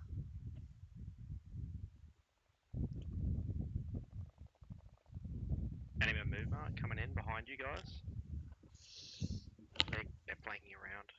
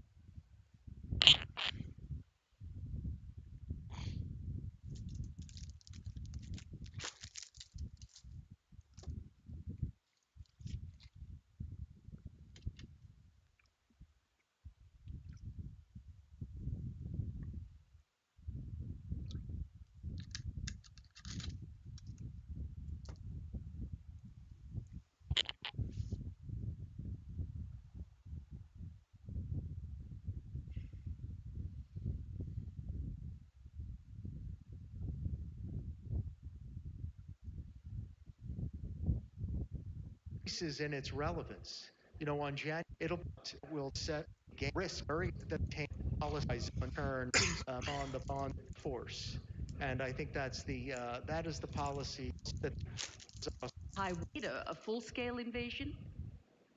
In the United States exists political. I'm sorry. Are you ready? Yes. Okay. Vice Admiral Jones, I'm going to bring you into the conversation because your day job basically consists of looking at your platforms, seeing what you need so that you too can be ready in the event of something. How would you... Correct. My day job is to be a consumer. So that is correct. My day job is to be a consumer of readiness, a force employer running the ADF's operations around the globe with a distinct focus on our primary area of military interest, which is the Northeast Indian Ocean through maritime Southeast Asia and into the Southwest Pacific. We are ready on any given day to the extent that I've remarked before, is any nation truly ready at any time for war and conflict? Defence forces have the luxury of focusing on that, and to that extent, you know, I'm satisfied that we are as ready as we can be right now, and I'm looking forward to the capabilities that the Australian government is procuring over coming years and decades, and the ability to employ those. I want to sort of push you on those capabilities. I mean, you know, we heard there from Maya about being 21st century ready. Do you think that you are 21st century ready? Are you investing in the right things and not just the legacy hardware? Yeah, our national defence strategy makes it very clear that we're pursuing long-range strike capabilities. We're trying to advance the pursuit of technologies that can serve to assist us across the spectrum of conflict. We're definitely on the right pathway. It would be disingenuous to suggest that the Australian Defence Force is not in a period of transition as we have an eye on introducing those capabilities into service. Vice Admiral, about 3 weeks ago, Chinese military ships were seen about 190 nautical miles from Sydney. How worrying was that? I know that they were still in international waters, but that is quite far down that they came. I'll take a layered approach to this. And the closest they came to the Australian mainland was 140 nautical miles at one point. But by and large, they were operating on the edge of our exclusive economic zone. The Australian interpretation of the exclusive economic zone is that it has no bearing on military activities. So what they were doing was legal. I think there were layers to what was going on here. The strategic layer is messaging of China's capabilities, capacity, perhaps intent. At operational and tactical levels, though, as I've alluded to, what they were doing was what navies around the world do. And indeed, I want to be able to do that with Australia's Defence Force as well when we are operating and maintaining presence in East Asia and the South China Sea ourselves. So I advocate for just calm heads to prevail here. They were variously shadowed and monitored at all times during their transit. General Braun, I'm going to bring you into the conversation because you're not just dealing with military ships from China. You're dealing with Chinese militia operating in that area. Could you tell us a little bit more about that? Because you're constantly being bullied by them, threatened by them. Just give us a sense of that. Yes. Allow me to give you a short background on the situation in the South China Sea from the perspective of the Philippines. In 1995, China built a small structure on Mischief Reef. Mischief Reef is about 250 kilometers away from the Philippines and about 1,270 kilometers away from Hainan of China. They claimed this to be a fisherman's safe haven of wharf. So we allowed them to do that because they opened it to all fishermen, regardless of nationality. However, in 2013, they started to reclaim the Mischief Reef. And today, you will see a 2.7-kilometer runway. You will see a deep sea port. You will see military barracks. You will see air defense systems and missile systems. And they did not just build on Mischief Reef. They started reclaiming Subi Reef. They started reclaiming Fiery Cross Reef as well. Now, these three artificial islands form what Admiral Harry Harris, called the Great Wall of Sand. And if you look at the map, these three artificial islands, they sort of form the boundary of the 9-9 that China has created in the South China Sea towards the east. So these islands are towards the east. And so what does this give China? It gives them effective control over the whole South China Sea. And we know for a fact that almost more than 50% of world trade passes through the South China Sea. So their control is really, once they take full control of the South China Sea, this would be very harmful for world economy. So what are they doing today? They are trying to do tactics that some of us would refer to as gray zone tactics. But in the Philippines, we don't call it gray zone. We call it according to what these are, actually. So we call them ICAD. We came up with the acronym ICAD, meaning these activities of China are illegal, coercive, aggressive, and deceptive or destructive. So ICAD.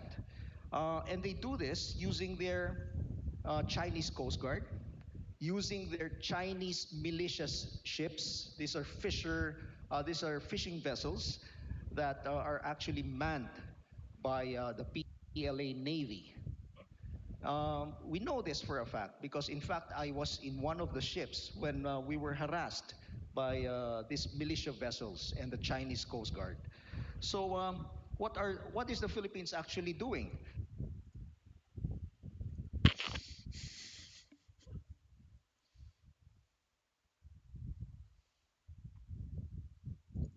Reroll. Not Fallujah, anything but Fallujah. It's the full-size map. It's the full-size map. Mestia. Mestia. Fuck yeah, guys. It's gonna be sick. We want some bit of grass. South side of Mestia too. They're in the trees. It'll be a weird one. Just like old school. Militia vs US. Here we go.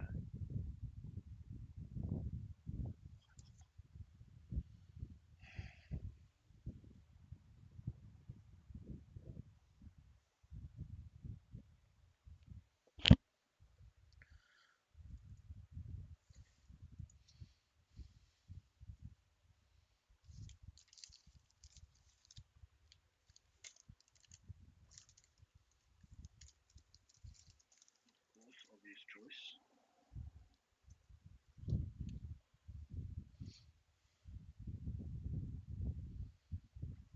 No, right. Marine Corps or Canada?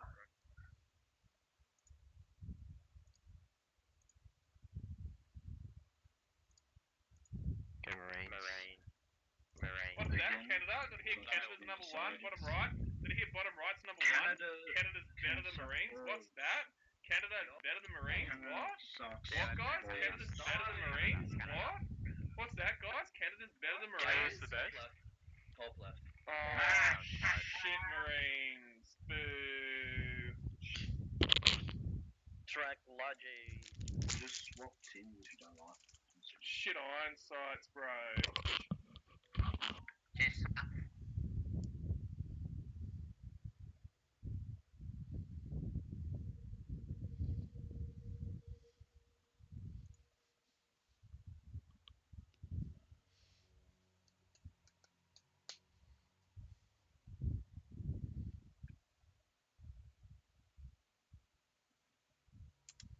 Advance and secure. Our mission is to secure all objective areas. Move out, Marines.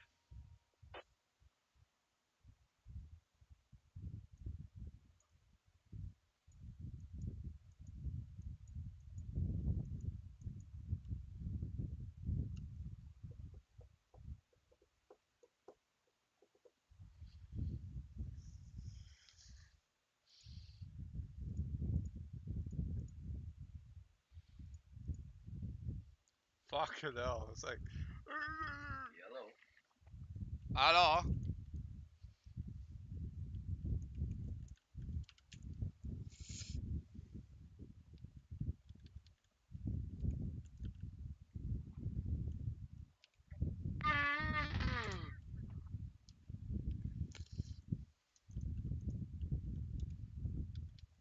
What are we taking?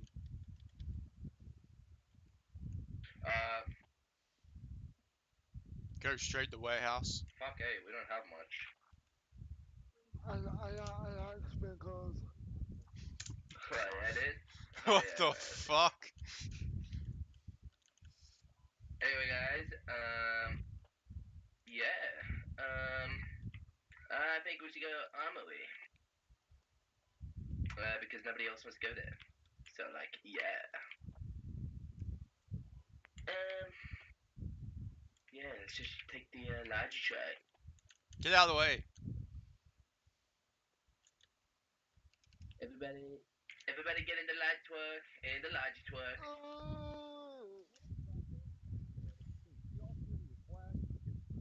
And transported to a local hospital. Does anyone want fire team, Dick? Someone get in the first seat.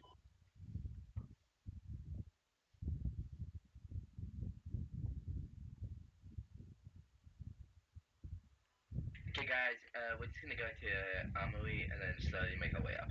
We can't really do much. Yeah.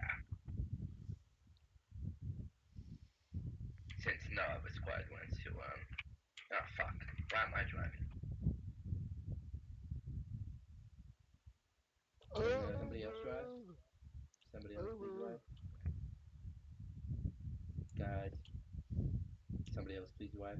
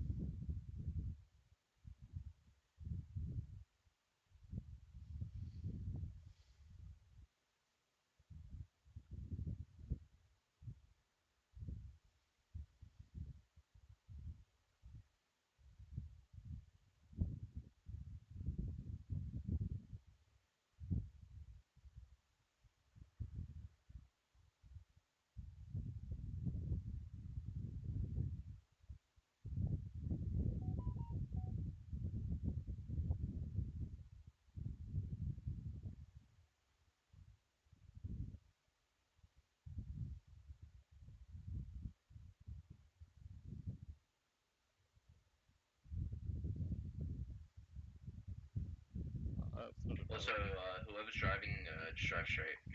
Take the fuck route. We should be fine.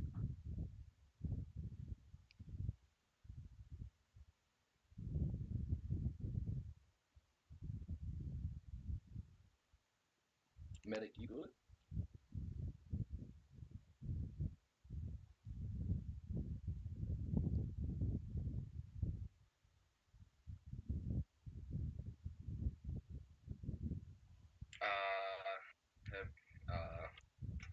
kind of gotta go armory, bro.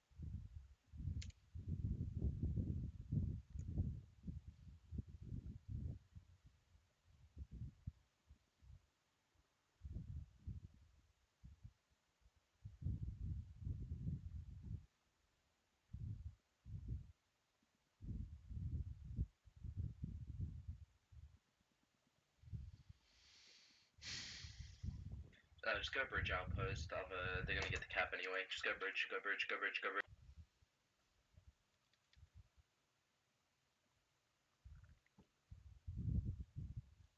Free got destroyed on the bridge.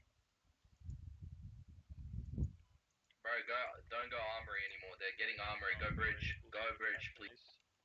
Go bridge, go bridge. Go bridge, motherfucker. Bro, just go bridge, man. Bro, go bridge. Fuck. Go bridge, bro, please. Go bridge. Somebody shoot this driver. They're capping armory. Shoot the driver. Please, bro. Bro. Bro, you're fucking cooked, bro. Yeah, bro, please just go bridge, bro.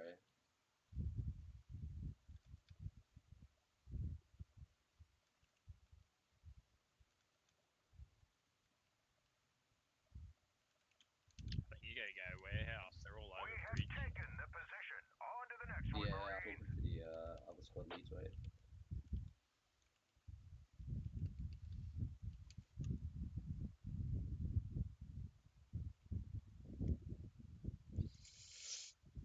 Never mind, don't go bridge. Just fucking go straight to warehouse. We have a logi anyway. I don't want to fucking blow it up. Yeah, just go straight to warehouse. Good.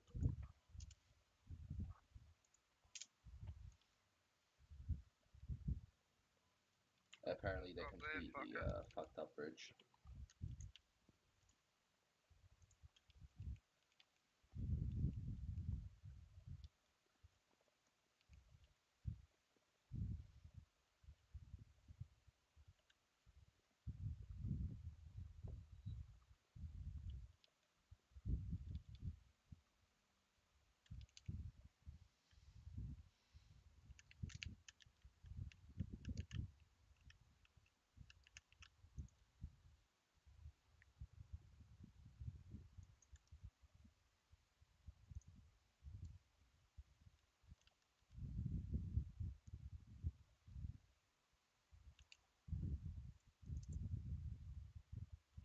Could somebody unload? Who isn't Vic unload? You can't.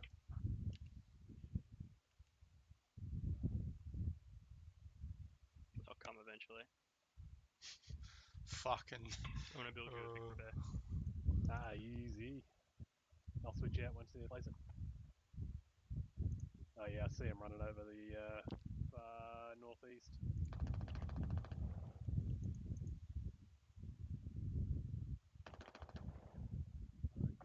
We've taken the position. On to the next one, Marines.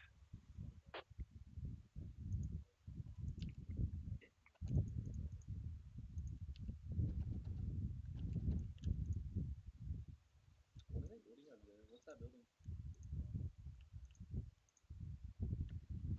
I'm building a big bear. Oh, That was that's like northeast. Northeast, jeez. Yeah, I'll be somewhere.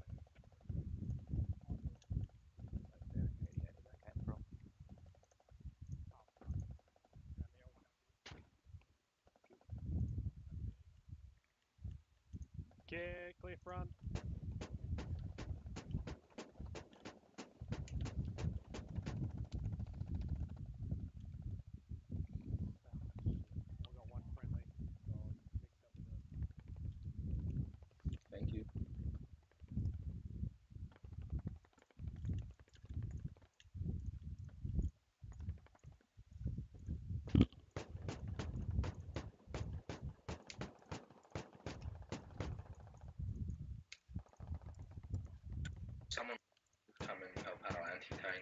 just up over here.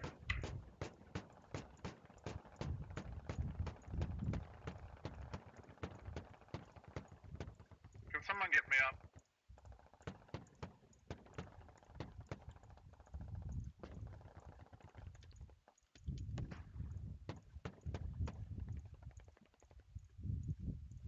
Is there a lot of enemy armor out there?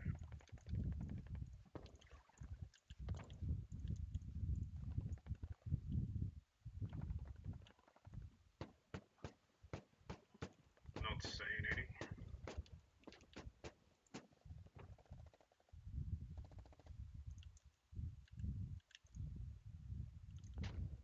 Hey bro, you want a gun?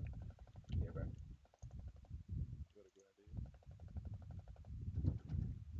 There you go, put that up. You get yourself a free gun.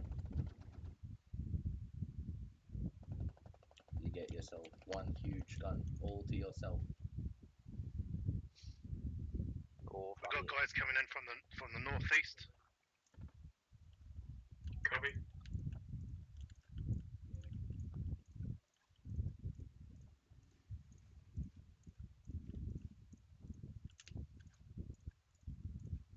Might go back for a rearm actually. I'm half on going in soon. Zara base still up block, yeah? That should be good. Coogan, is there anything there? I've got audio to the north. Not seeing anything, no movement. Ticky. Get on gun, get on gun, get on gun. Yeah, brother. Get on gun. Someone talking to me. There's a vehicle to the west. It's moving up the hill southwest. It's Ticky. Roger.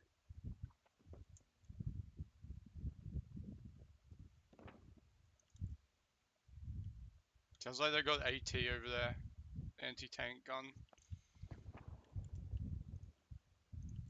Fuck the cunts, dude. Yeah, they do. I've got eyes on a whole squad's encroachment set up. Northeast 042.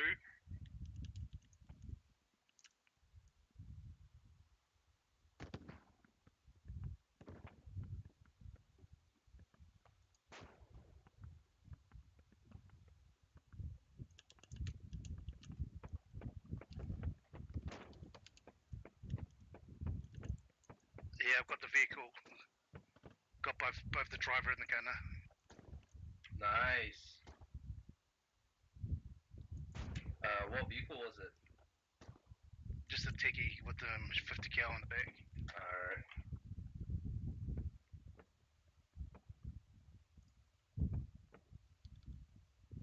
Let's bloody get in there, I reckon. What did we just get hit by?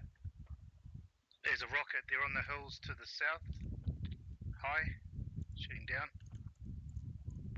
165 from the base. Do you need cover or no?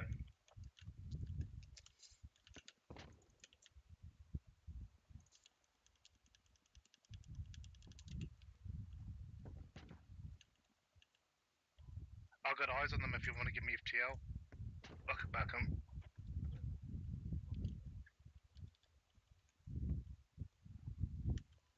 On Bravo, observe. If you guys die, fucking spawn at the bridge. They got a have down on bridge if you guys do die. Copy.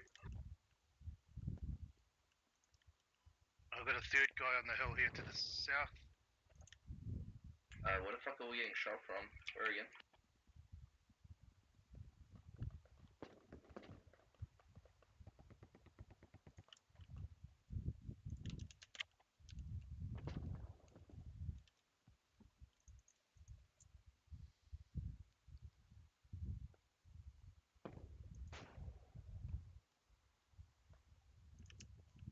On my observe multiples coming down the hill.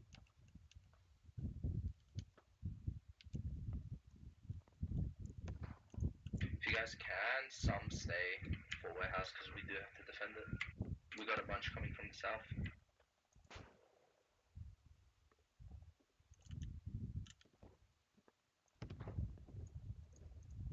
They're on the point, so just watch out. Oh! enemy hab on my observe. They're set up. Enemy squad lead. We'll have to push that, it's close. They're set up at D553 or E5 or whatever the hell. They're set up bloody We good. need to push that hab, squad lead.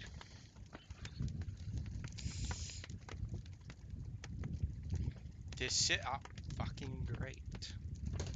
Yeah, if you guys can spawn back in.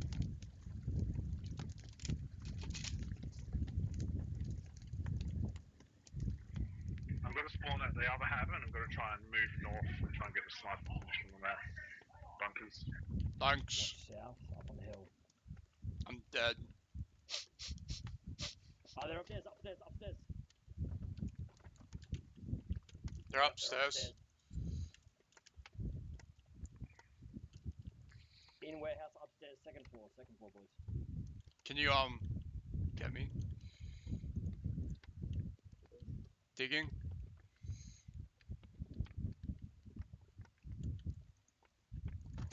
Oh shit, sorry. Oh, friendly, he's friendly, outside. friendly. He's in the next section.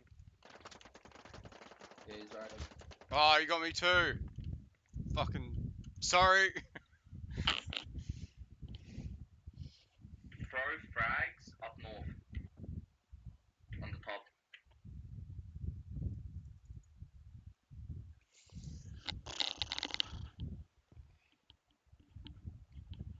Just make sure that they don't actually destroy the radio. They've dug it down quite a bit, but...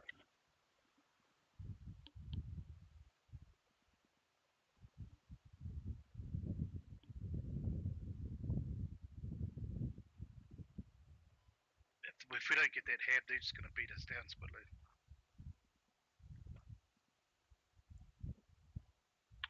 He's up there on the right. This radio's fucked too.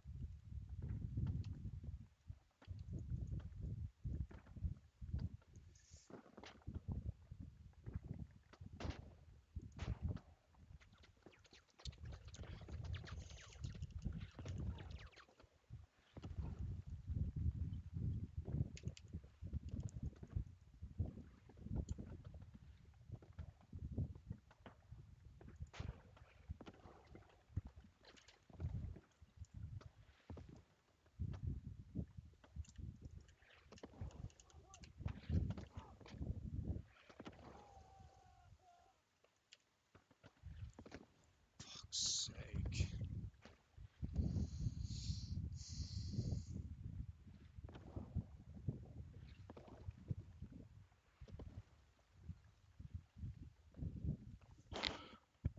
Thanks. Inside with me, one down.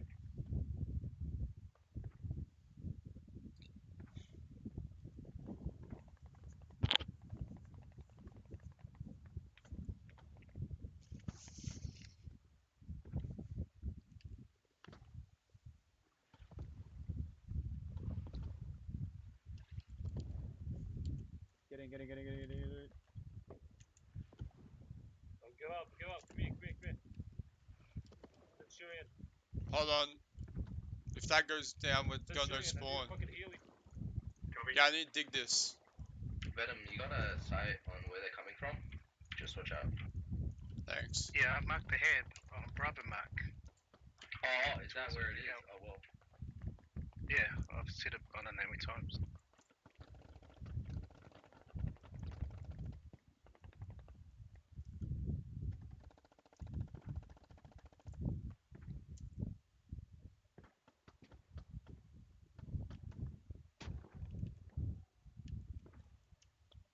Don't give up, boys, don't give up.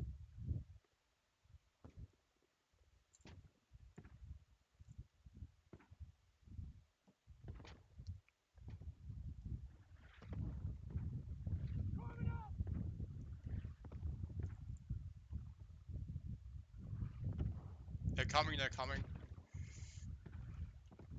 Oh, fuck's sake. Thanks.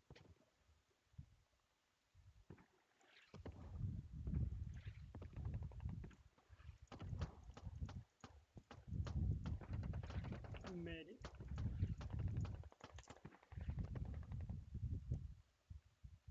They're right here. Oh, fucking what? Oh. They're here, they're here, they're here. Fuck. Ow, goodness.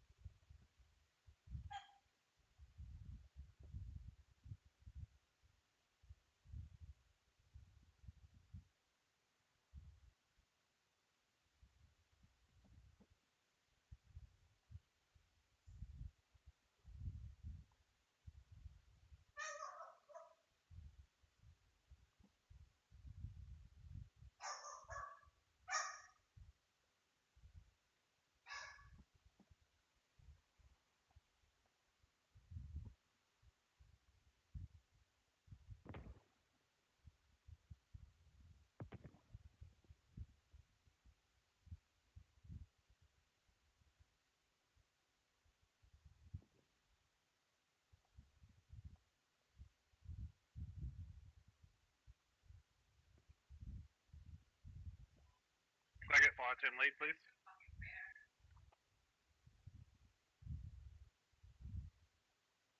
Who asked? I've got fire team. Oh, yeah. Grip.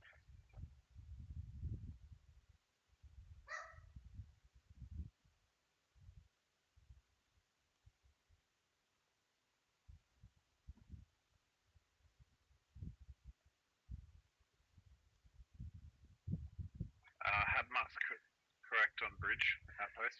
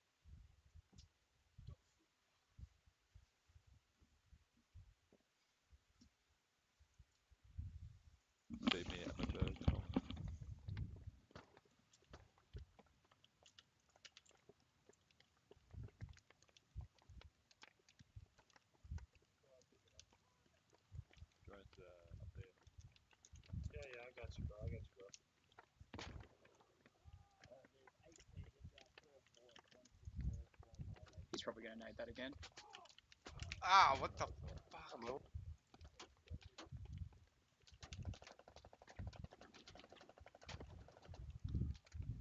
Yep, he did.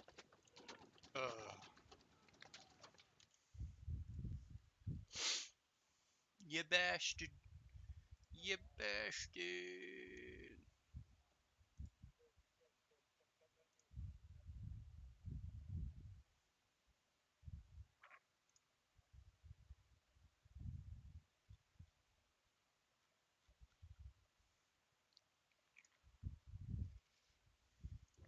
Thank you. Why you don't give up? Jerk. Okay, I was so confused. No, I haven't given up. Oh, holy fuck, you were like a couple of seconds from bleeding out. Like 2 or 3 minutes. Thanks. It's ridiculous. I couldn't even see the bar anymore, it's just like...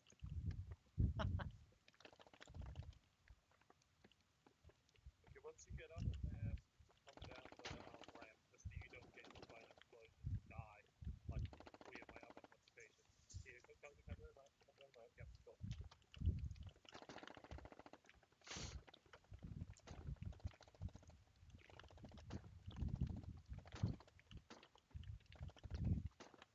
Alright, go.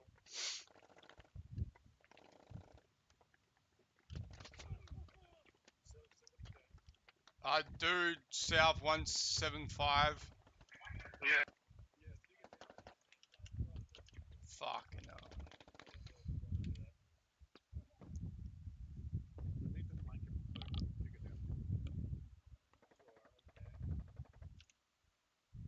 Coming in the back door.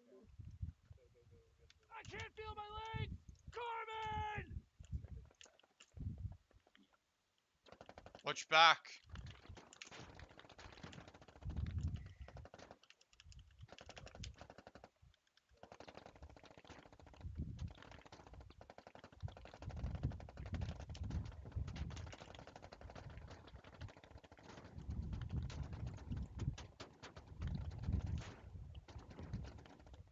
On your right. Kiki. Sergeant. Thanks. Don't give up, don't give up. I won't, but there's someone on me. On my right. Infantry attacking. I can't see shit with the smoke.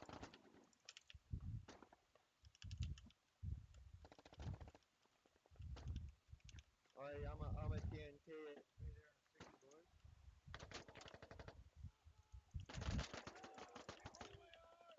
He's dead, he's dead. Shut that fucking door, bro. Take that Heska. Medics, get everyone up.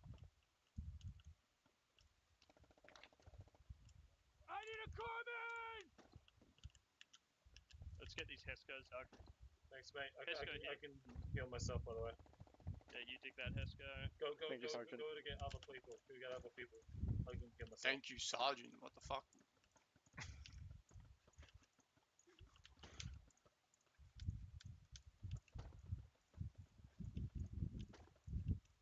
Alright, thank you, medic.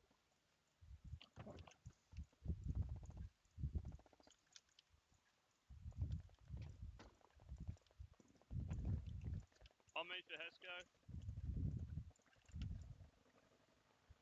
Let's start plugging these holes. Hesko, dig that Hesko. Hey, get that Hesko, Doug. Good.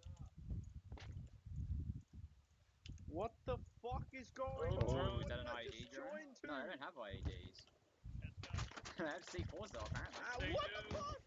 Right here. Radio's down. Got him. Radio's upstairs. Wow, we killed 3 of you? Right here. Oi, John, How how strong someone is in here? TNT? Everyone is bleeding. Okay. How strong is TNT? No, you're all upstairs. How did he get in? Oh, okay. IED drone. About to blow up. It wouldn't kill us, would it? They have I think so. fucking explosives. Sure, right. Just, if you hear a truck, Yeah, I'm that's what I just thought. go now in a minute.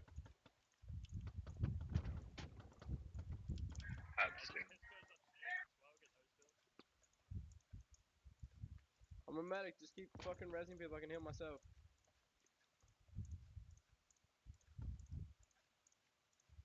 You're healing me while you're bleeding out. Someone barricade off this shit. The hab. The radio up here. Scotty, can I get FTL to barricade the radio? Let's walk up together. Hey, I remember you were playing last night. Hey, Squad 12. Yeah. My man. Let's go. Grim, if you want some easy picks, go southwest. Just go up the mountain. You'll see them all running. I got a bandage. Capsule, bro, enemy outside the head. We can't get out. Put a marker We've there. completely barricaded ourselves in. Fuck. Keep digging, bro. I'll fucking heal you. Get out there, bro. Keep digging. Ow. Well, fuck me. Yeah, no shit. Wasn't that Casco on that door? Did I dig it? Oh, that was from another angle. We need to have to attack with so we can take some pressure. There's no way out at all. How the fuck am I stuck?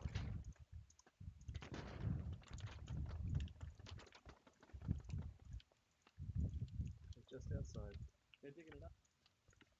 Checking a night over.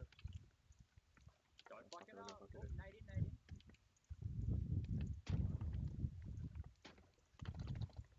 Yeah, got him. Marine, Nice. failure is not an option. Yeah, I can heal myself. Just go. Let him dig it down and we'll just fuck him up. We could dig it up. It'd be pretty funny. You can dig up a lot quicker than you can dig down. So like, if one person's digging it up, they're fucked. Nobody Hey, give up. Jeez, Simon, if I see anyone giving up, I will. Hey Venom, I'll run over to you. I need to get a rally down there so our team can push them off. Get the Copy. Wait, sorry, man. Fucking headset is. They're starting to cover the hills though. They've been getting sniped at from here, Sorry, so what's they know we're coming this way. Just crouch right. But yes, we Oh yeah, I got shot there. Yeah, I know. But it's our only chance. Thank you. Okay. If I Lovely. can spawn in. That Oh, is. Lord, mate.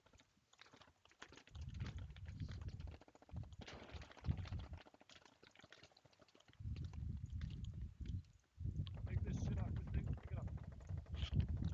Oh, maybe fuck off. I don't know. Fuck.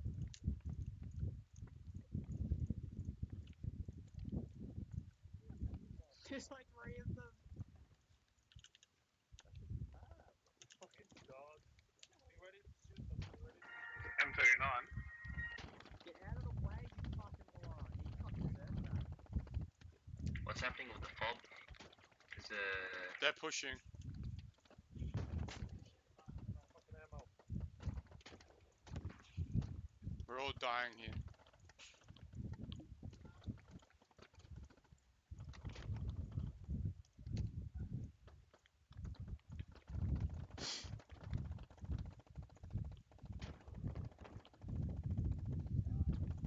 Need more help on this side.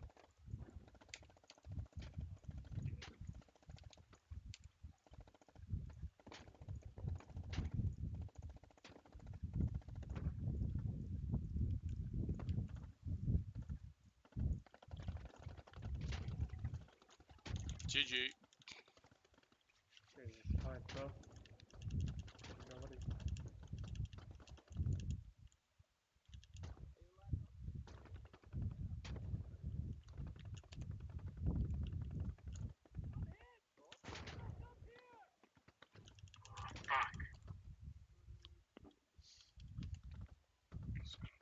everyone's fucked right now? We need a rally point or some shit. Yeah, I can't even get there. That's the problem.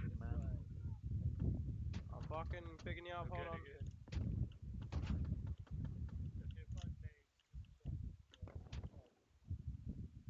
I'm gonna revive every single person in that fucking room. I'll cover. They're coming this way. So. Ah, fuck that. They're smoking and shit. Fuck that. Ow. Mamma mia.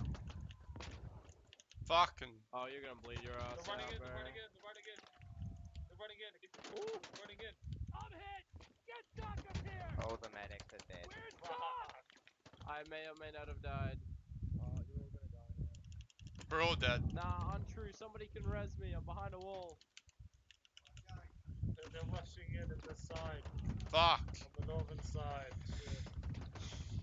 Geo galore. 4 tickets left, huh?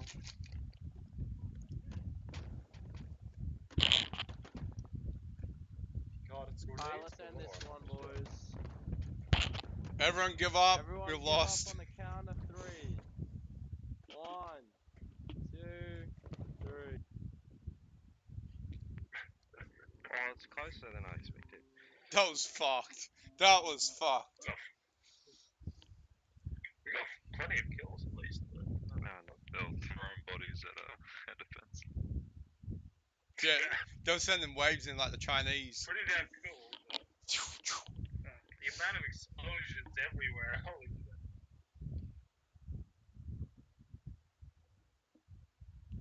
Fucking hell, 18. We did well at least. Nice.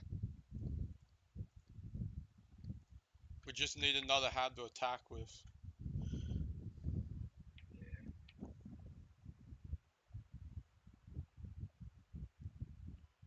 We were their original defense spot, but then every other fucking squad went on defense. Oh, we will. Kohat, best map. We will. Reroll for a good map. We will. Kohat's best map. Kohat, airwood. Kohat. Fucking need an airwing. Kohat shit. You motherfuckers can't fly airwing. Reroll. Reroll. Don't pick Nova, just reroll. Reroll. Yes. Thank God. Oh, okay, thank you. Bunch of wusses. You get the same selection. Oh shit, don't go Nova. Mudahar's the fucking boringest map in the game. Come on, Haju. Monkey do. Everyone's got to consolidate anything but Mudahar. Balaya is our only option, boys. If you don't want to play Mudahar. Yeah, I don't want to play Mudahar. You don't want to play Mudahar. Switch your votes to Balaya. Damn.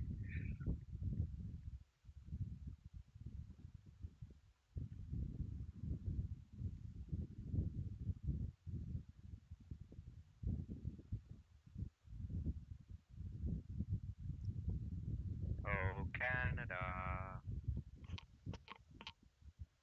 Maybe it's not that bad. Tanks. I like tanks. It's actually good. Tanks. Reroll. Just reroll. No point. Nope. Tanks. Reroll.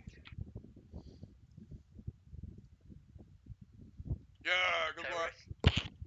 Good work, you bastards. Don't pick them, you're gonna get 2 habs anyway with the terrorists. Top right. No, we've already lost a bunch of matches. Don't Top left. do it. We've already lost 2 matches in a row. Top left. Canada. Russia, middle left. Bottom middle. Russia, top left. Scum.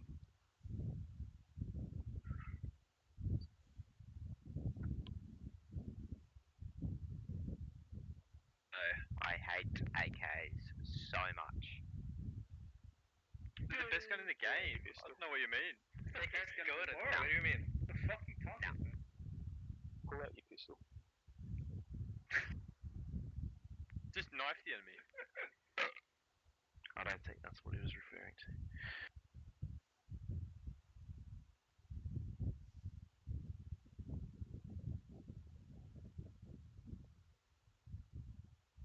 Drive it, you never have to use it.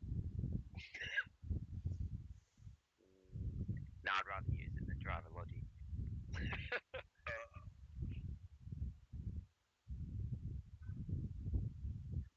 What doing? It's a medic.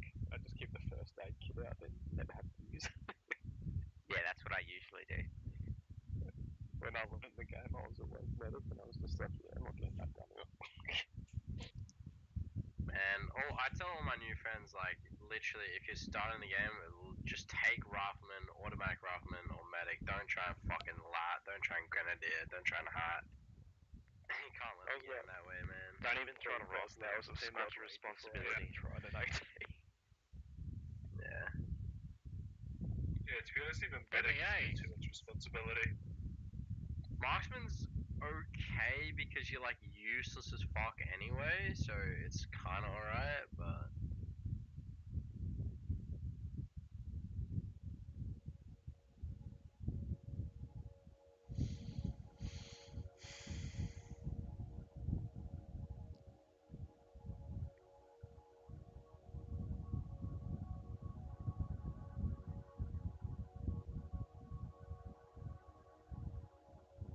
Advanced and secure.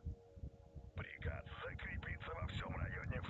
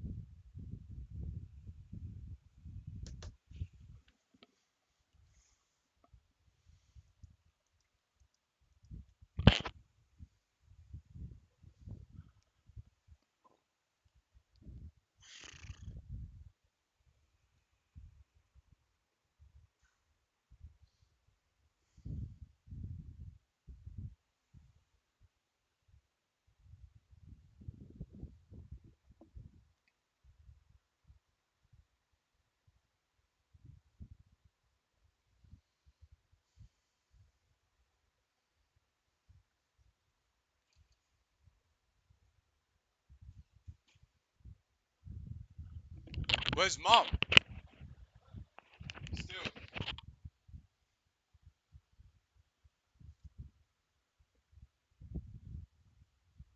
Назначен новый командир.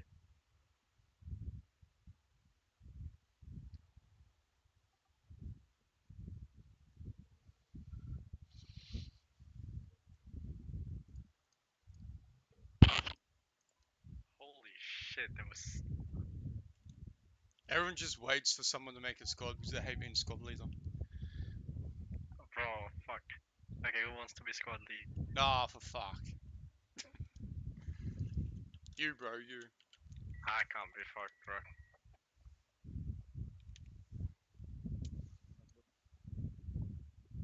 Oh, I mean, biscuits and chocolate, man. Biscuits and chocolate? Yeah, man, biscuits and chocolate. He's bulking, bro. Leave him alone. Biscuits and Yeah, getting chocolate. big. With biscuits and Getting chocolate. wide. Oi, Centurion, can you sing me a song about biscuits and chocolate? Fuck no. Why not? Because I don't sing. Oh, you don't sing. Adios!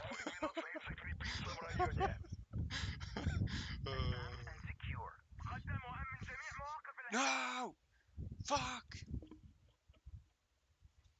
That's the only squad that's there. I just looked at KFC. It's so fucking good right now. Oh my god. What'd you get from KFC? A family pack. Some popcorn chicken, some chips, some burgers. Oh my fucking god, there's a lot of food. I'm fat as fuck, boy.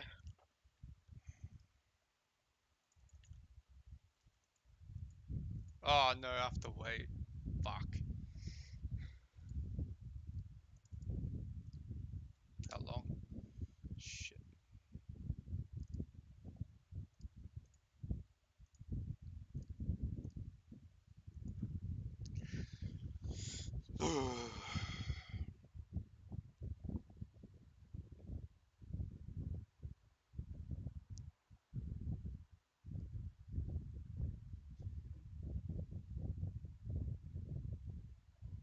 Oh fuck, my hand's greasy now.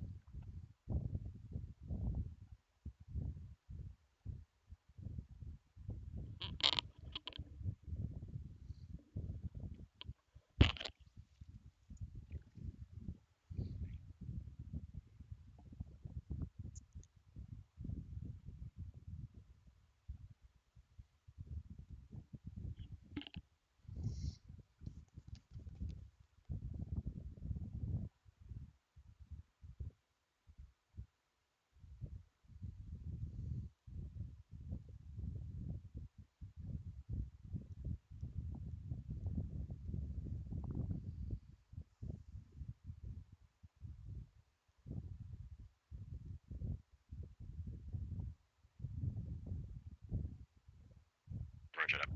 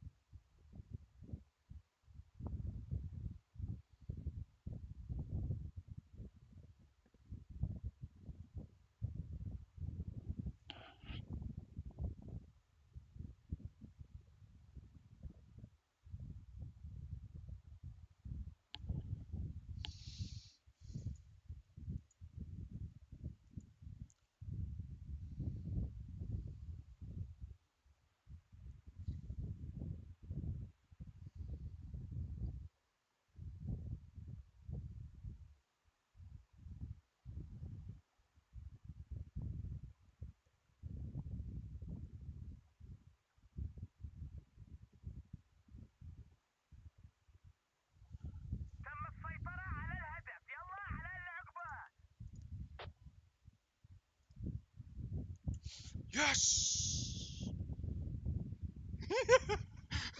I got the heavy left, motherfucker! Oh. My place.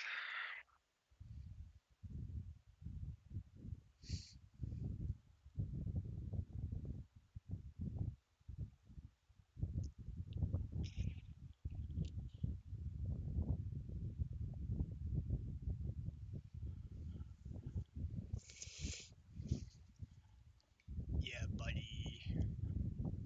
Yeah, buddy. Yeah, motherfuckers.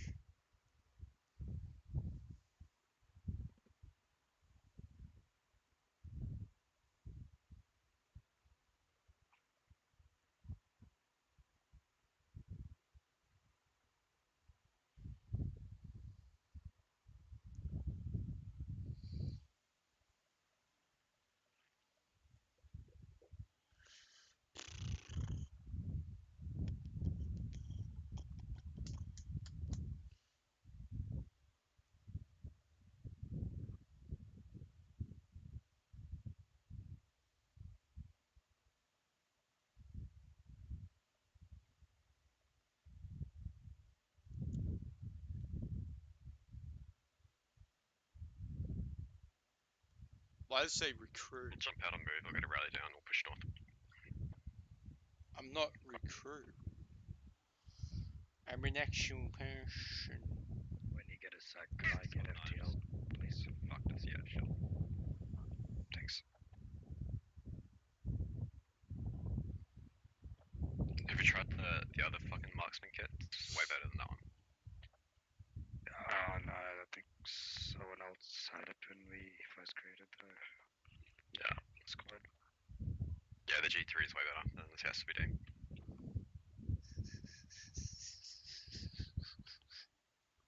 I'll swap when I get a chance. Yeah. I'm just saying, you can choose it if you want.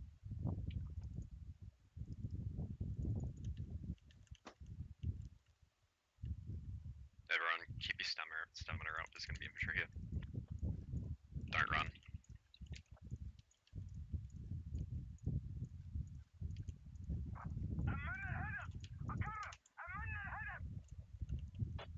Scoozy!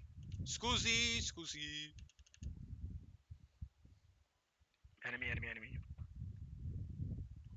Knock it up. He's dead. Nice. Second one.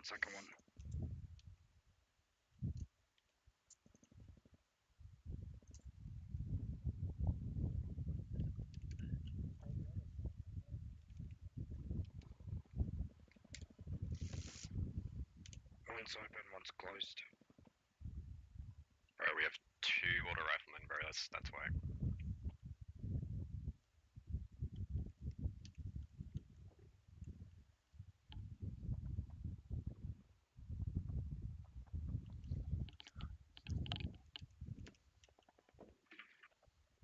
I'll observe in the tower.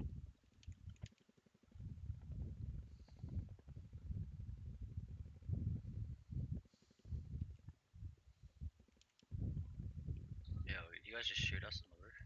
Yeah. Yeah, I just got DK'd. Oh fuck, it's gonna be a game where can't tell. Yeah. Look for the helmets, boys. Helmets are Is squad still on sale? Maybe. I don't think it's on sale anymore. Was though.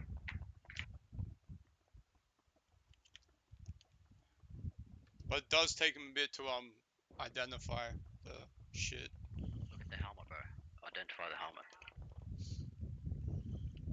Check your map before you shoot, too. I just shoot. Who's the one to shoot at me or shoot I back? just took out one in the tower.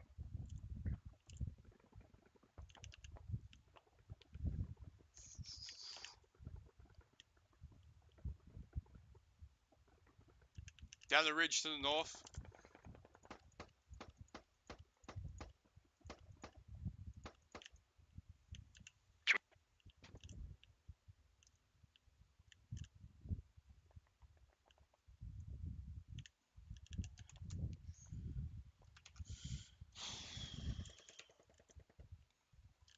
Good job.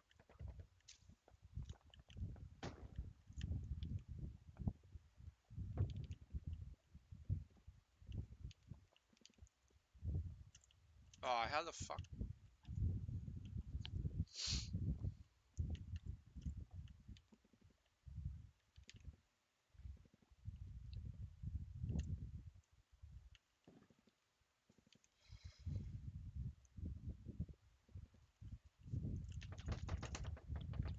Fuck.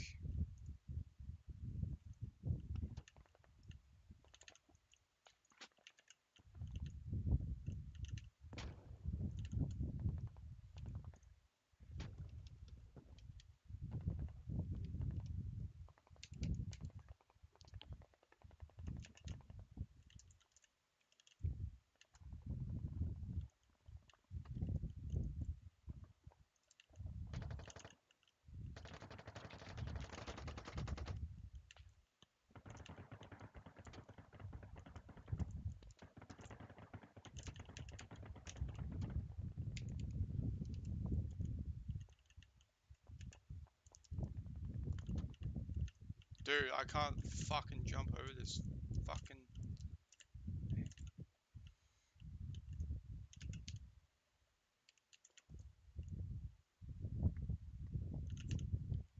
I need a medic.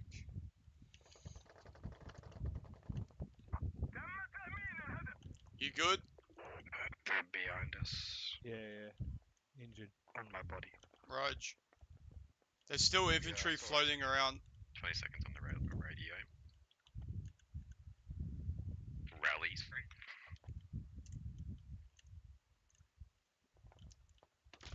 Ah, motherfucker. Yeah, close. Oh, for fuck's sake. Squad 9.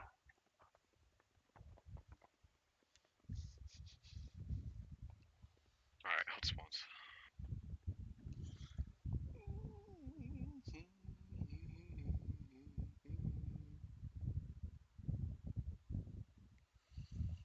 Wait for commands, shit to come up. Spawn there.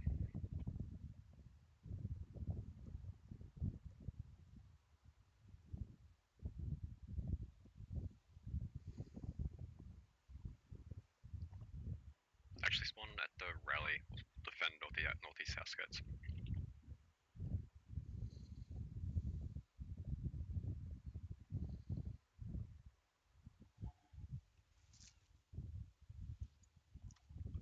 Bravo building remains unchecked. Enemy infantry still possibly there.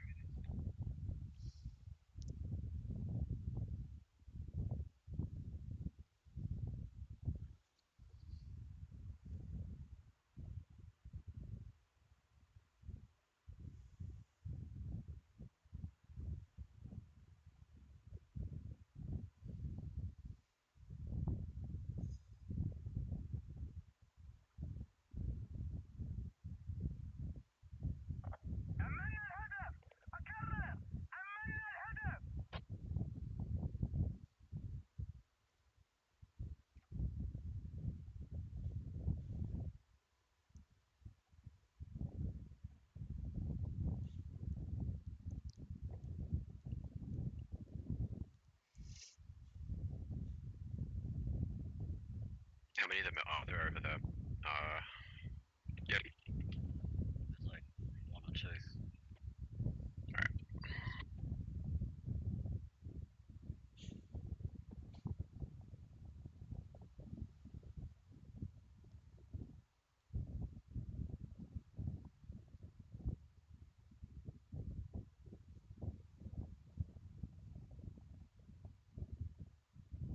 I think they're filtering in from the north. Contact direct north. Yep. I'm pinned. Scotty to your sort of northeast.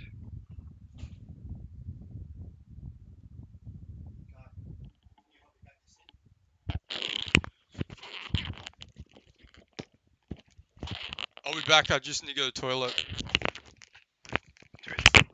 Dude, that's shooting back at me. Yeah, sure. You're trying to kill me. But you are putting it in. Putting the caravan in here. I'll try and build a hab. Huh? You are putting the caravan. Yeah.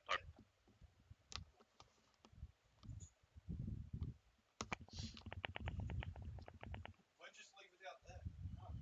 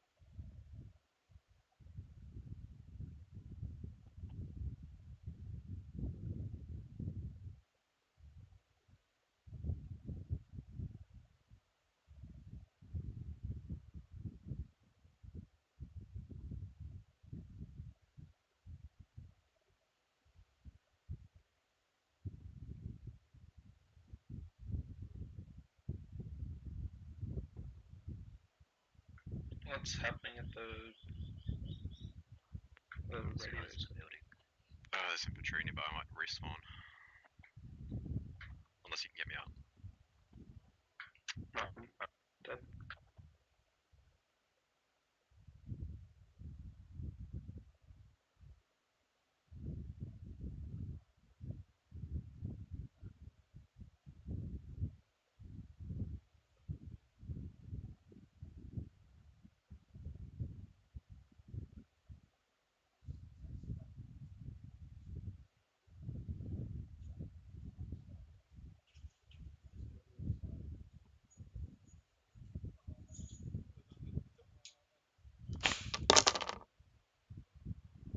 Alright, come with me, please. I need to get a hab down.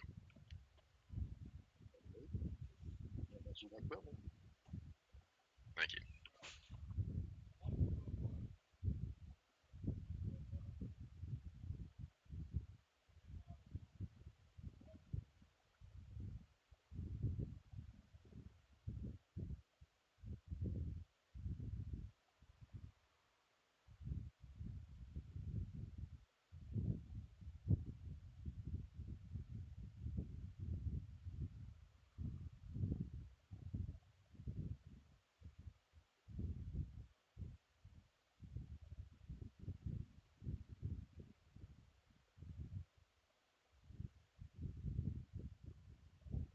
They are close to the radio now, apparently. Once you get that up, push back towards the radio.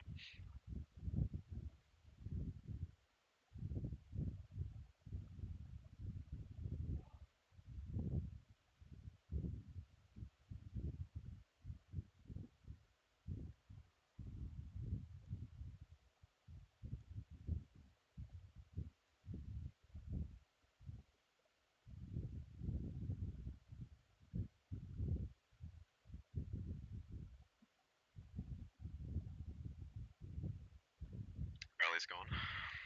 They must be near it.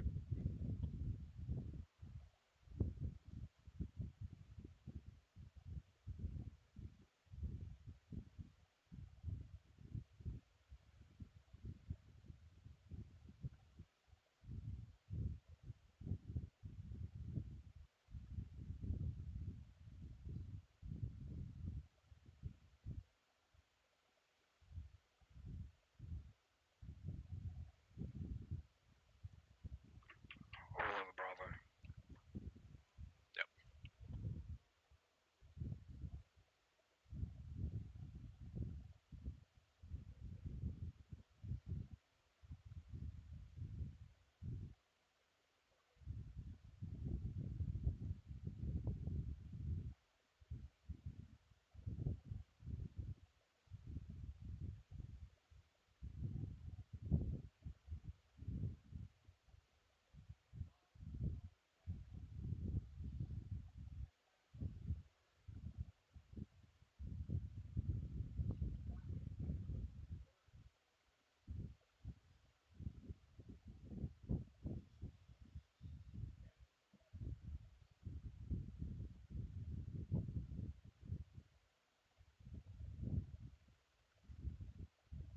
Copy that.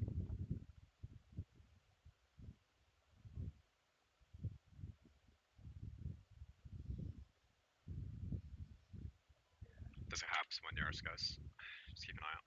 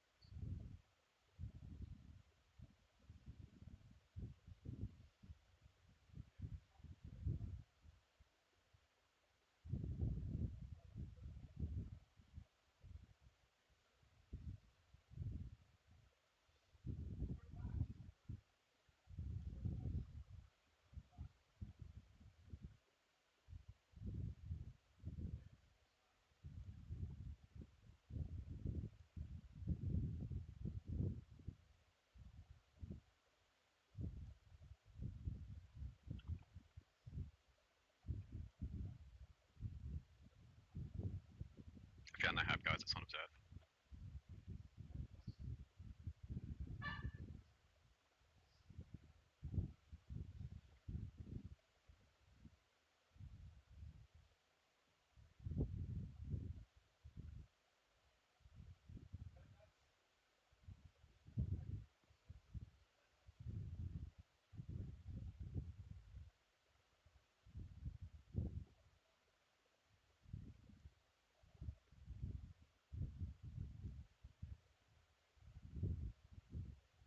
Found that radio, guys. Can we help? Can we push this, please? Copy, hold on.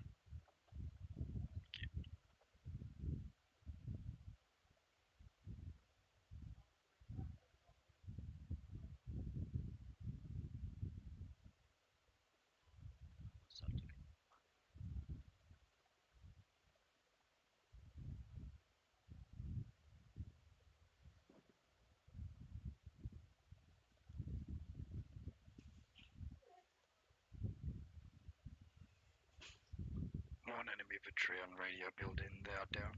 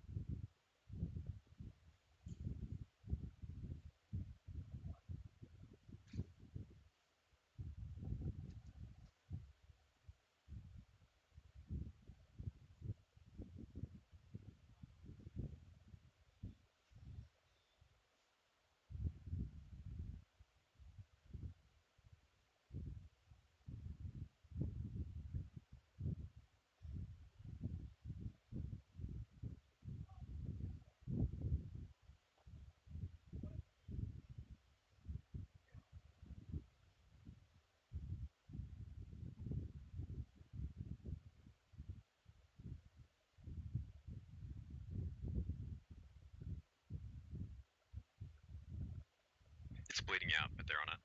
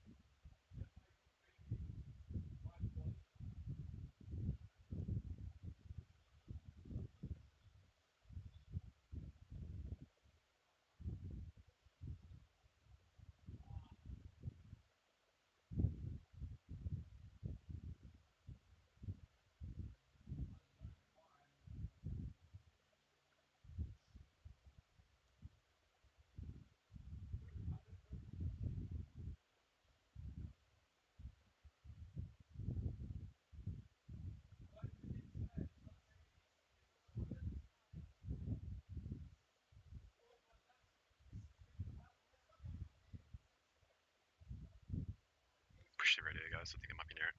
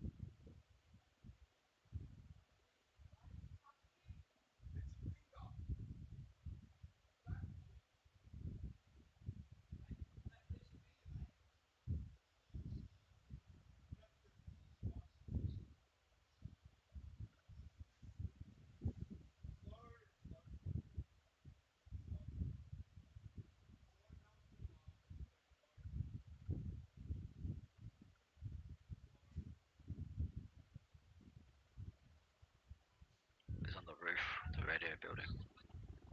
Yeah, shit.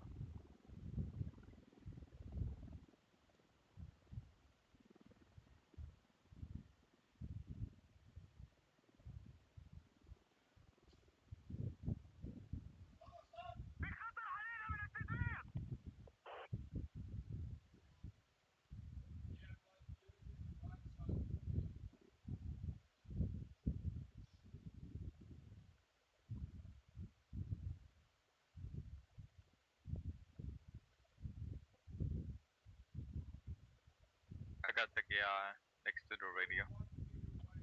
Good shit.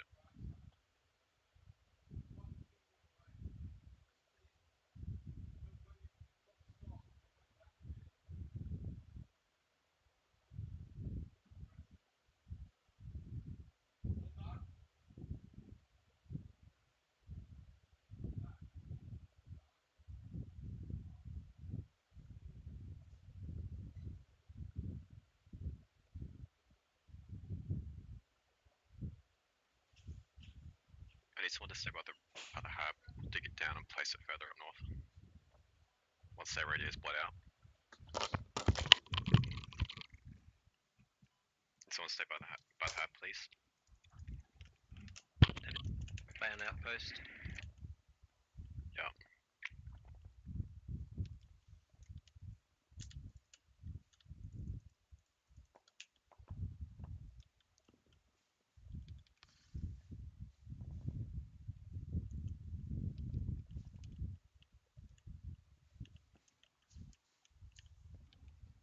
Let's go. Why am I lagging?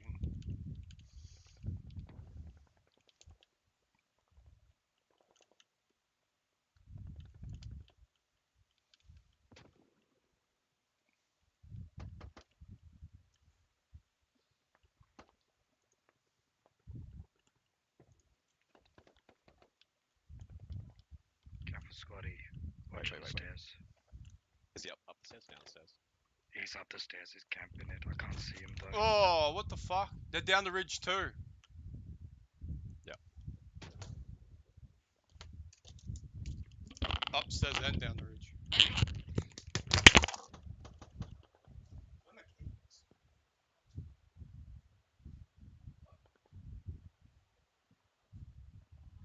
I can hear fucking birds, bro. Love nature. Yeah, I thought that was in my house, but no, it's in game.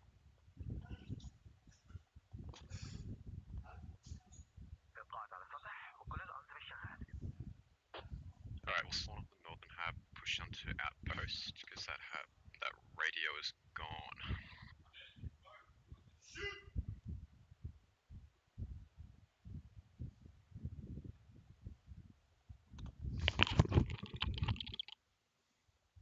Medic?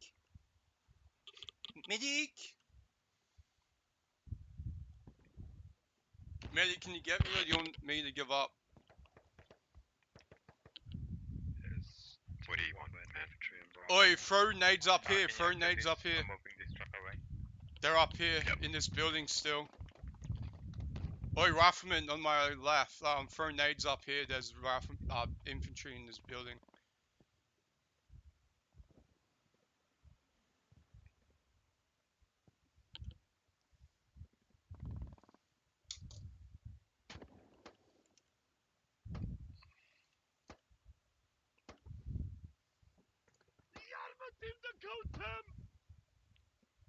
What the hell was that? I hate the hood, I hate the hood.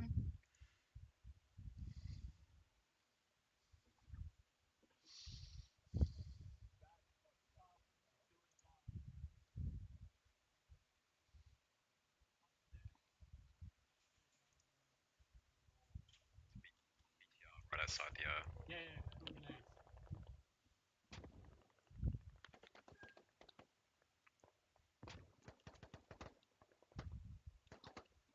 BTR where?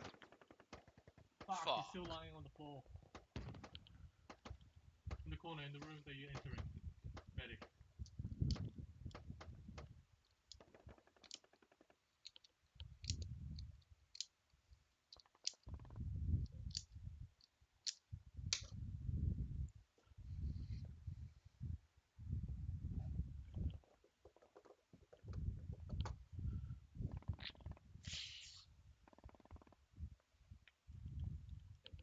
Maddie, can you get us, or do you want me to give up? Yeah, no, I'll come get you in a sec. Alright, I've got like 2 minutes. Doing lap, brother. I'm doing lap. You have to do laps.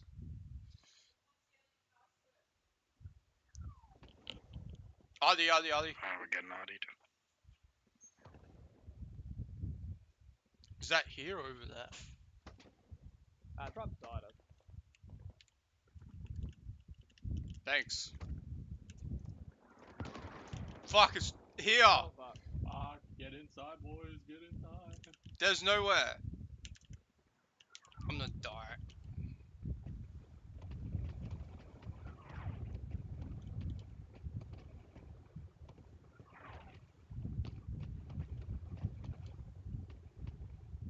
Holy shit.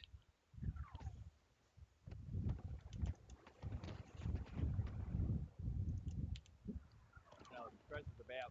Oh, what the fuck? It jumped over there. Here it comes.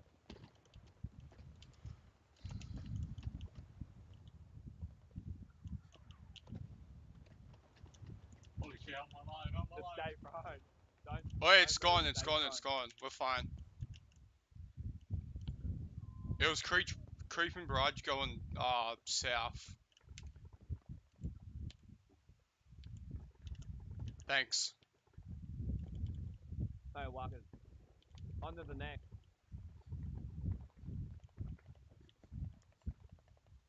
Push the radio, guys. They're on the radio. F4.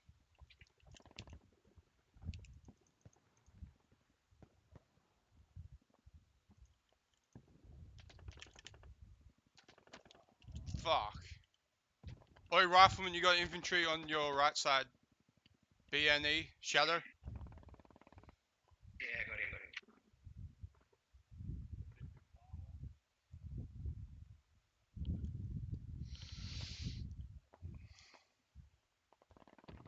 On the roof, Bravo. I killed so many of them, but there's too many of them.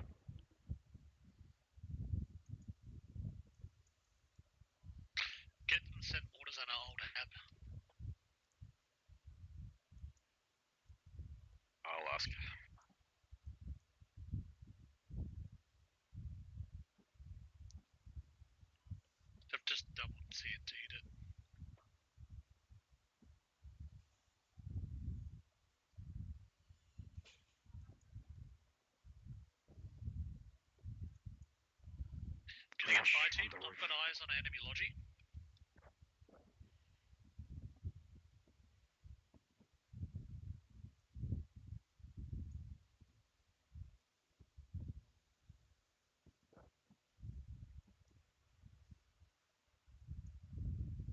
في خطر علينا من الهزيمة.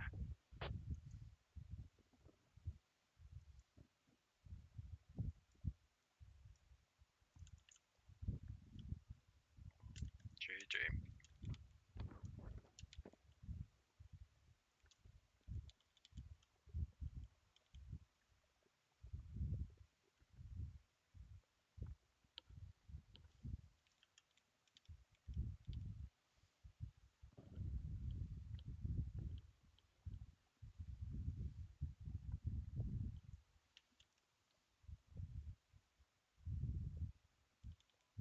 Let's just kill all their Vics to get maximum tickets.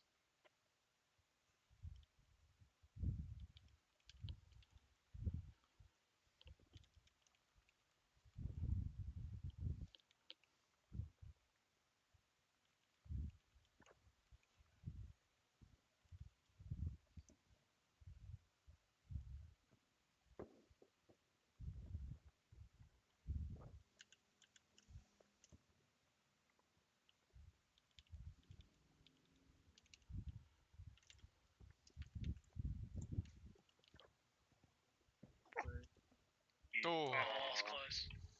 By the way, bro. That was rough.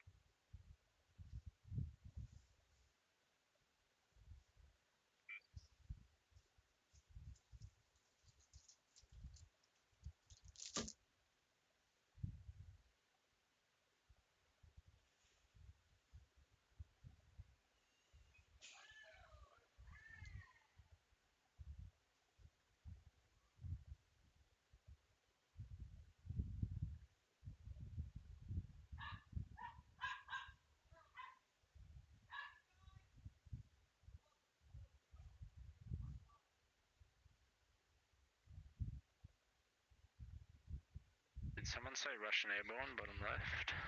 That's what I heard. Russian airborne's actually not total trash now, but it does have track lodges. Yeah, I think the map's too big to suffer with track lodges. Get two helis, but Pirates. yeah, I can fly. Right, the best one. Bottom left. Bottom left is good. Yeah, no, it's not bottom left's rubbish, bro. One heli in 6 minutes, bro. That is actually terrible. I'm going to America over that. Canada's terrible. Canada's terrible. I'm a heli tank. That's actually not even good. I'm going fucking PMC. There you go. The Americans and Canadians fought against each other, letting the PMC contractors win. That's hilarious. Guess I'm flying.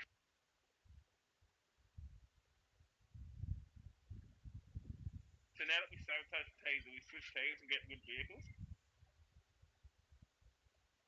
Especially for this map, man. PMC's trash. Yeah, no, that's the team switch. User was banned.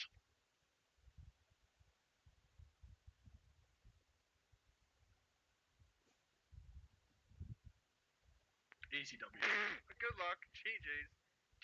Time to buy orcs. We're gonna use your orc kits to mess.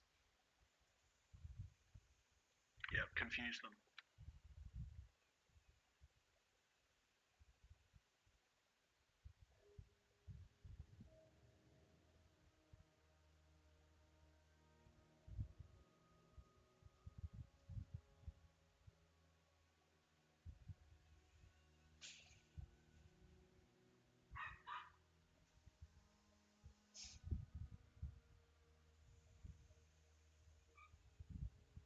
Advance and secure. Our mission is to secure all objective areas.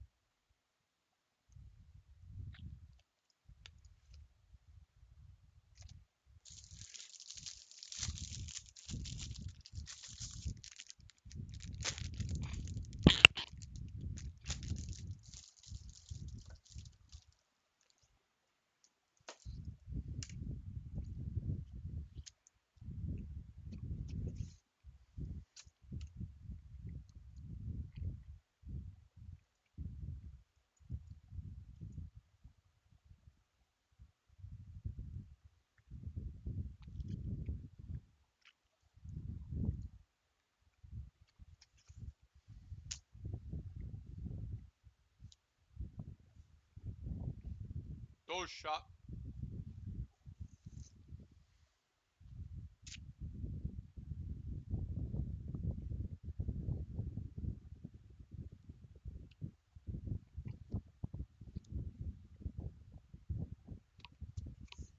Strategic command online. Advance and secure. Push out and secure all objective areas.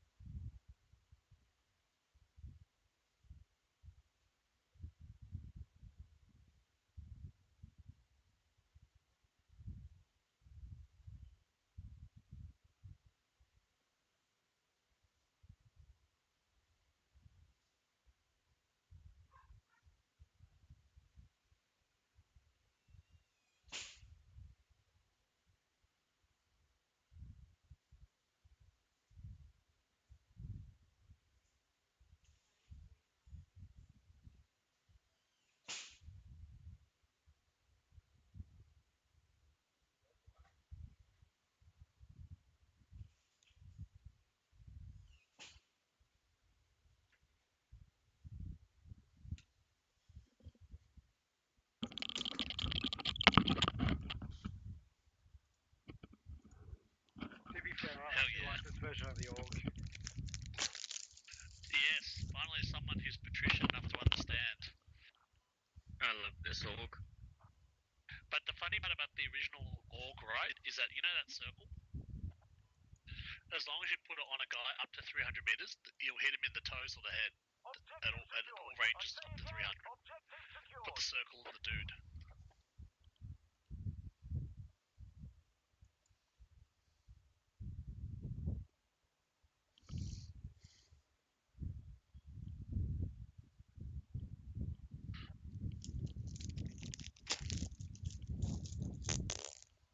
I don't even know where I'm going, boys. I'm just trying not to roll the vehicle and kill all you guys outside.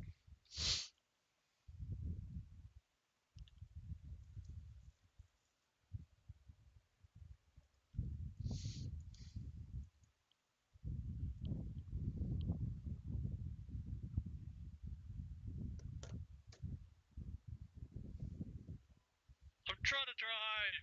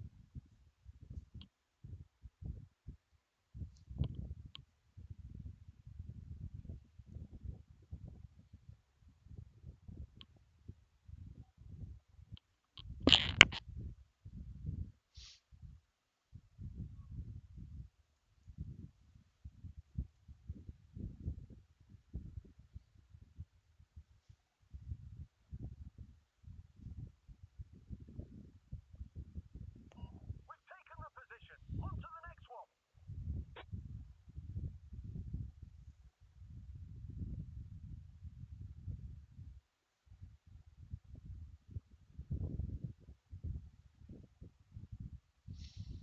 Okay, that fire team layout looks a lot better now.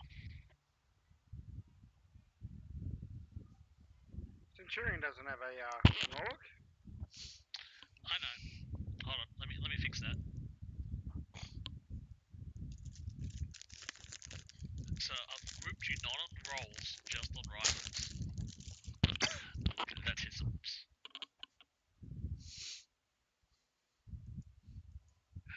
Name how I feel, Abu Hamza. The problem is you can't go fast enough to flick us out of the vehicle. That's the only thing you can't do in this layer. You can't go fast enough to flick us off and kill us.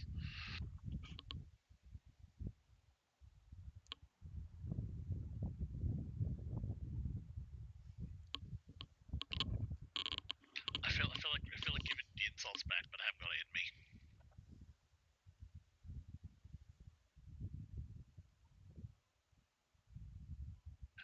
Minigun gunner, you know that you can damage most lightly armored vehicles in the bum? Absolutely. And you can punch out, slap tires out. Yeah, apparently this is a weird pen. So you can like easily pen like tigers and stuff like that, bushmasters with the minigun. It's broken.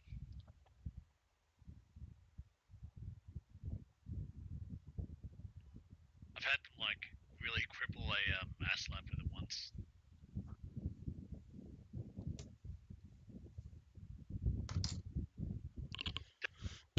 And kill it. Objective captured. Move to the next objective.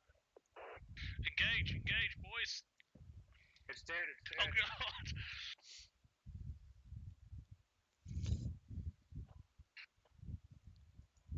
I think everyone's dead. Check for survivors.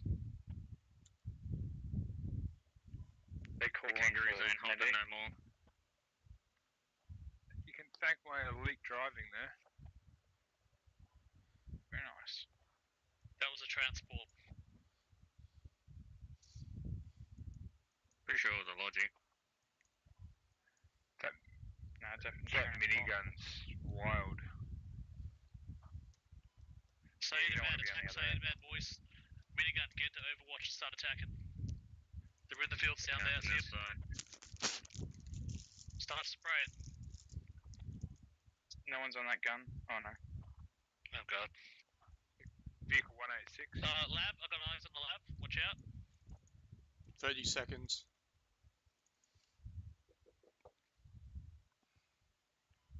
I see enemy 129. Enemy 192. Get down and switch to auto Hamza.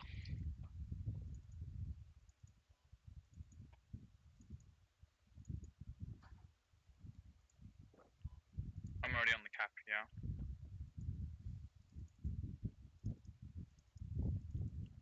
Oh, we lost it.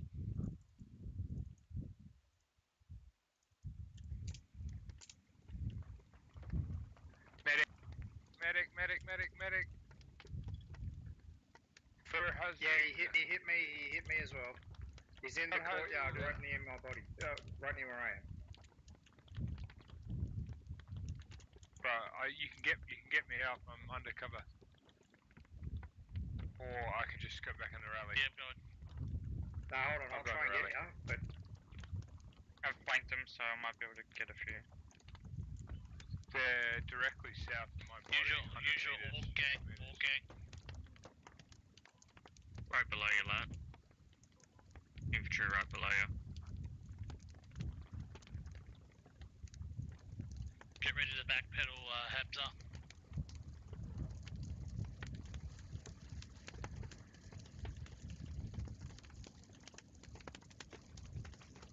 Oh, what? Just to our south is Logi apparently. The left side. Underneath us.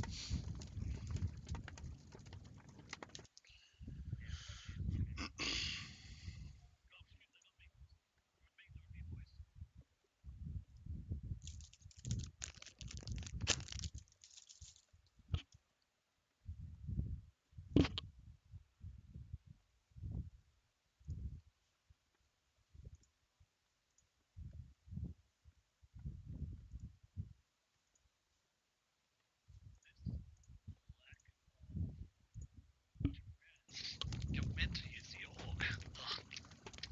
Just because we've got the higher ground, bro. Just because we've got the higher ground, I'll switch after. Bro, come on. Alright. that's how you ruin ammo. Enemy contacts, danger close They first. don't know where I am because I'm shooting the same gun. Well, we're doomed. Rally danger. Rally's hot. It's gone. Rally's No, we just lost rally. Fuck. Just about to spawn on two. Sad. I had 2 That's seconds. what I get for not picking the org. How long Org is until the great. new rally? Reject M14, embrace orc. Org all day. It's all good, man. Shit. I wish I could grab an Orcus kit. I just pushed into my building, medic next to you. He Yeah, was I made saw up, it. I killed him.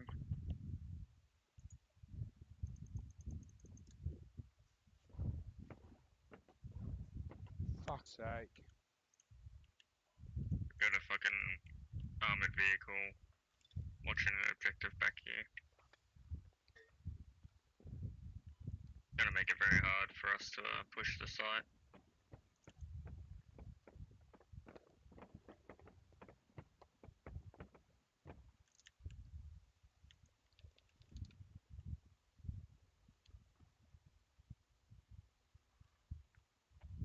So can you build some ladders so we can climb over these walls? Yeah. You can actually build ladders as your fire team. Should we bring down the MSV?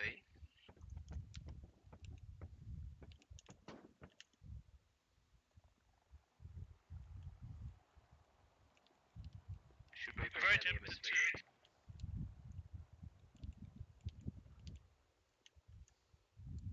There's no other habs going up, right? Doesn't look like it.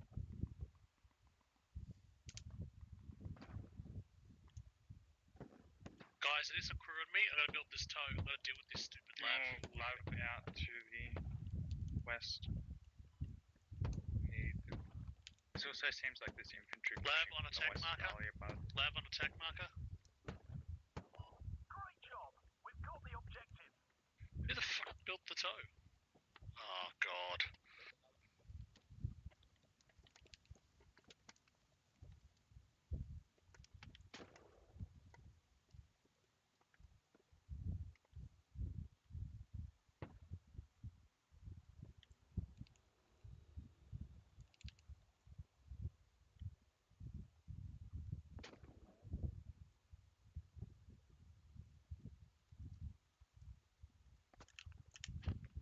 Fuck. That's behind.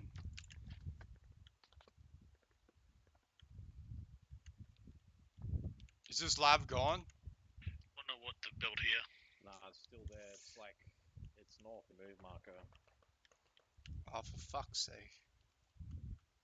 Behind the hill, basically, repairing.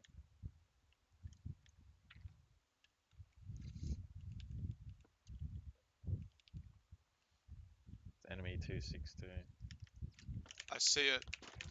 Guys, did anyone build anything? Because we're out of build for the toe. Do another squad. Fuck. Me. This is fucked. Digging it down. It won't give us the thing. You won't refund. Don't tell me you build an observation tower. Because we're going to have to go quiet on the cell chat. No. Come on, I'll do that. God, that's awfully suspicious. It wasn't me, I Just swear. deeply up then.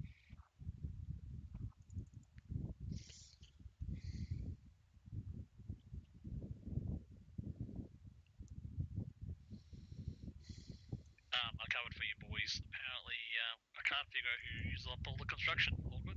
All is forgiven. Classic manager cover up. All good. Thank you, so us org boys gotta stick together, you know? Yeah, org boys matter. Let's get orged.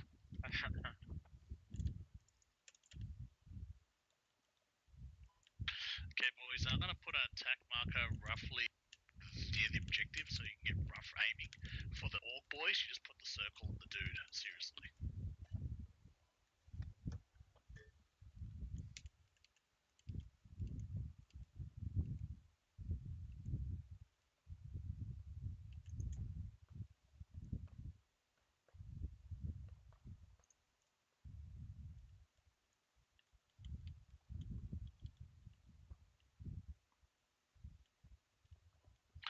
You're confusing the ever-living hell out of everyone around you as you shoot. It's fucked. It's talking about me.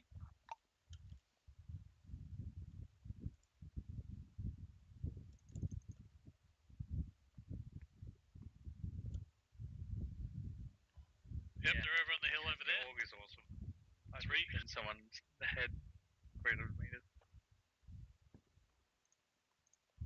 Got him. That Logi better make its way here fast. They're doing days. I think they can roll that vehicle.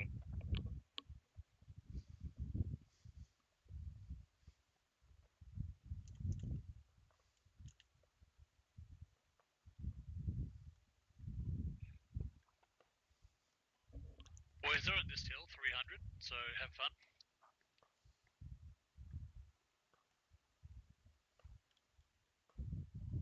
Yeah, mold.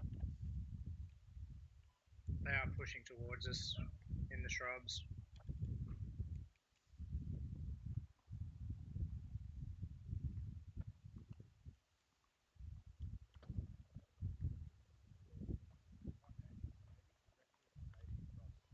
Oh, yep, they saw me.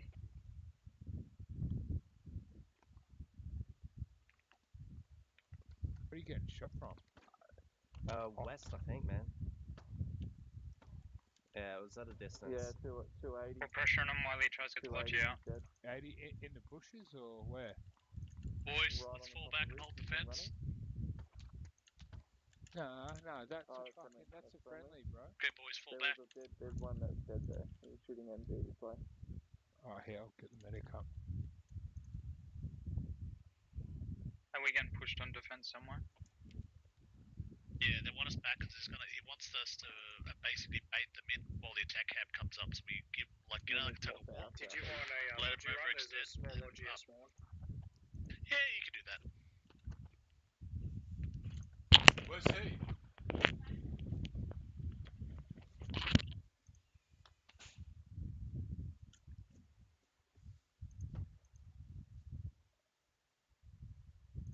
Yeah, save your bandage.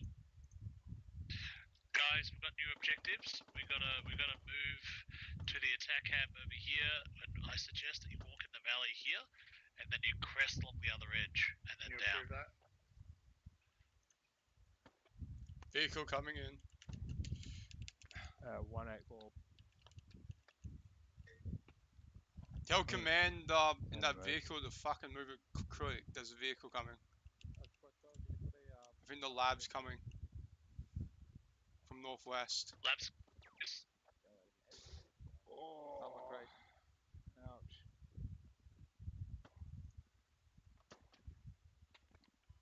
You want an HMG bunker, boys? Fuck.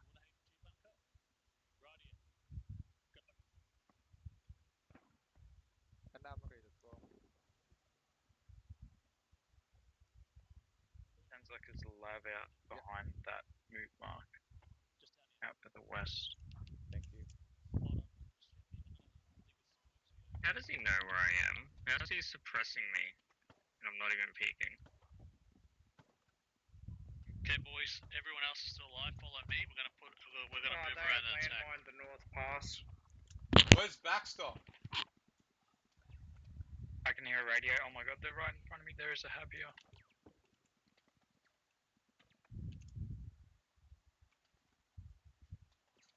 Have we got anyone alive? Regroup on me. Holy hell! They just destroyed that 50. Ah.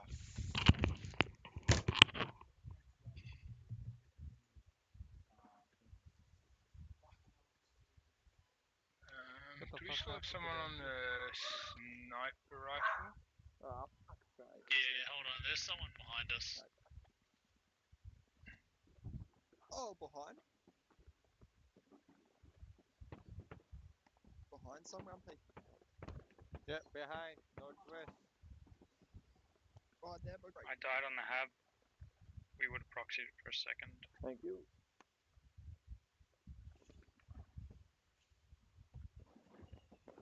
Oh, you fucking.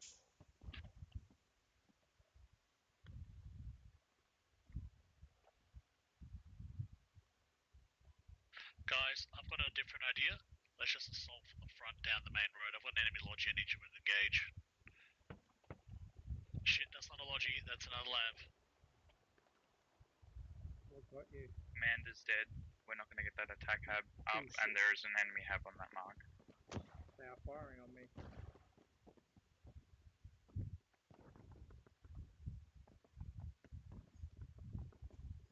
Once these smokes pop, I'll get you up.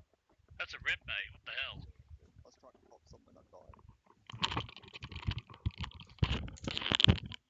They are firing. Move up the road, boys. Move up the road. Yeah, that fucking get.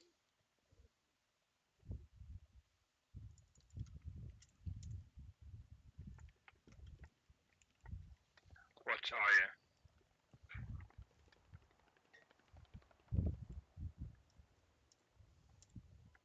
So we got an enemy lab that's position 336 from our hab on objective. Currently floating around my observe. Fuck.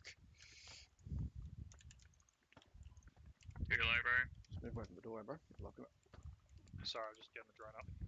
You're right, mate. There's someone cheating on the other side too. They're using fucking speed run.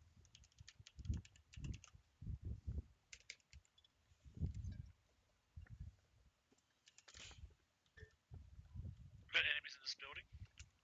Shit, I got enemies in this building.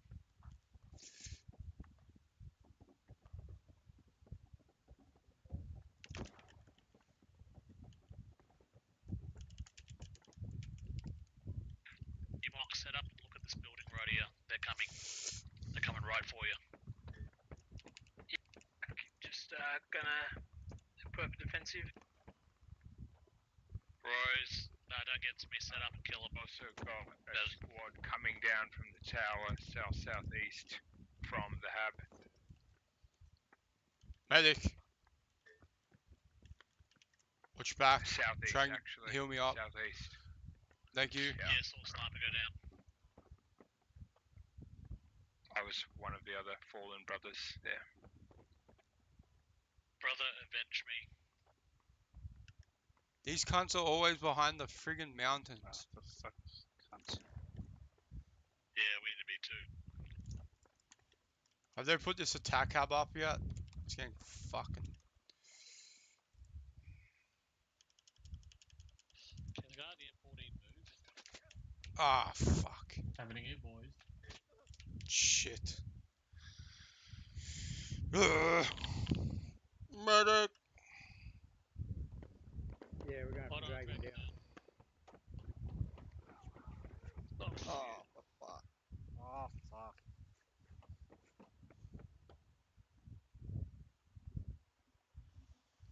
I got you through the...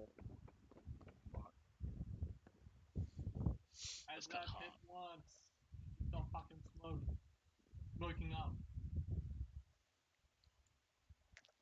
Toad? I just saw Toad whiz past us. Nah, I was trying to hit the Aslab.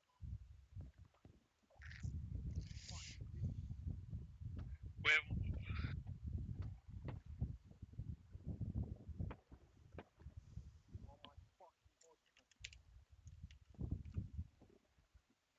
Thanks.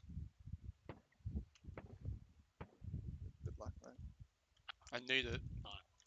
These fuckers are everywhere. We all need it. Because these idiots picked this one. Yeah, I do. Right here. Medic, can I have some juice? Yep. Excuse me, bro. Thank you. Boys, anyone alive? Regroup on me. Fuck this match, isn't it? Pushed on I'm the low PPM. northeast, east.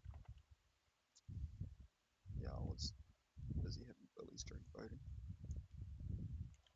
Yeah, on your move mark, Squatty, there's about a section to a platoon, or a section to about half a section up there. Prairie dogging it.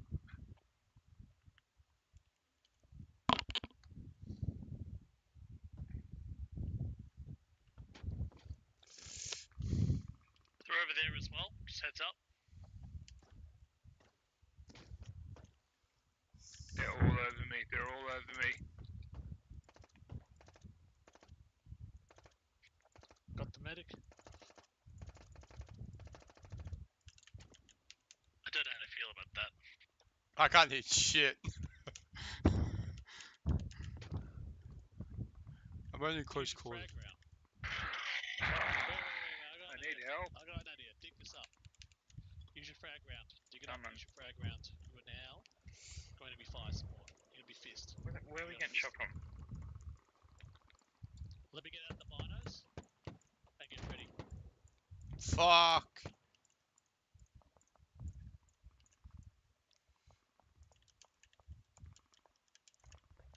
Coming on. They're front, they're front. Fuck. Watch back, watch back. Hold on, I banded you, Oh. They're right in front. I'll get him, I'll get We him. have no attack group on... We got nothing. our bed. Them BTRs are fucking everyone up. We're about to get hit from the northeast. Control mark. I see an Aussie, 288. He's just cresting and lobbing nades. Thanks, watch back. Yeah, firing. Fuck no. We got a bunch of Aussies rotating to northeast, 066. Yeah, skylining. What do we do, boobs? You did good. Fucking 2 seconds and I die. What the actual hell?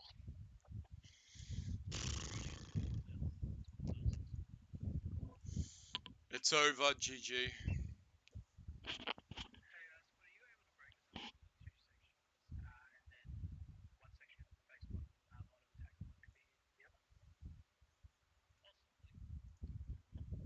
no point. Game's over. We can still bleed them on tickets if we're slow. Yeah, but when you kill that friggin' Bradleys and labs.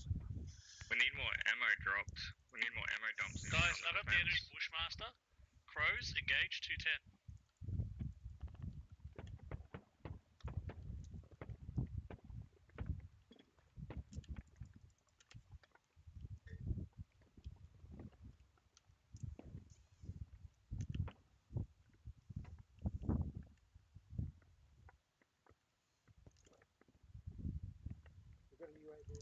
We've got a UAV above us. Tesla's coming down the road. Oh god. They're everywhere. I'm getting sniped out the hab. They're about to RD or airstrike.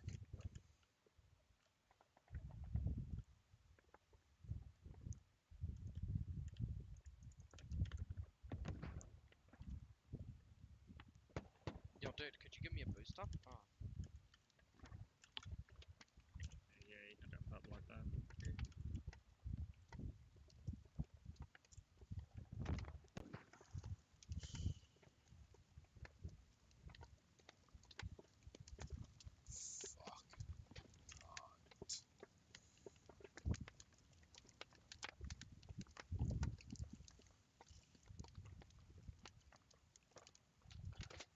Oh my god, how did I die behind cover?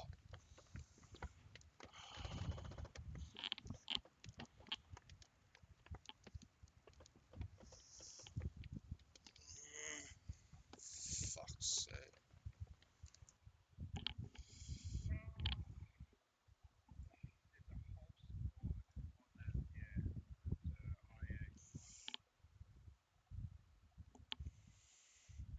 I say broken arrow, broken arrow.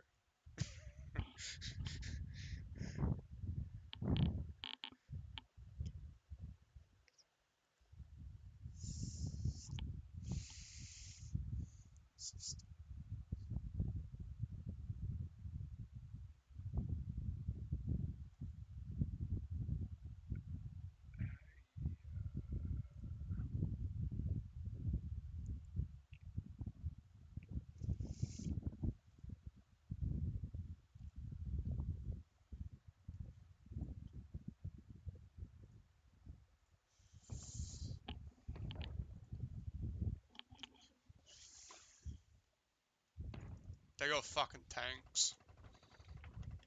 Yeah, that doesn't seem good. Are they closest on the east side? They're nearly bayonet ready. Fuck. It's big shooting in, Doc. Fucking heck. The hab's gone. They're shooting at the hab. Just be careful when you come out. Not gone yet, but it will be soon. This is what happens when you put fucking habs down on. in the fields. They're in the bushes. They got the mobile hab up at I-10.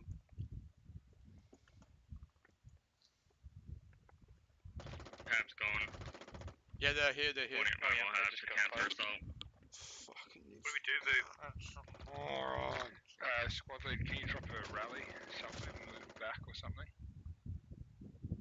Otherwise we've got nothing. Don't claim that vehicle. Verbu. Bring down a Logi from main. Verbu, can you drop back and drop a rally? Hold on, I'm gonna drop a rally right here. Do you want me to spawn a main and bring down a Logi? Do what you need to do. Rally. Doing a squad 10 squad leader for a counter assault on the objective. I think he's found a radio as well, so it should alleviate some of the pressure for us boys up north. Requesting Logi. Rally's ready, boys, when you're ready. Enemy heli hovering to the northeast. Can you ask Squad 10 if that is indeed a active radio that they've marked on the map? Fucking...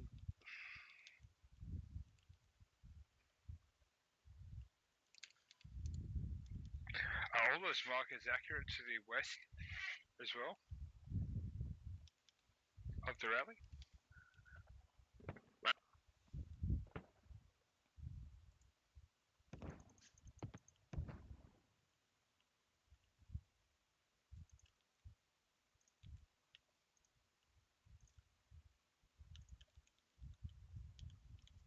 I fucking clicked the rocket.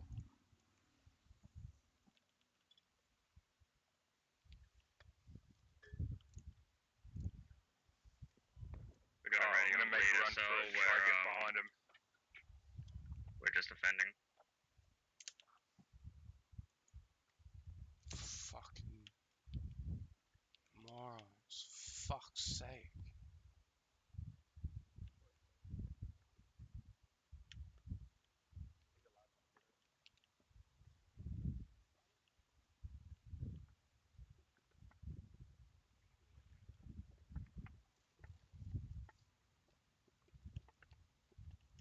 Hey, cover. Just shoot into that building. Shoot in that building. Yeah, I'm pushing into it.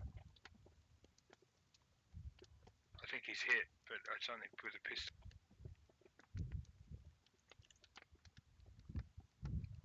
We got a AHAB and a radio, so we got rid of it. It's all gone. Nice. Pushing on to Saeed. Yeah, no contact on Saeed. Did you get him? Roger that. Oh, Good kill on that helicopter. yep, that's a beautiful target. Run on me. We're capping. He's just in the corner. Can you tell? Are you serious? Can you tell Squad 9 to get him and his boys onto the objective so we can start capping? For a double neutral. Oh, boys, that's fucked. Respawn at the rally before I get squashed. Rally's still there. It'll take a while to get squashed.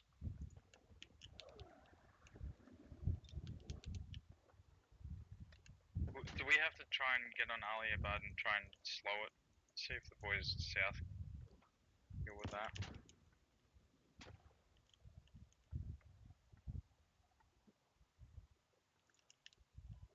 Got a sniper on that mark. Just watch out. The enemy's taking the objective.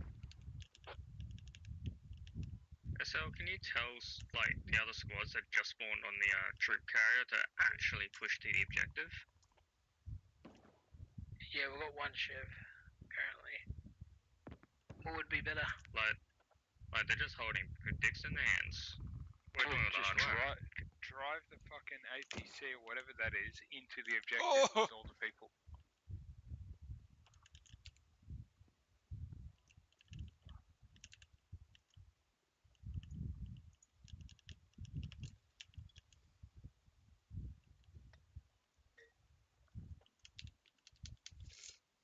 How many chevrons do they have?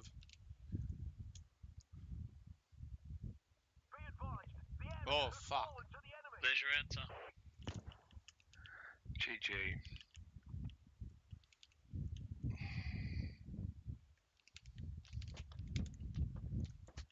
Fuck's sake.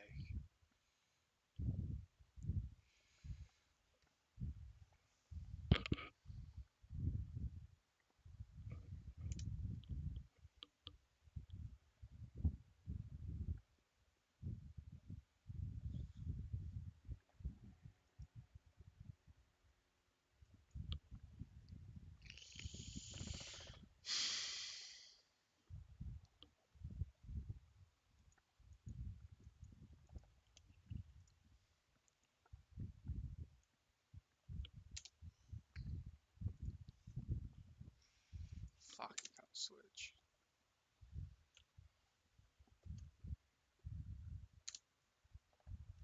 Advance and secure.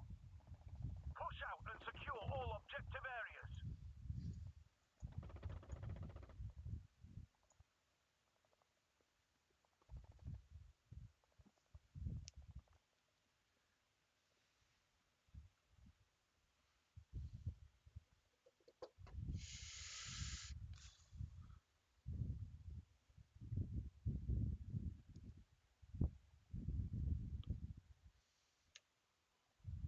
don't think the orb was powerful enough, boss.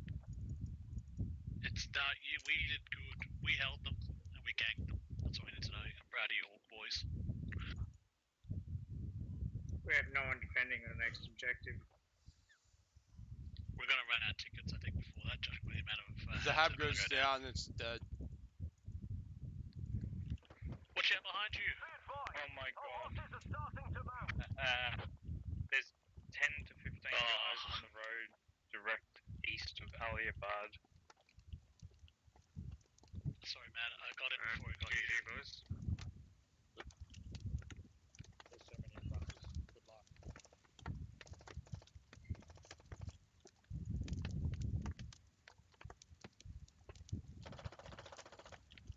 Where the I see you, Robin. fucking hell. Fucking moron. Fucking team.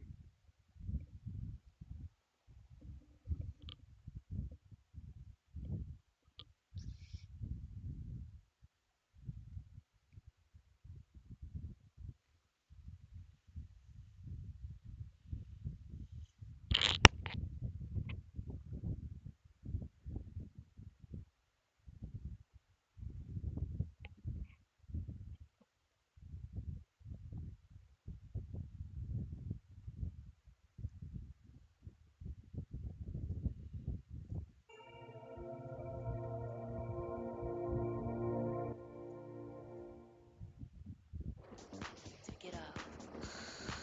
New Link's Fine Fragrance Collection, out now. This is a 1994 Acura Integra, easily one of our all-time favorite cars. Today, we all get to live our childhood dream of building an Acura Integra. This car is, and always will be, one of the most famous, loved, and desired cars from the 90s. Wait till we complete the transformation on this car at the end of the episode to see how incredible this thing turned out. It is seriously insane. Today, we are going to transform this car and we're going to give it all the love that it deserves.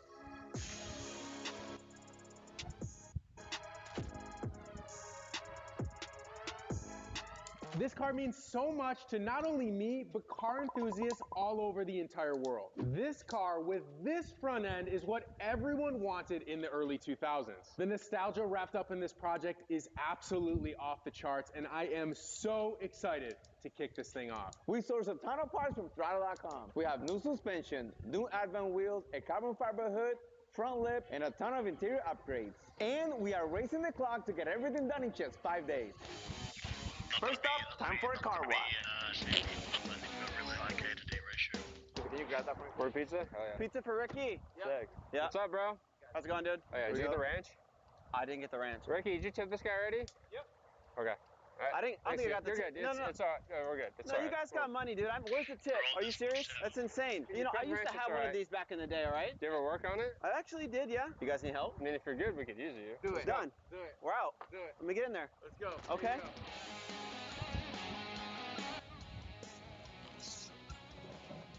Oof. Bro.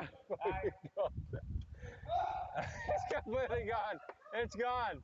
It fell out of the car. What even is this? That's a weird looking sway bar, bro. On fire, Poppy. Let's go, baby. This isn't actually a pizza guide. This is our longtime friend, Alex. You might recognize him from his socials like TikTok or YouTube. He's going to jump in on this Integra madness we have going on today. No need to take that out anymore. It's already out. Yeah. First thing to do in this Integra before getting the motor back in is clean up the engine bay. This is the worst engine bay we have ever seen. We stripped everything and gave it a good clean and threw on some Steelers spray paint. This stuff is insane. It's loaded with 316L stainless steel flakes blocking it from corrosion and abrasion. It is also weldable, which is a huge plus for us. Now, this is exactly what the engine bay should look like, and I'm super happy with the results. All right, I'm done. We're gonna let it dry. We're gonna keep going. Now that the old engine bay has been refreshed, we can clean it up just a little bit more by replacing the old brake booster, brake master, and getting rid of the old ABS unit that takes up a bunch of room in the engine bay. We're gonna upgrade that with a 44 prop valve from a DA Integra from a non-ABS car so that we can complete this non-ABS look. I'm gonna start the maintenance on this engine before we get this thing in the Integra. This B-Series needs some love before it goes back in the bay. A fresh timing belt and water pump, new gaskets to prevent leaking, and Alex is replacing the exhaust manifolds and getting fresh gaskets on this motor. These Honda engines are unbelievably easy to work on, especially when the motors are out of the car. All right, we got a freshy timing belt on. Everything's dialed in. We're in time. How we looking over here, brother? Amazing. Just had to take off this little shield here, but now we're on, ready to go. There was some mix match hardware. It's fine. It's gonna work. It's a Honda. It's supposed to have Yeah, mixed match I think it's hardware. like hardware store, Home Depot, but it's all good. Yeah, dialed in. Fine. That's what we're here for. That's what I'm talking about.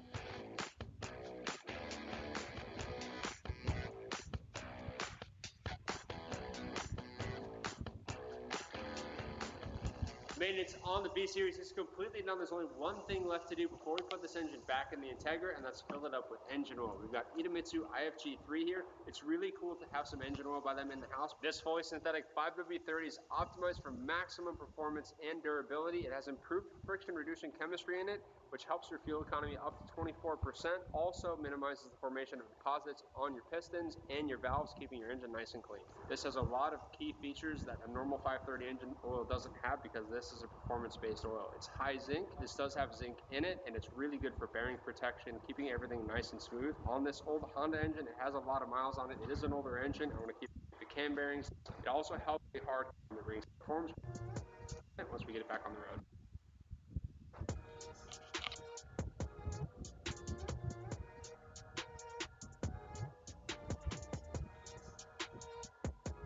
The motor is freshened up and ready to be installed, and right on time, Ricky and Alex dialed in the engine bay. This Integra already had a really nice set of billet engine and transmission mounts, so we'll reuse them and get this B18 bolted back down. With the tray table out of the way, we can install the rear mount arm and get this engine fully back in the car. All right, it's time for some axles, brother. Ooh. Somebody come grab an axle. No, I gotta do something, dude. Okay. No. Pretend there. Here we go. Oh, let me. Well, let me go on. You know what's better than a big 4 bank? Bendigo Bank.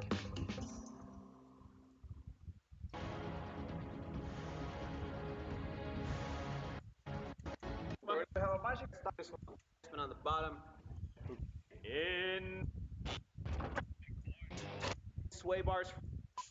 Fan next, and there is so much room around this engine. It is super easy to plug everything in. We're also installing a brand new fuel filter, and I'm going to toss the valve cover on without a gasket because it hasn't been painted yet. It's going to turn out. Okay. Body damage. Our Integra. We've chosen to go with the for us. Let's see it. It's a tech super, but it is a 25-year-old car. Today's the big day. We're gonna get some yellow, so we're really excited. All yellowed out for us. Let's see it. Let's go.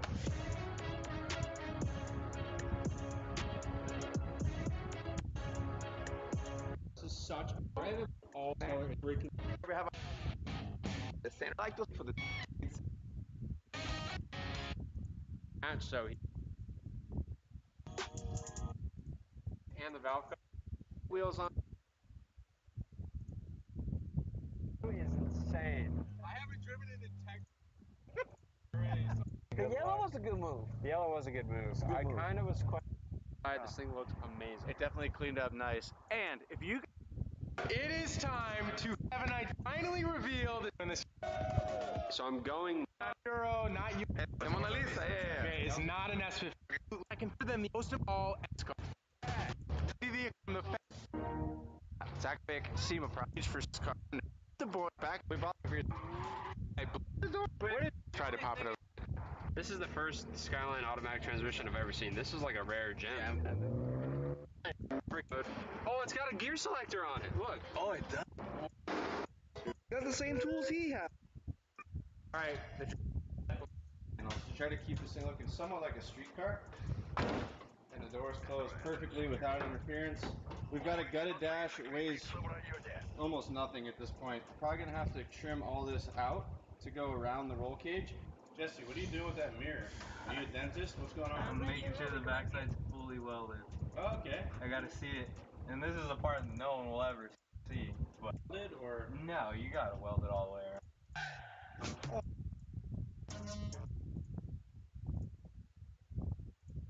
Booth. Made a lot of progress.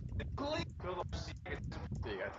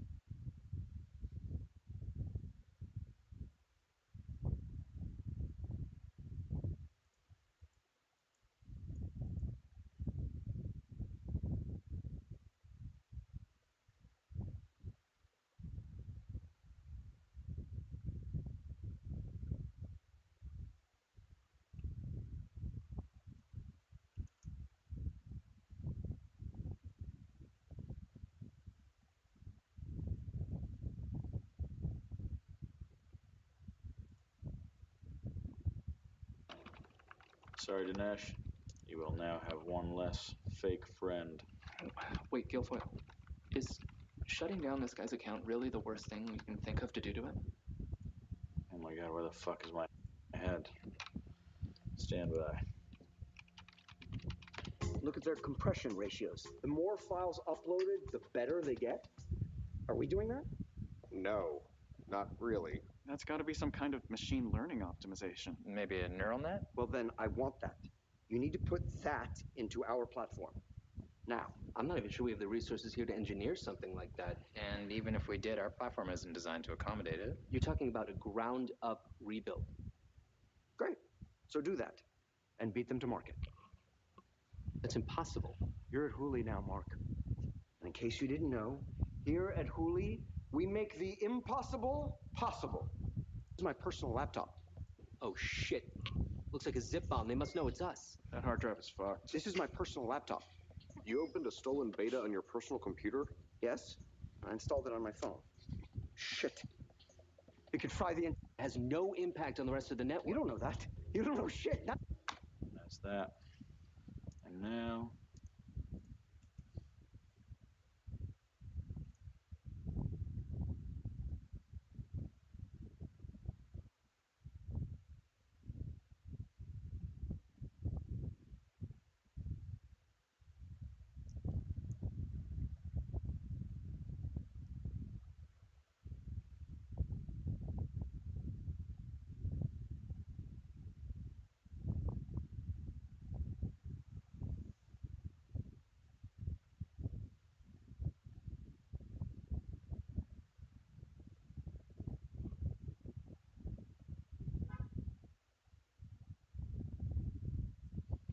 Did you lock my car? When you used it?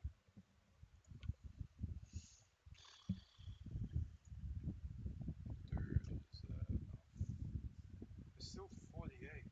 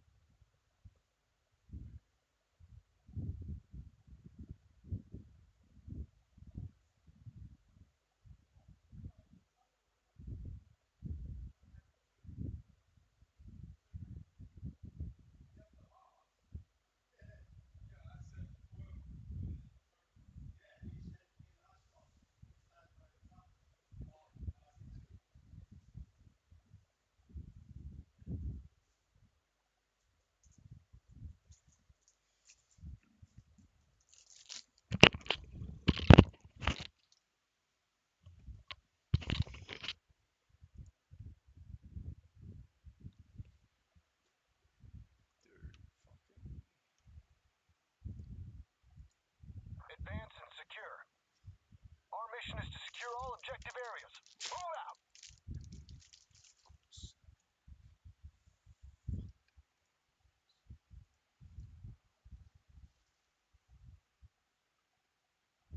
Where's that infantry at? Heading north. Down.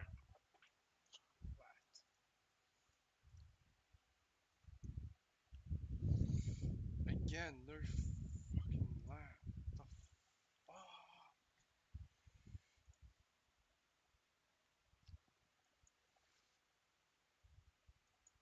Objective secured. I say again, objective secured.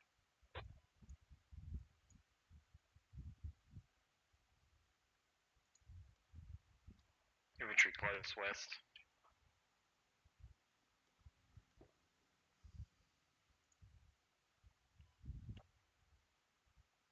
Once I dig this up, I'll come grab you.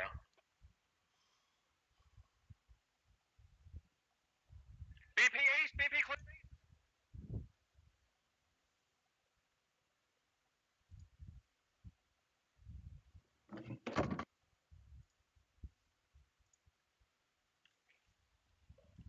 Dude, there was 2 of them on us. We were fucked there.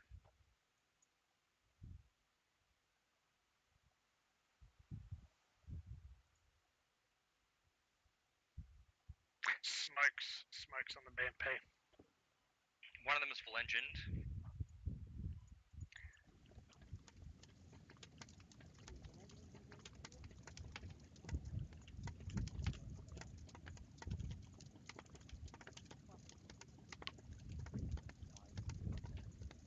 Fuck, there's another vehicle west.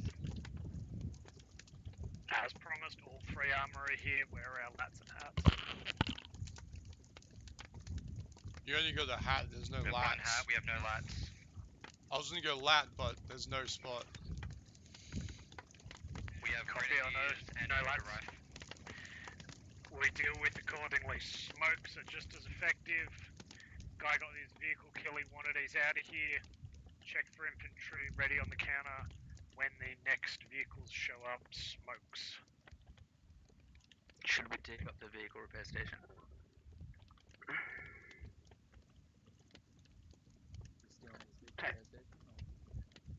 Yeah. Put it up. Put the vehicle bay up. The objective has been locked down.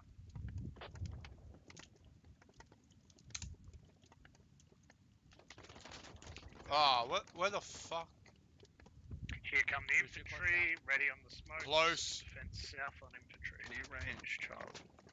BMP. Or BMD4. Infantry coming up from the south. Thank you. Yeah, you stopped. We need medics next to Hab, guys. We need medics next to Hab. Yeah, I'm down.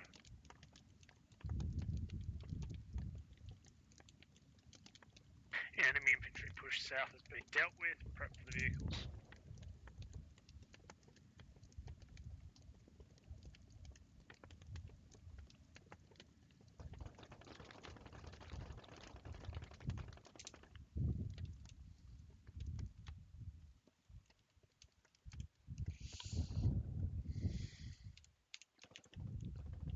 Guns up.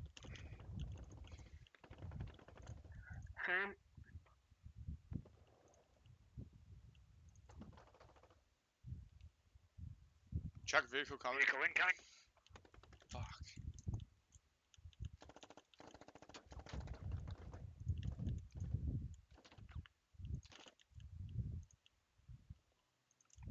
Sorry, friendly fire, sorry. Here comes the vehicles, ready on your smokes. See him in the field south. Yeah, there's Hat, a where are you? close to us. BMP's coming up now, close.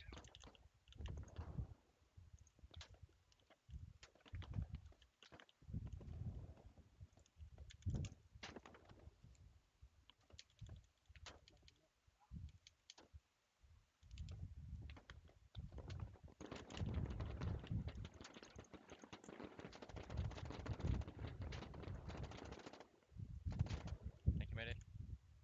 Yeah, all good. Close. Sure up. Fuck. Oh, Grenades out. Reloading. I mean, bandaging. Friendly. Fuck, I'm dead. Yeah, I'll get once. I need help with the hat. I'm just hitting the entrance with grenades so that they can't get in. God knows where the hell that shit's from. Okay, gotcha, thank you. Right, yeah. Good smokes, jail. Maybe on the south. Yeah, south. Oh, that could be an aid on you. Thanks. Someone's grenaded him. I see it.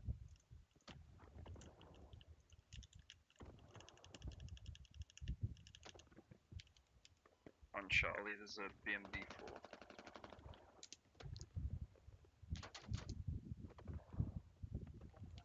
Can I get a heal? I think there's someone close here, northwest.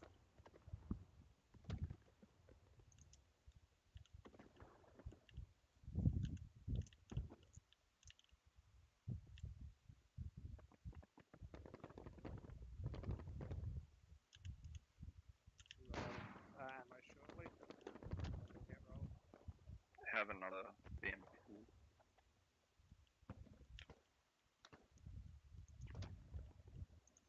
On Charlie, there's a BMP2. Ignore that, focus on the one around the hub. Try. It's right there. Fuck, one's here. Oh, I just got rocketed by the BMP.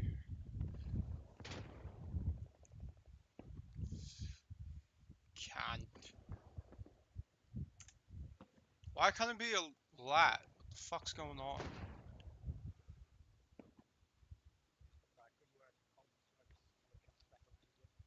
Is there too many lats or something?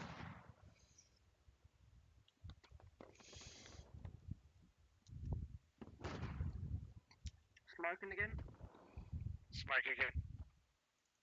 Yep.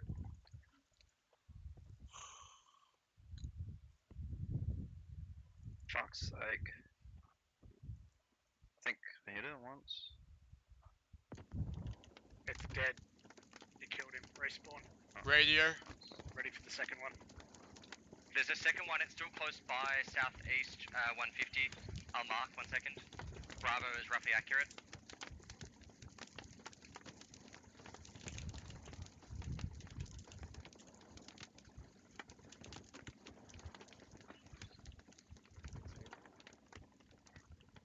We're out of ammo, boys, in the hub. There's 5 left. That's a little obtuse. Do you need me to do anything else, Wade? First part of our job's done, boys. One vehicle is kill. We managed to hold. We're now into the second part, suppressing fire on move mark and assaulting in pairs. Wait till 2 get across the other side, then follow up the second 2. Doggy, watch.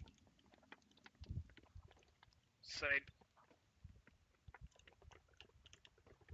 Squatty, I'm moving up solo right now just to try and scout out this BMP.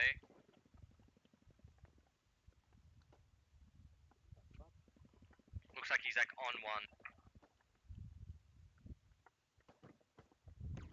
Yeah, okay. Looks like one's knocking that other BMP. I don't know where that's coming from.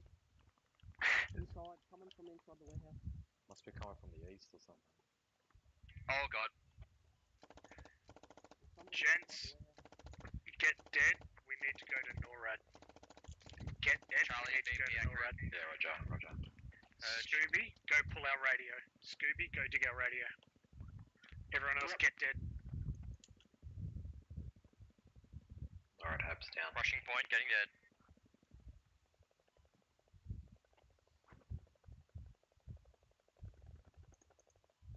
Fuck, they killed me before I was able to get it. Spawn at I-4. They're on the radio. They're on the radio, copy. Take the death all, spawn I-4. Going to NORAD. Blueberries fucked it. Oh, they're in the hab. NORAD hab down.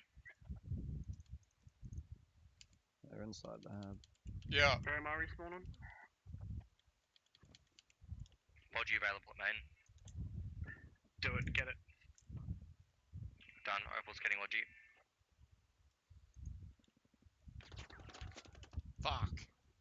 Yeah, they don't take 30 tickets off. Tank's also available. I'm gonna need to go crew it. We need to hold NORAD.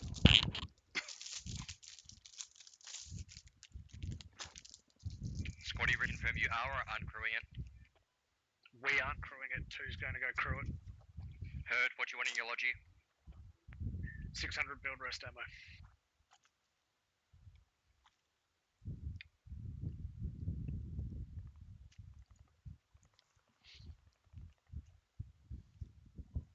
Logi inbound.